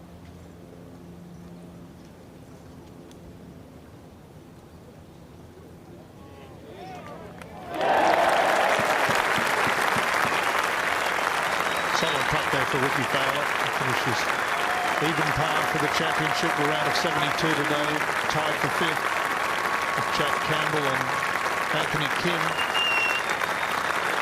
Very impressive anyway, I have to say. Both some glorious little run shots, lighted the ball well, had a lovely touch on the greens, and I think he thoroughly enjoys links golf. And he plays with no fuss. He gets about his business, got good imagination.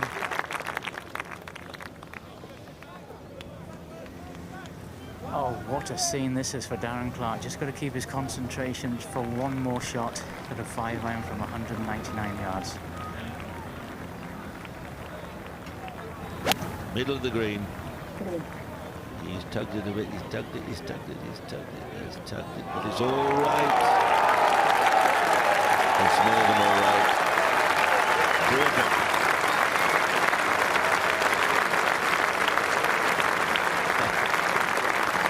He knows. Now we can enjoy it. You're always worried you might just plug it right up the face of a bunker or something stupid.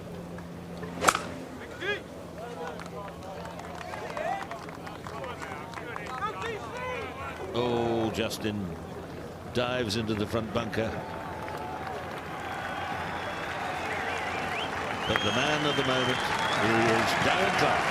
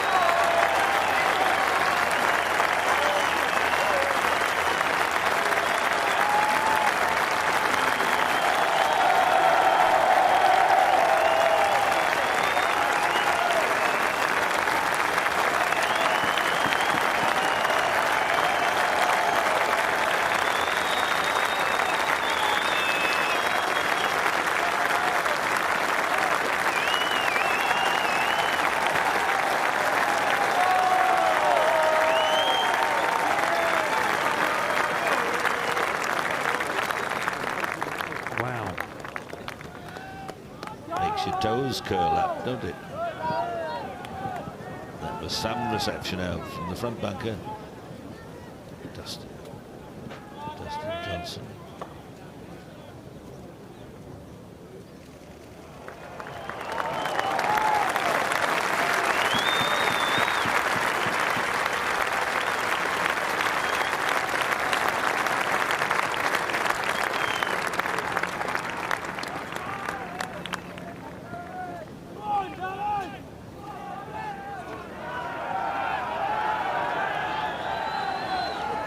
And Godfrey.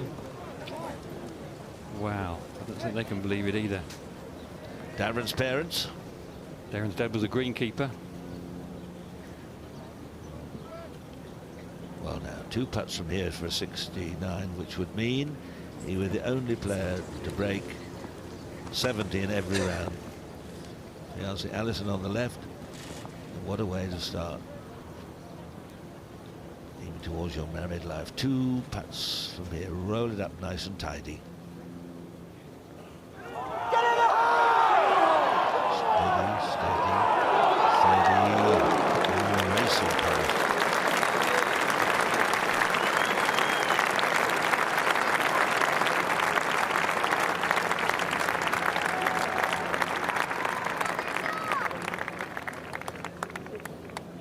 Going to let his playing partner putt first. As leads by 3, and if Johnson misses his putt, he'll lead by 4.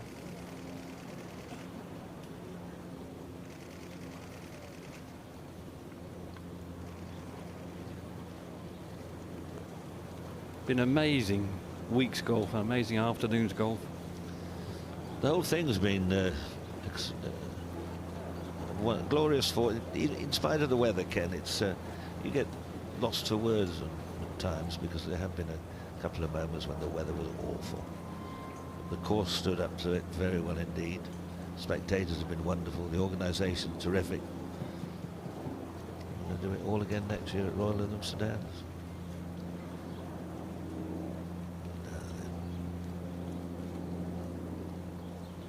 Important putt here for Dustin Johnson. This for a par.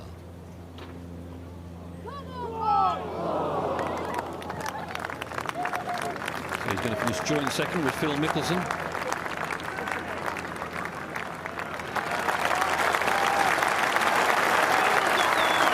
He's been in the hunt for a number of majors recently. He's going to get there one day.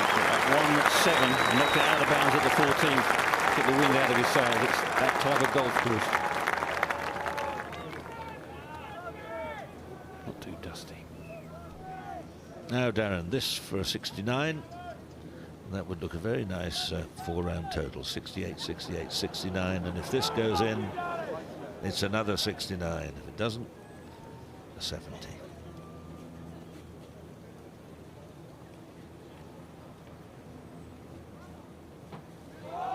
Looks good.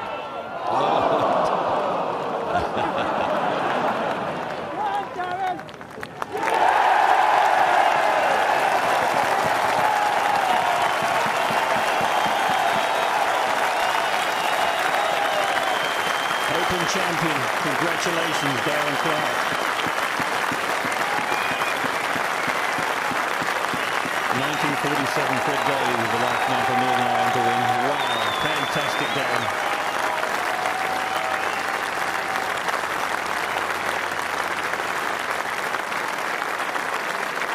It's greatest day in golf, Peter. It's hard to make yourself heard over the roars of the crowd.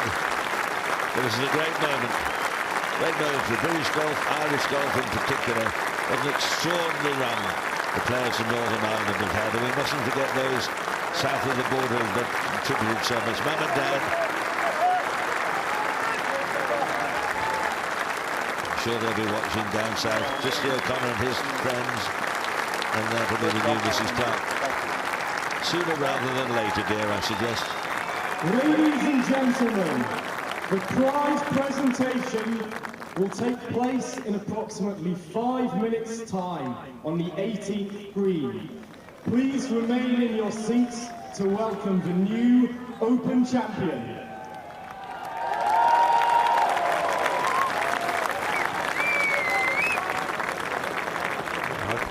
Honey Monster, Chubby. The Honey Monster. A bit of confusion now for the sports celebrity of the year. McIlroy or Clarke?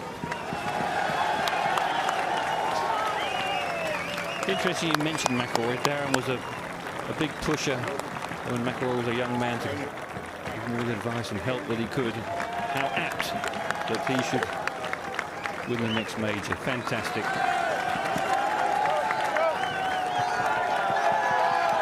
And he got a few breaks, but you've still got to get through the door. You've still got to have the nerve to hold on. Yeah, it's a pity he missed it. Dropped a shot at the 17th and the 18th, and I think probably well, he knew the cushion was there, but Would have been lovely if he hadn't dropped those 2 shots. Would have been magical. As magical as it is. That's 4 days have slipped by since he arrived here or hit the first tee shot, his first shot, and he's going to walk away as the Open champion. Check on the scorecards. Mistakes have been made there before, but hopefully not this time. He's played some wonderful shots though, Peter. Little chasers, high ones, low ones, drillers. Oh, absolutely. It's been an exhibition. Henry Longhurst said when Tony Jackley won, surely that's the shortest putt to ever have won an Open championship. And we can say it again for Darren Clarke. Wonderful moments. He's earned it. He's earned it, hasn't he? Absolutely. Well, he played beautifully. He struck the ball. It's words beyond belief, really. Yesterday he struck so many good irons, beautiful shots. And today exactly the same. Darren Clarke is the winner, and very deservedly so.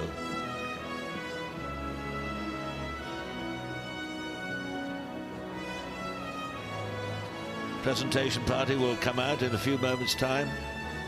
I often wonder what would happen if it was lashing down with rain. Would they do it on the 18th green? Would they do it in the village hall? I've no idea, really.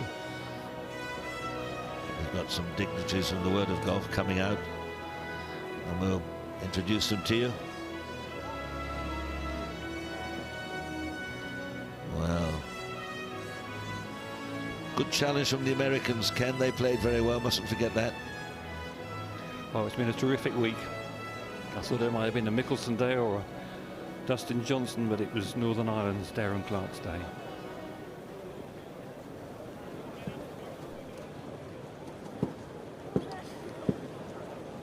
Wow.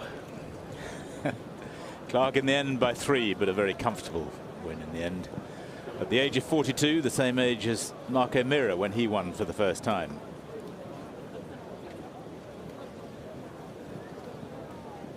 He's played in every Open since 1991 at Birkdale, apart from 2008. So he wins in his 20th Open. Good news for the likes of Davis Love, Raphael Jacquelin, Simon Dyson, all finishing in the top 10 means they qualify for next year. George Coetzee just finishing outside that top 10, unfortunately for him. Another stellar performance from Tom Watson. Brilliant in the worst of the weather yesterday. Good 73 from No Sung Yul today. Thank you. Brilliant. Brilliant.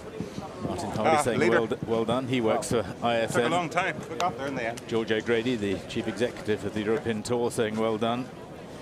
The Chandler Slam is still on. Charles Schwartzel, winner of the Masters, Rory McIlroy, US Open winner, and now Darren Clarke, winner of the Open, all managed by Chubby Chandler.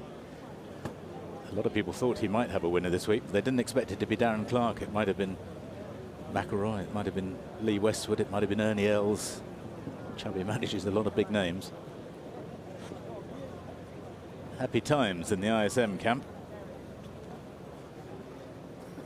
So not too long before he will take delivery of the Golf Champion Trophy, otherwise known as the Claret Jug. Dating all the way back to 1872. Wasn't actually ready until 1873, but Tom Morris, winner in 72, his name went on it. Tom Kidd won it in 73. It was made by Mackay Cunningham and Co of Edinburgh for the princely sum of £30. That original one now is on display at the R&A. It stays there the whole time. Has been since 1928. And a new Claret Jug was made in 1928 and first awarded here at Sandwich to Walter Hagen. The second of his 2 wins. He won it here in 1922, got the original trophy then, and then in 28 got the duplicate, and that's been awarded ever since. The original one stays permanently on exhibition in the R&A Clubhouse. The winner keeps the new one for a year and then hands it back, gets a replica of course and a gold medal. There are actually 3 other replica Claret Jugs in existence now. One is in the Museum of Golf at St Andrews. Just quite recently, a couple of others have been manufactured that are used for travelling exhibitions. That gold medal that gets presented to the winner, up until 1929, it was valued at £25, which of course in those days was a lot of money. And that sum was deducted from the winner's cheque. But since 1929, they haven't had to pay for the medal. Winner of the silver medal, Tom Lewis. Silver medal, correctly called the Golf Champion Trophy, first amateur. First presented in 1949 to the famous American amateur Frank Stranahan, who won it 4 times overall. In fact, Frank Stranahan was tied second, one behind Fred Daly when he won at Hoylake in 1947, the only other Northern Irishman to have won the Open. So they're all getting just about set up.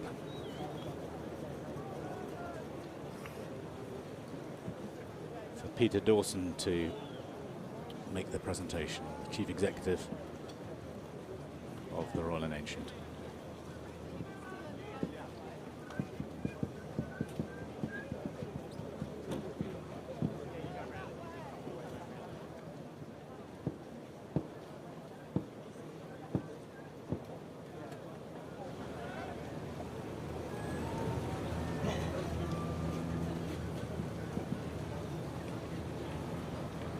This was the one for a sub-70 round.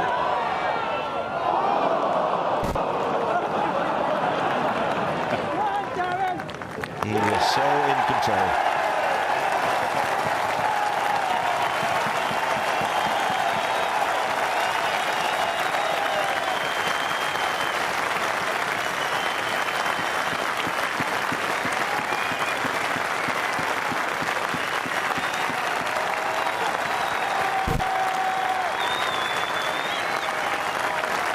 Very special moments. And what an extraordinary year it's been for Irish golf. Northern Ireland, little country, buffeted by the wind and rain on occasion. Some beautiful golf courses, wonderful golf courses, and some great, great players. Absolutely brilliant. Mum and Dad, proud Mum and Dad. The emotion was getting to him. That's his fiancee. What great moments. He caddied, must be absolutely delighted. Wonderful team. Will take place in approximately 5 minutes' time. Well, they're just about ready to start the presentation. Darren's speaking to our American friends at ESPN, and they too must be enjoying these moments. He's very popular in the world of golf, played all around the world, won some big events, and there you have the scene, and there the final scoreboard. Pity he didn't hold that putt on the last. He would have had 4 rounds under 70. Some good scoring today, but not all that many under par. Par is 70. Only about 7 or 8 players managed to score 69 or better. Conditions have been pretty harsh for most of this week.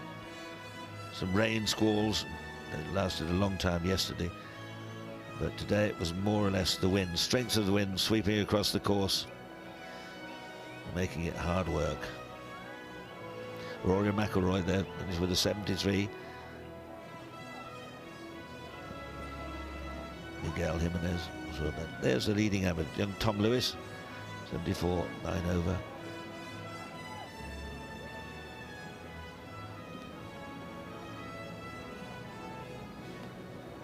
The 10 over par really isn't all that bad, because I still think this is a par 72 myself. And the wind blows. This really is a big course. That's pretty well right to the end. Henrik Stenson had a monster score at the 14th, 11 I think it was. So easily done. And they're propping up the field. Mr. gone from Korea. 71 players completed the last 2 rounds, but the leader of the pack right at the top there was Darren Clarke. 5 under par was the winning score. And here come the pack. Oh, 5 lives popped in there now. I'll tell you when I wake up. I don't know at the moment. It's all a bit of a daze, but it's wonderful to eventually have won. You seem so much in control through. You know, it was a case I had some good shots early on, and then made a very nice eagle on number 7, and from there on I was trying to, you know, minimise mistakes. It was a tough one. It was a bit of a catch-22 because I was in the lead, and I was trying to, you know, I didn't know whether to attack or defend or whatever, so I just played sensible all the way around. The 20th time of asking, nobody has had that many attempts and then won a major. Yeah, I guess I'm a little bit different to everybody else, aren't I? Did you think though that your time had come and gone? No. As I said in the press conference the other day, you know, I always believed I would get myself back up here, and I always believed I had enough talent in me to challenge and to win one. So, you know, I couldn't wish to win a bigger and better one than the Open. We talked to your dad, who said that you deserved it after everything you've been through. Yeah, well, everybody goes through difficulties and stuff and what have you, and you know, I've had a pretty tough one, but you know, it's fine. It's great to win. And how are the celebrations going to go tonight? Long. Very long, I imagine. Yeah, very long, and I'll be very, very hungover. Well, many congratulations, Open champion Darren Clarke. Well done. Thank you. I bet those celebrations are long as well. A hug from Thomas Bjorn. No, I know. Thank you. Moving towards the 18th green, where the ceremonies are going to take place. Just make out the table on the 18th green towards the back. And here they come, led out by Peter Dawson. Met a few famous secretaries of the R&A. They're now called chief executives. I still think secretary has a certain ring about it.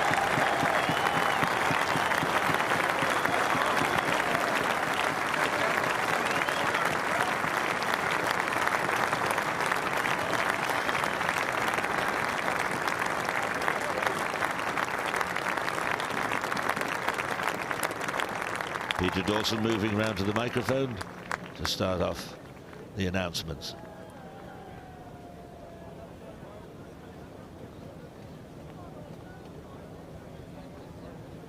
Ladies and gentlemen, Jim MacArthur, Chairman of the R&A Championship Committee.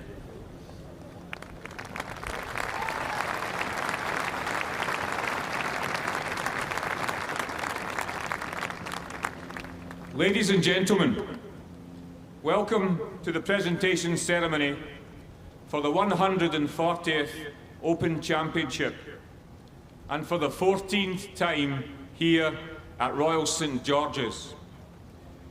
We are very pleased that so many of you have joined us to welcome our new champion. However, before we do, I would like you to join me in remembering one of our former champions. This year, the world of golf lost one of its greatest players and special personalities, Severiano Ballesteros.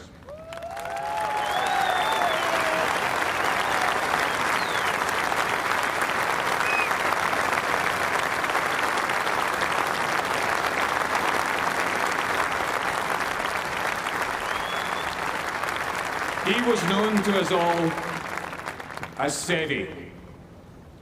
His passion for golf, and indeed life itself, was there for all to see. We admired him because off the tee he was, as often as not, one of us, wayward and unpredictable. Then we marvelled at his ability to recover, to play the unplayable, and to try the impossible. There never has been a more exciting golfer and his contribution to the game of golf was immense. Now, Seve was not one for silence, and therefore, can I ask you all to join me in a short applause in remembrance of Seve Ballesteros.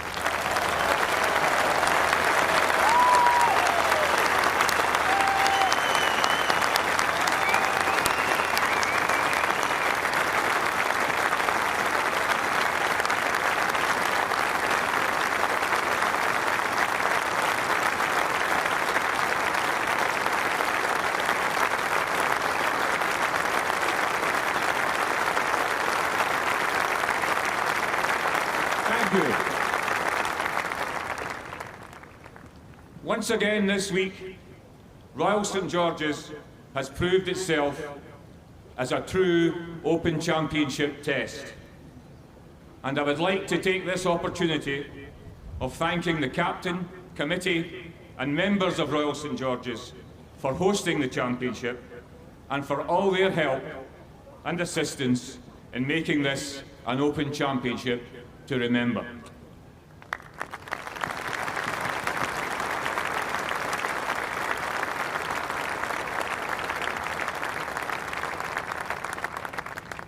The players have all commented this week on the fantastic condition of the course. For course manager Graham Royden, this has been his first Open Championship in charge, and we must praise him and his team of greenkeepers for an outstanding job and for producing the course in such wonderful condition all week.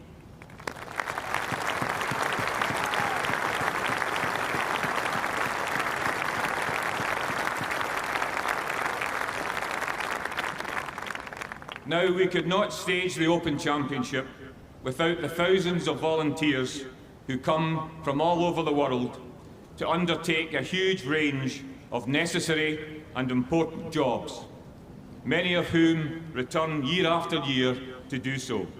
Many thanks to you all.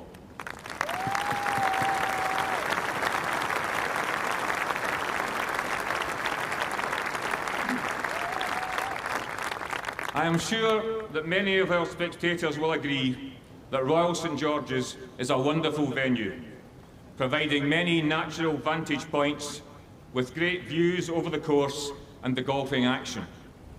I trust that all spectators have enjoyed themselves this week, and as always, you have supported the players so knowledgeably and in the best traditions of the championship. Thank you all for coming.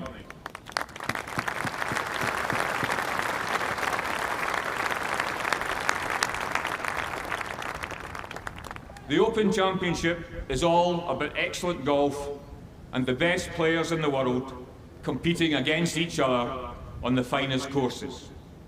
We have enjoyed all of that this week, and on your behalf, I would like to thank all competitors from around the world who have taken part in the championship.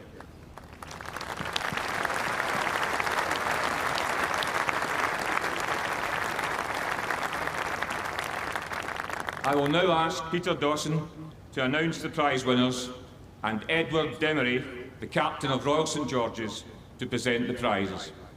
Thank you.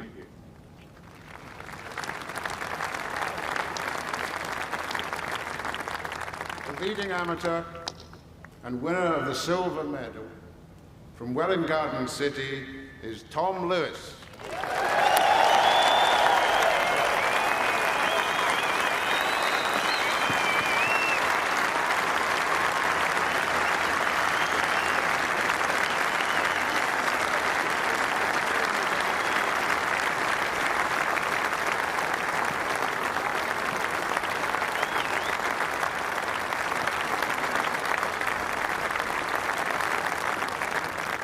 Joint runners-up and winners of the Silver Salver are Phil Mickelson and Dustin Johnson.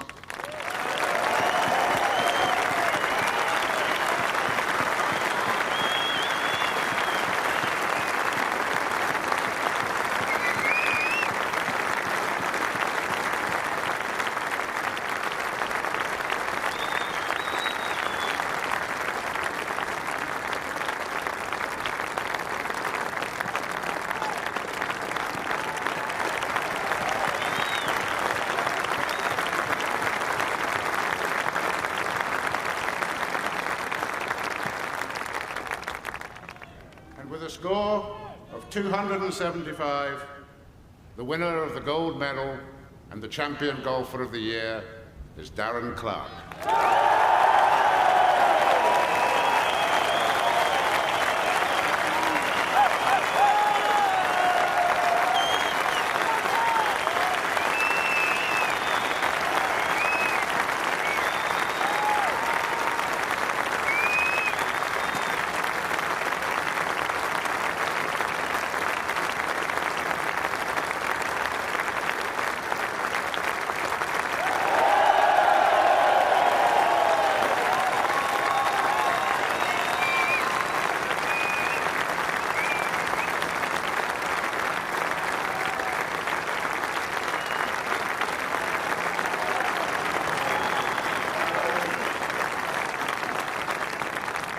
Ladies and gentlemen, please forgive me if I miss a couple of people out here, but I've tried for 20 years to make this speech and nobody's managed to do it now, so I'll probably forget a few.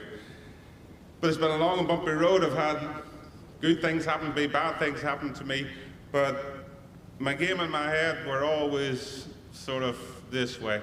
Sometimes it was good, sometimes it was bad, but I've had so much support from an awful lot of people that I need to thank them for me standing here in front of you being able to speak. This evening, as you know, I'm fond of a little beverage now and again, and with the RNA's permission, there might be lots of nice Irish black stuff in this trophy this evening.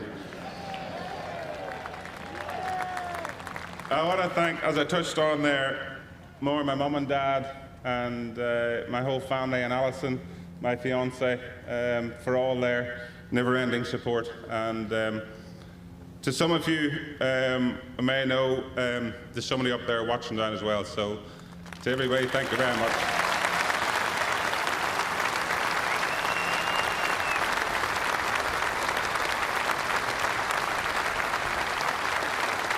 Thank you. I think my two boys at home now will both be able to get a few more John Daly's trousers to go and play Royal Portrush in, so they'll be quite pleased. To the RNA, to Peter, thank you again.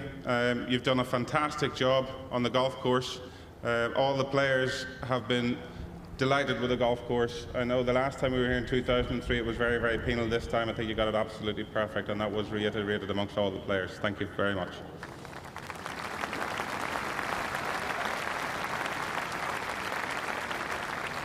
So again, to all the sponsors, without all of them, this would not happen. And with their continued support is very, very important to not only the Open but professional golf. So to all the sponsors, thank you very much. I've got one man that I need to say a very big thanks to, and that's Chubby Chandler. You've probably seen him on the TV a little bit recently. He's the big guy that takes up most of the screen. But he came and met me in 1990 whenever I was going to turn professional. We sat in a mutual friend's office in Dublin, and I said to him, Chub, I want to become a professional, I want to play golf. And he shook my hand, he said, right, I'll take care of all the rest of it. And he has had to work for his money looking after me, let me tell you. But to Chubby, thanks. I just can't thank you enough for everything that you've done for me through thick and thin. Thank you.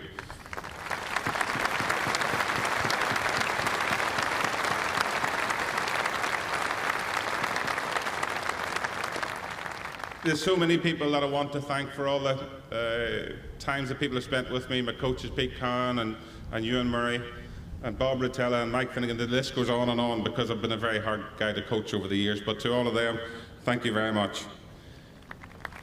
Not last but least, to the support that I've had this past 4 days, I really can't thank you enough. What you've shown me, the support for me, the roaring, has helped me to stand here. So to you all, thank you so, so much from the bottom of my heart for all your support. Thank you.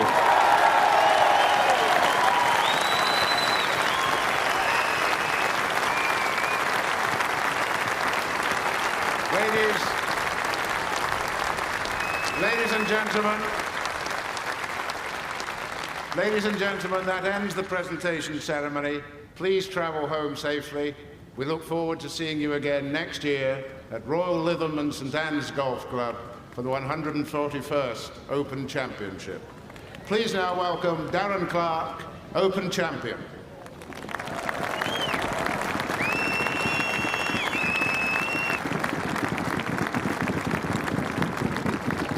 Well, that was that. Nice words at the end, and genuine words from Darren Clarke. He started out with Chubby Chandler, who himself had been a professional golfer in his early days, and decided he wasn't going to make it, so he went into the management, guiding young players who had very little experience of life, certainly the financial side of life.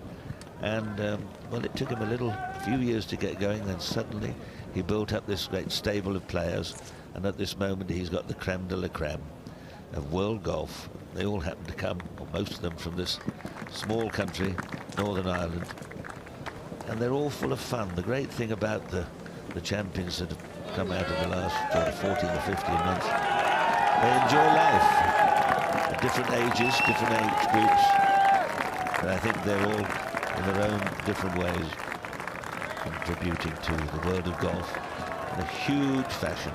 Darren Clarke is a champion, and we wish him well.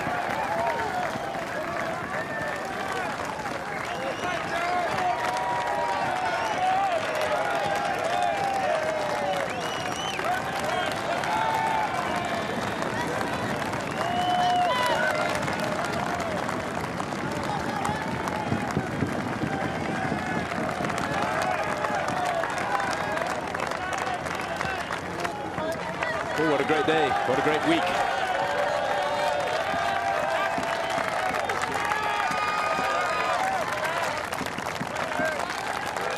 And I think you could tell from a lot of the reaction from the people around him what a popular player Darren Clarke is on the European Tour, how many very good friends he has, and how many people will be absolutely delighted that he has finally crossed the line in a major. He's the only non-American to have won 2 World Golf Championships. Of course, he beat Tiger Woods head-to-head in the World Golf Championship match play a few years ago.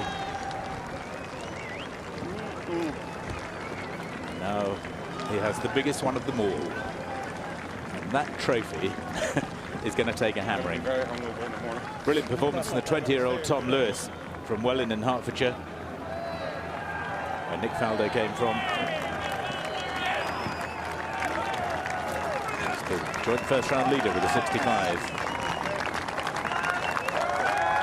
Darren Clarke so nearly 4 rounds in the 60s, just leaving his putt short of the last that would have meant 4 in the 60s, which is exactly the way that Greg Norman won in 1993. Ernie Els actually shot 4 rounds in the 60s that year as well. It was the first time that anyone had shot 4 rounds in the 60s in the Open Championship. And it happened here at Sandwich.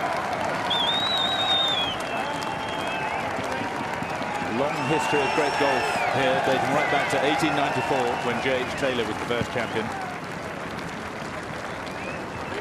Great names have won it here. Harry Varden twice, Walter Hagen twice, Henry Cotton, Bobby Locke, great South African golfer. Bill Rogers won it in '81, Sandy Lyle in 1985, Greg Norman in 1993. And of course, Ben Curtis 8 years ago in 2003.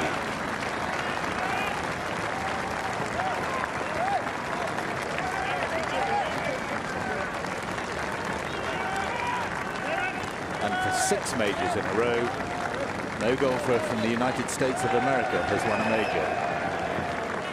It's never happened before since the introduction of the Masters in 1934.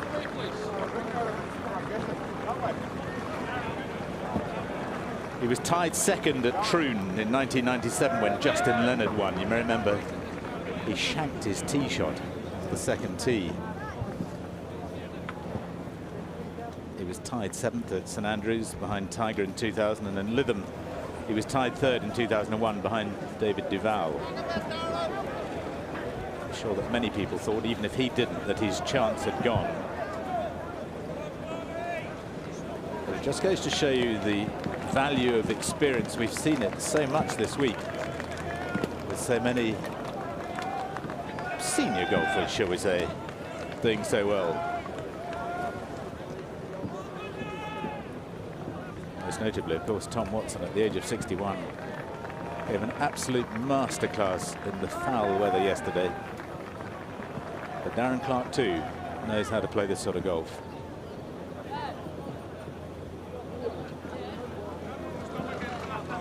Perhaps one of the most important people for him this week has been Bob Rotella, because everyone knows that when Darren Clarke's head is in the right place and when he has the right attitude, he can play magnificent golf.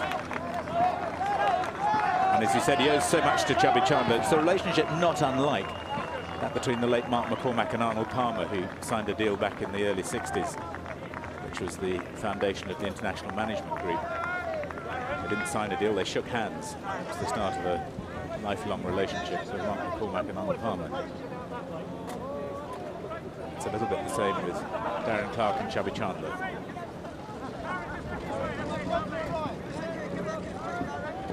And I've no doubt that he's probably already received a text message from his good friend Lee Westwood, the world #2, who so many thought was the favourite to win this week, and he missed the cut. He'll have got over that upset, and he'll be delighted for his old friend Darren.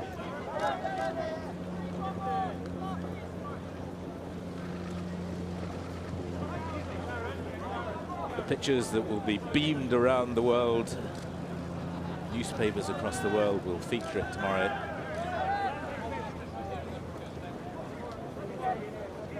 Not sure where he's going to celebrate, but I don't suppose it'll be too far away from here.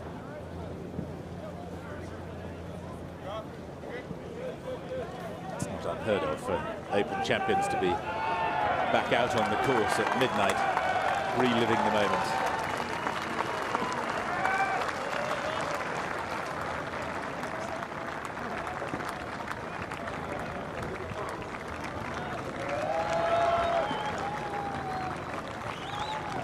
Alison Campbell, his fiancée, former Miss Northern Ireland, Mother Hetty, Father Godfrey, a greenkeeper from Dungannon, who Darren looks increasingly like and sounds like as he gets into his 40s.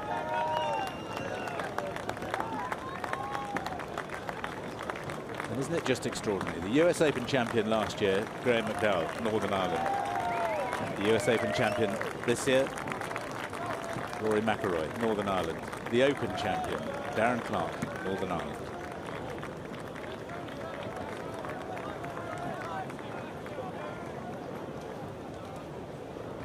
Well, I hope you've enjoyed the coverage this week. BBC commentators Peter Ellis, Ken Brown, Mark James, Wayne Grady, Andrew Cotter with Jim Nance, and then Philip Parkin, Gary Evans and Maureen Medill out on the course. They'll all be back, I have no doubt, at Lytham on the 19th of July next year, when Darren Clarke will be defending his title. See you all next year. It's been a wonderful time in Sandwich.